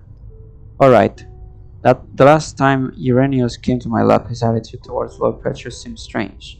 Wasn't he always the Archon's favorite? I've lost count of the number of prisoners and animals I've gone through, but today will be a day to remember. Thanks to the blessings of the court magistrate, I have finally been able to make a soul-preserving phylactite. The next stage will be to fuse the soul with the body, though I haven't a clue how I'm going to do that part. Irenaeus has started hiding from me again, and Lord Petrus doesn't see anyone at all. Sirius has sacrificed a great deal for this, and I must find a way to achieve his goal. The warden has allowed me to choose preserved statues, which is good news. From today, all fabrication of colossi ceases. This current batch has only got as far as the casting stage, and the priest has not yet been invited to bestow the Battle Maiden's blessing. As for the colossi that have already been through the ritual, they must all have their limbs removed. A policy I do not understand and I think is regrettable. May the Battle Maiden forgive all foolishness. Sculpt. Select structurally sound granite to begin sculpting. The finished statue must have lifelike shape and proportions. Cast orichalcum and adamant into the statue according to the design technique. A priest conducts the Battle Maiden's blessing, allowing the chest chamber that holds the phylactite to transmit magical energy to every part of the statue. 5 Legion warriors are selected and transformed through the ritual into the core phylactites that drive the colossi. Once the phylactite is inserted into the chest chamber, the order issued, the colossus is activated. Okay, we only have Caelum Summit and Phantasma to go through. Let's get to it. The Resonator Act is a vision introduced by Senator Eumenides to promote the city's system of fairness and economic development. It will begin with all people gaining the right to use Starite and recommends increasing public facilities year by year, including railways and streetlights, as well as subsidies for Starite facilities. Additionally, the Senator will also issue free Starite, granting all citizens the chance to use magic. Even slaves can, after applying for permission, gain some simple Starite privileges. This will enhance efficiency in both people's daily lives and work. Starite will no longer be exclusive to the Aristoi. Only through bravery and openness can overall prosperity be achieved. This is something Senator Eumenides often talks about. Next, we will elaborate on the Starite privileges that citizens will be eligible to apply for, as well as the scope of privileges proposed for slaves. I see we've read a lot of documents on people being extremely against the Resonator Act. It doesn't look that bad. Like, maybe giving away free Starite is too much, but it doesn't look all that wrong, to me at least. Anyway, we read this one already. I do solemnly swear to be sincere, law-abiding, and loyal to Aphis. I shall not engage in fraud or seek personal benefits, and I vow to respect the rights of the people. Should I break my oath, I shall accept the most severe of punishments. So help me the gods. McCammon, remember, today is your first day at the Senate. After you take the railway to Caelum Summit, do not stroll around the Acropolis and take in the sights. Go directly into the Senate Hall. Everyone will select a place and start. Choose find Greggio and stand with him. Whatever the Archon on the stage says next, it's unimportant. All you need to know is that when the voting begins, you do as Greggio does. If he raises his hand, you raise your hand. If he shouts, you shout even louder. However, if he rushes up to beat someone, remember, do not follow him. Just let him be dismissed. At the end of the session, if nobody, including Greggio, has invited you, follow any group of people into the dining hall. Think of a way to make conversation and drink some wine. This is your first step into building connections. I wish you luck. Being a senator isn't difficult, but you do need an ample understanding of how to conduct yourself in society. You'll understand. Your father. Huh. Pallas, the legendary canine, serves as a temple guardian. It has both an enormous stature and a long life, and its pure whiteness makes it appear holy. It possesses a natural aptitude for astral magic, allowing it to control thunder and summon lightning. It can even extend its own thunder energy and transform into pups, children of Pallas. Hold on, I'm lost. Oh, that's how Pallas can singly watch over the Acropolis. Despite this, Pallas does not heed the commands of man and charge into battle, instead opting to guard the Acropolis and Astrohanon out of its own free will. It has stood guard like this for several centuries. In academia, because it is impossible to capture or carry out experiments on Pallas, all academic discourse related to Pallas are based solely on theory and speculation. Even though the divine canine is declared to be an entity sent by the gods of stars to protect humanity and the Nexus, as early as before Petrius took office as Archon, rumors were already circulating that Pallas was a special entity that had been successfully merged with Starite through Starite research. This zenith of the fusion of Starite and biological creatures is called magical evolution, but the ideal magical evolution exists only in theory. All related experiments have ended in failure, and Pallas has been seen by the Physicoi as a divine canine that was able to achieve evolution only by receiving the Three's blessing. Due to Pallas's special nature to date, there are still disciples of Petrius using various means to pursue such a perfect existence. When Eumenides' errors in carrying out the aspiration caused the Nexus to become damaged, a large amount of astral energy spilled out and collided with the blast, triggering ASTERIGOS. As this happened, Pallas also transformed into lightning and dissipated. Only when Eumenides awoke did it reappear, after which it continued guarding Caelium Summit. This caused many to suspect that the survival of Pallas is inextricably linked to the Nexus. Since there has been no record related to the ecological changes of Caelium Summit for nearly 700 years, we can only compare the data of 700 years ago with those of the present. Due to its extremely high altitude, abundant magic, and thin atmosphere, the flora and fauna of Caelium Summit differ greatly from those of the surrounding urban environment. Over the past 700 years, the distribution of suspended trees, regarded as sacred trees, has increased, and vegetation has also expanded into Acropolis buildings. Additionally, magic has permeated and gradually mutated plants such as wild hemlock, as well as cultivated marjoram, mastic trees, cypress, and more, making them practically unrecognizable compared to their original forms. Judging from changes observed in the plant, there was once a small lake at Caelium Summit. Though perhaps due to long periods without use, or perhaps due to simple weather changes, it is now no longer at such a scale, and all that is left are traces of special aquatic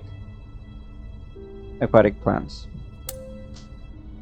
In the year 537 of the Age of Knowledge, 17th Archon of Clergy Ealtor swore that before his death he would build a temple at Caelium Summit dedicated to the gods of stars, and to commemorate the peaceful rule of his predecessor, Archon of Clergy Vespa, who led the people to democracy and happiness. In this temple, the people forever remember their gratitude to the gods of stars and pursue long-term peace in a perfect democratic system. Yes, we read this one already. In the year 1327 of the Age of Knowledge, Senator Eumenides carried out the first aspiration in an attempt to cure the people of their mutations. This ended in Eumenides being absorbed by the Nexus. The astral energy and fluctuations at the scene were too powerful, causing a terrible noise and bright beam of light to be emitted from the center of the formation. Regrettably, we did not see the process of Eumenides actually being exhausted by the Nexus. His body was intact, like an insect having been sealed in amber, and without a hint of damage. I, my wife, Mistress Minerva, and Serene continued to observe this place for more than 100 years. We used a variety of starlight magic in an attempt to analyze the Nexus or separate it from Eumenides. All of our efforts were in vain. We desperately needed to find a new theory. However, following Asterigos, Marvel implemented an extreme lockdown of the city, and the mystery of Eumenides and the Nexus became a taboo subject in the eyes of the Archon of Nature. We tried numerous times to analyze the necessity of the Nexus. However, in the midst of civil strife, no one is willing to support my discussion. My wife and I attempted to observe and record the status of the Nexus, even sketch its likeness. That was when we discovered the shocking reality. Eumenides' body is gradually assimilating with the Nexus. This is an extremely slow process. It took 70 years for us to confirm that these changes were indeed happening. We cannot understand the reason for this. Why would Eumenides be absorbed by the Nexus? Why would his flesh gradually mineralize with time? And most importantly, is Eumenides still conscious? We still lack the technology and methods to answer these questions, and for the time being, the Senate has no plans to select a new Archon of Clergy. All I can do is pray to the gods and hope that the Archon can focus on the issue of analyzing the Nexus as soon as possible. So for those of you wondering, if you do not carry out the good ending, getting the 8 or more tokens, instead of sealing Eumenides within the Nexus and repairing it, Minerva is not able to do that, and instead ends up freeing Eumenides from the Nexus, and she doesn't destroy it, I think, but breaks it a little bit more. So they are both exiled from Aphis, and they go on an adventure, you could say so. So yeah, that's an interesting thing to take into account as well. The Nexus and Eumenides' consciousness are merging, but his body still remains, having not completely assimilated with the Nexus. This is a rather intriguing phenomenon. Thus, I suspect that there is still a part of Eumenides' consciousness that is rejecting the assimilation process. The following are my preliminary thoughts. If I help maintain Eumenides' consciousness, then what relationship will form between him and the Nexus? If he is separated from it, then can he still control the Nexus? Serene, Minerva, and Tanrius have all given up on ascending the mountain to study Eumenides, which is perfect, as I do not have to worry about any outsiders interfering. I look forward to seeing what kind of results this experiment will yield in the end. As for this, we read these two already. Alkinos was the first Archon of Legion of Aphis. He was the person who established the borders of Aphis, the planner of the military academy, and the founder of Prometheus Academy. He was a great man who undoubtedly dedicated his whole life to Aphis. Charismatic Alkinos remained humble despite his high status. He understood that life is finite, and there is a need to set his sights far into the future. Alkinos believed that unity is the key to ensure the continual progress of Aphis. For this very belief, he established many effective systems which constituted the foundation for Aphis to continuously grow.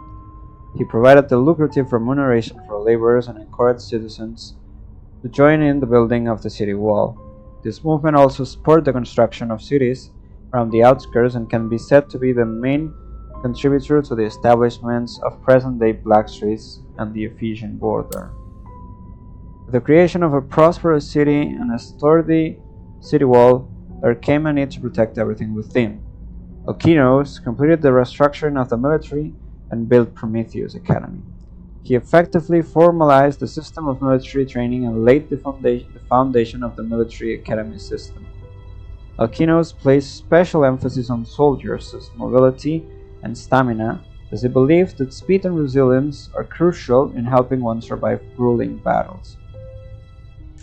After magic attacks were added into the Legion's battle strategies, observation skills became equally important as it is vital in coordinating with the casting team to create an opportunity for spells to be casted while avoiding the radius of the attack.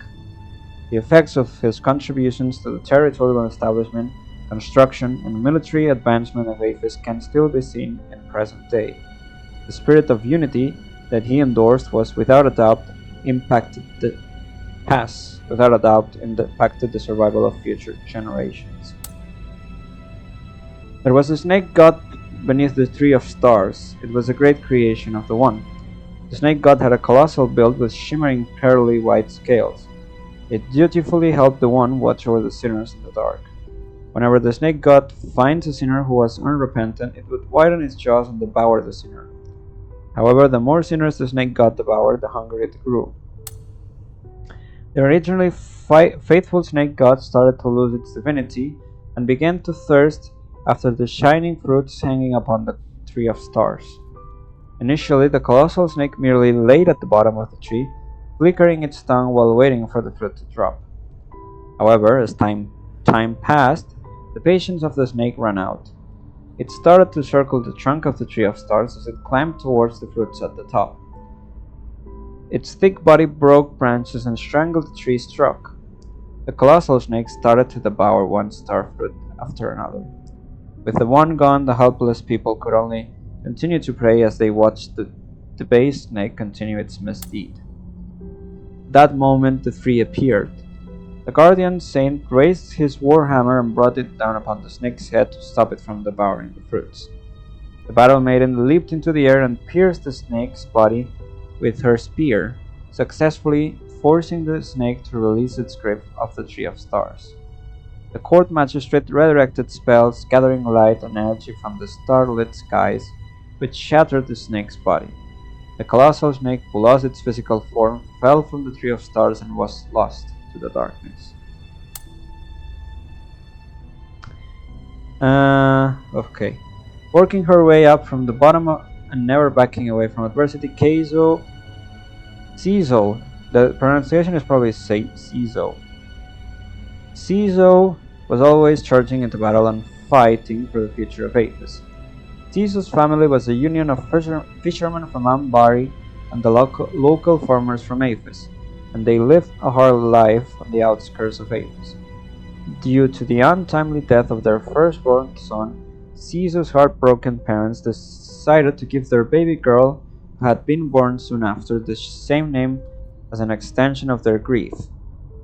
Maybe the gods of stars heard their prayers, or maybe she was watched over by her older brother. Cizo grew up well and healthy.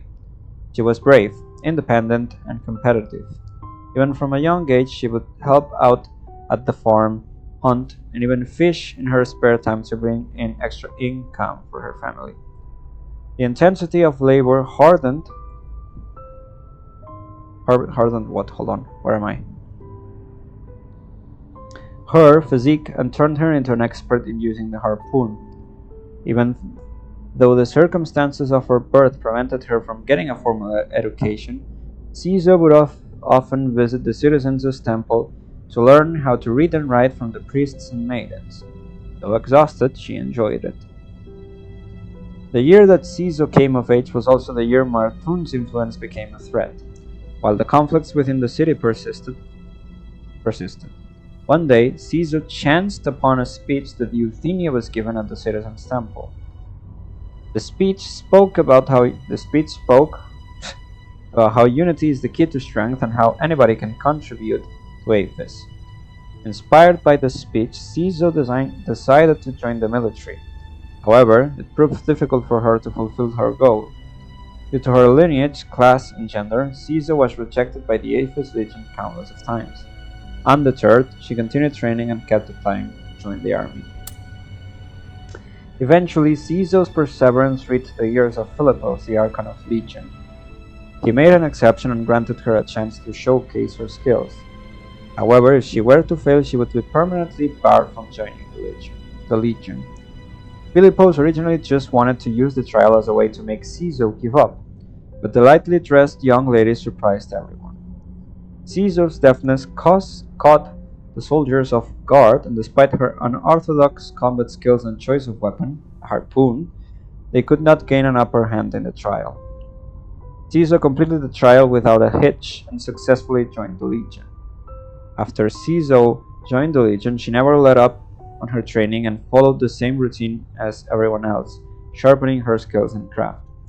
Even Philippos, who valued tradition and had a slight bias against females becoming soldiers, acknowledged Caesar's hard work and strength. There were even times when he mentored her personally. After the war with Martun broke out, Caesar charged into battle with her peers. Not only did she hold her ground against her enemies with an agile position, only once she spotted a gap in her enemies' defenses, she would break in it and counterattack. She even shared her experience in using fire when she was a farmhand.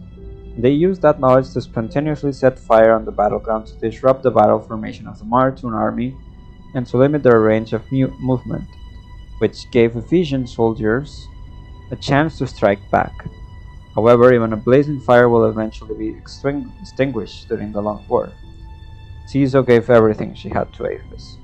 The grip on her spear remained tight as she held up her battered body up while she took her last breath on the battlefield. Caesar's deeds and spirit were widely spread among the lower classes of the Ephesian people. After Ponte Academy was built, a shrine in the area commemorated her. They often cite how she worked her way up from the bottom to become a national hero as an example to encourage slaves and underprivileged students. Can I? Yes. Oh my god, there's a lot of them. Euthenia was the 29th Archon of Clergy of Aphis. A wise old man. Euthenia. Urius was the 29th Archon of Clergy of Aphis. A wise old man who was kind to all and strict to all sinners. It was as though he was a living court magistrate. Born into an Aristoi family devoted to religion, Urius was made mature and pious. He became a priest following his graduation from the Mystic Academy. Like many Aristoi, Urius valued lineage and class. He believed that the gods of stars bestowed upon them a meaningful duty. However, he also believed that there was no differentiation of class when it came to kindness. This spurred Urius to visit countless different places to show his care and concern for people from all walks of life. He was never stingy with praising others for their acts of kindness and hence built up a remarkable reputation. After becoming the Archon of Clergy, apart from taking part in religious activities and caring for the people, he also devoted himself to completing the judiciary system so as to ensure that the people were better protected and sinners would receive their deserved punishment. He would personally take part in trials and ensure that the judgment passed would hold sinners accountable for their misdeeds. Many believe that the construction of Styx during Urius' tenure was one of the ways he showed how much he despised evil. However, during Urius' later years, he encountered an unforgettable case. A civilian guard of a caravan killed an Aristoi and was hence given death sentence. However, members of the caravan and his family all stepped forward to plead for him. After speaking to all of them, Urius finally got the full picture. The murdered Aristoi hired the caravan and the guard, but failed to pay the agreed remuneration upon the completion of the job. The Aristoi even threatened them that if they failed to comply to his wishes or blow the matter up, he would make all of them pay for their insolence. The guard confronted the Aristoi in order to protect the interest of the caravan and unintentionally killed the Aristoi. There was no doubt that a murderer should pay heavily for his crime. However, it was somewhat justifiable, and this set Urius into deep consideration. In the end, he decided on having one last trial, a trial that was most unique at the time.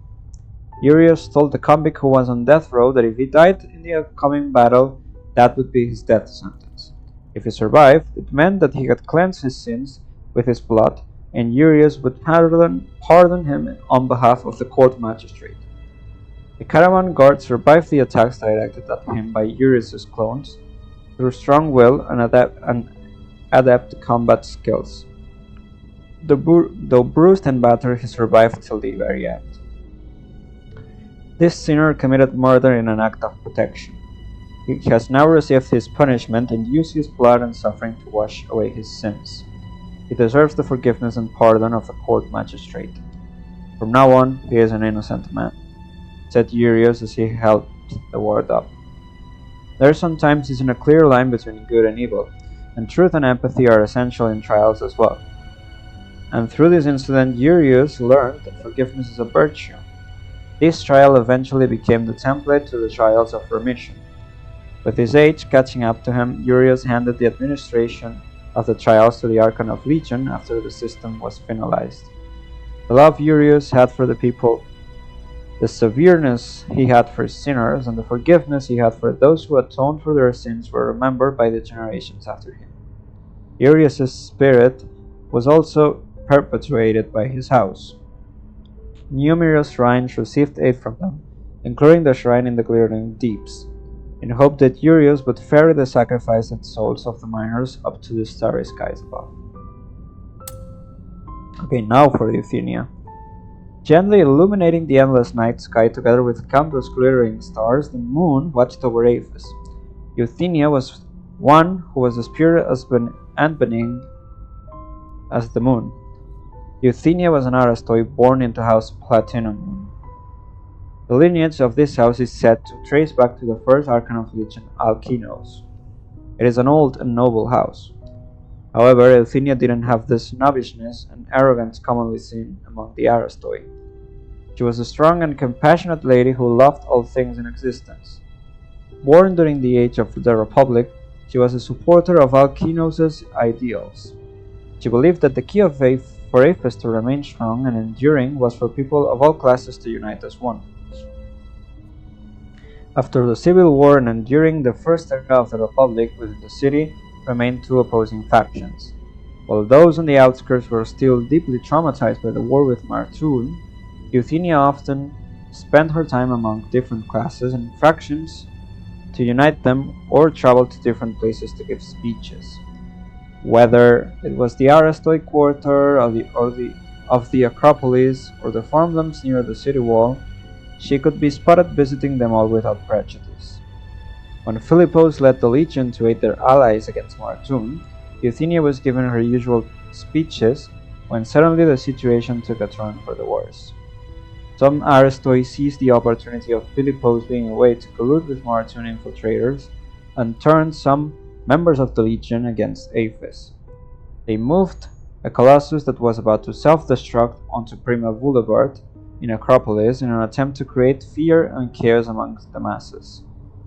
Euthenia stepped up as an Aristoi, and with her honest and passionate speech, everyone present united to resolve the crisis.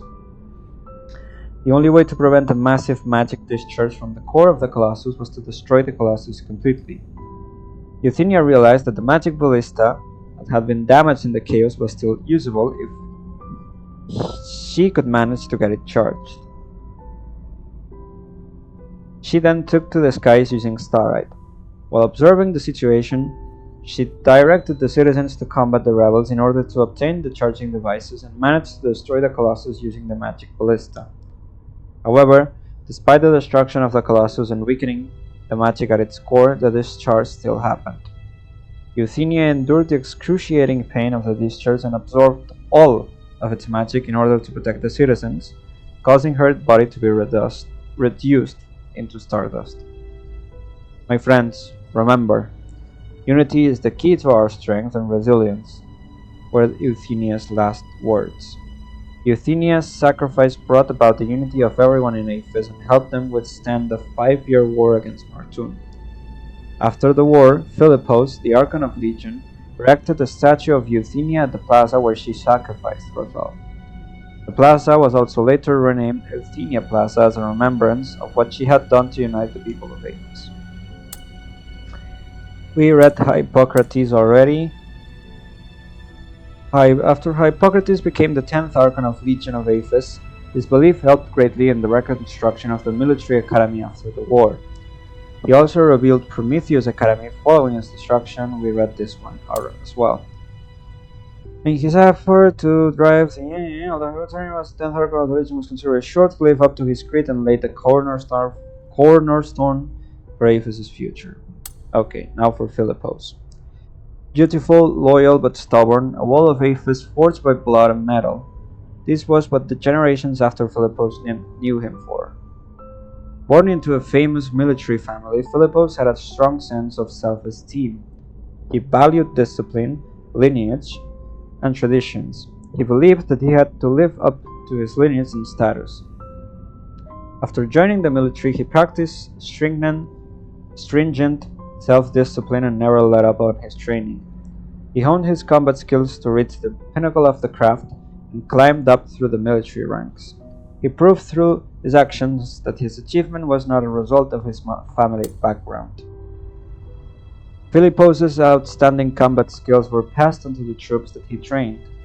Under the command of Philippos, the coordination among the soldiers was flawless. They were able to carry out both defensive and offensive orders impeccably. The legion was formidable on the battlefield, attaining victories one after another. This was also why Philippos became the 37th archon of Legion of Ephesus.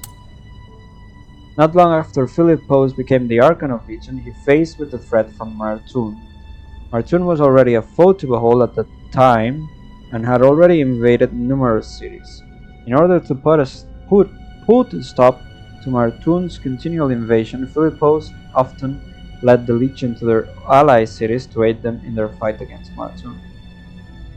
However, Martun had to deploy which forced Philippos to return to Ephesus to resolve a problem within the city.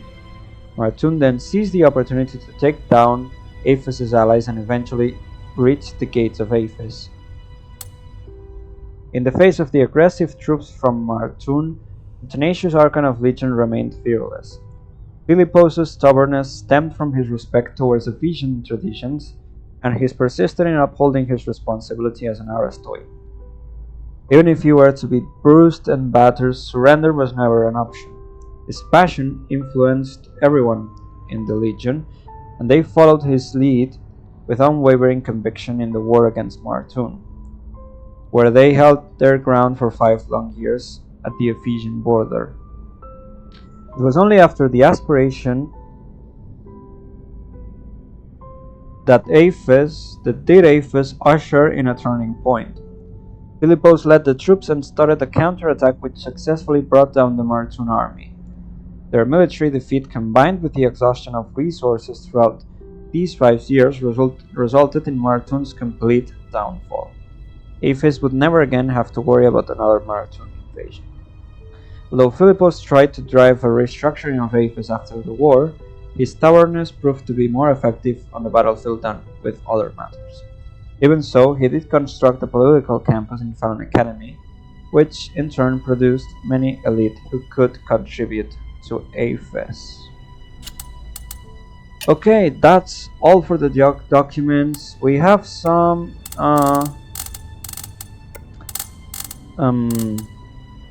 tags and items and stuff we could read. We're missing some items, but to be honest, we're not gonna read them because we saw all of them and talked about all of them during the quests, so I don't really see a need for it. If any of you do want me to read all of the translations, all of the descriptions for these items, do let me know. Though most of them are either explained in the game or in other documents that we read, so I don't really see the point in doing so. Anyway, This would be it for the lore chapter of Asterigos. It would also be it for the game. I sincerely hope that you have enjoyed seeing me play it and hearing all of the lore and becoming familiar with the story. And I will see you on the next game I play, which will probably be Stray Gods. We will see. Anyway, hope you have a great one, and I'll catch you on the next one. Ta-da!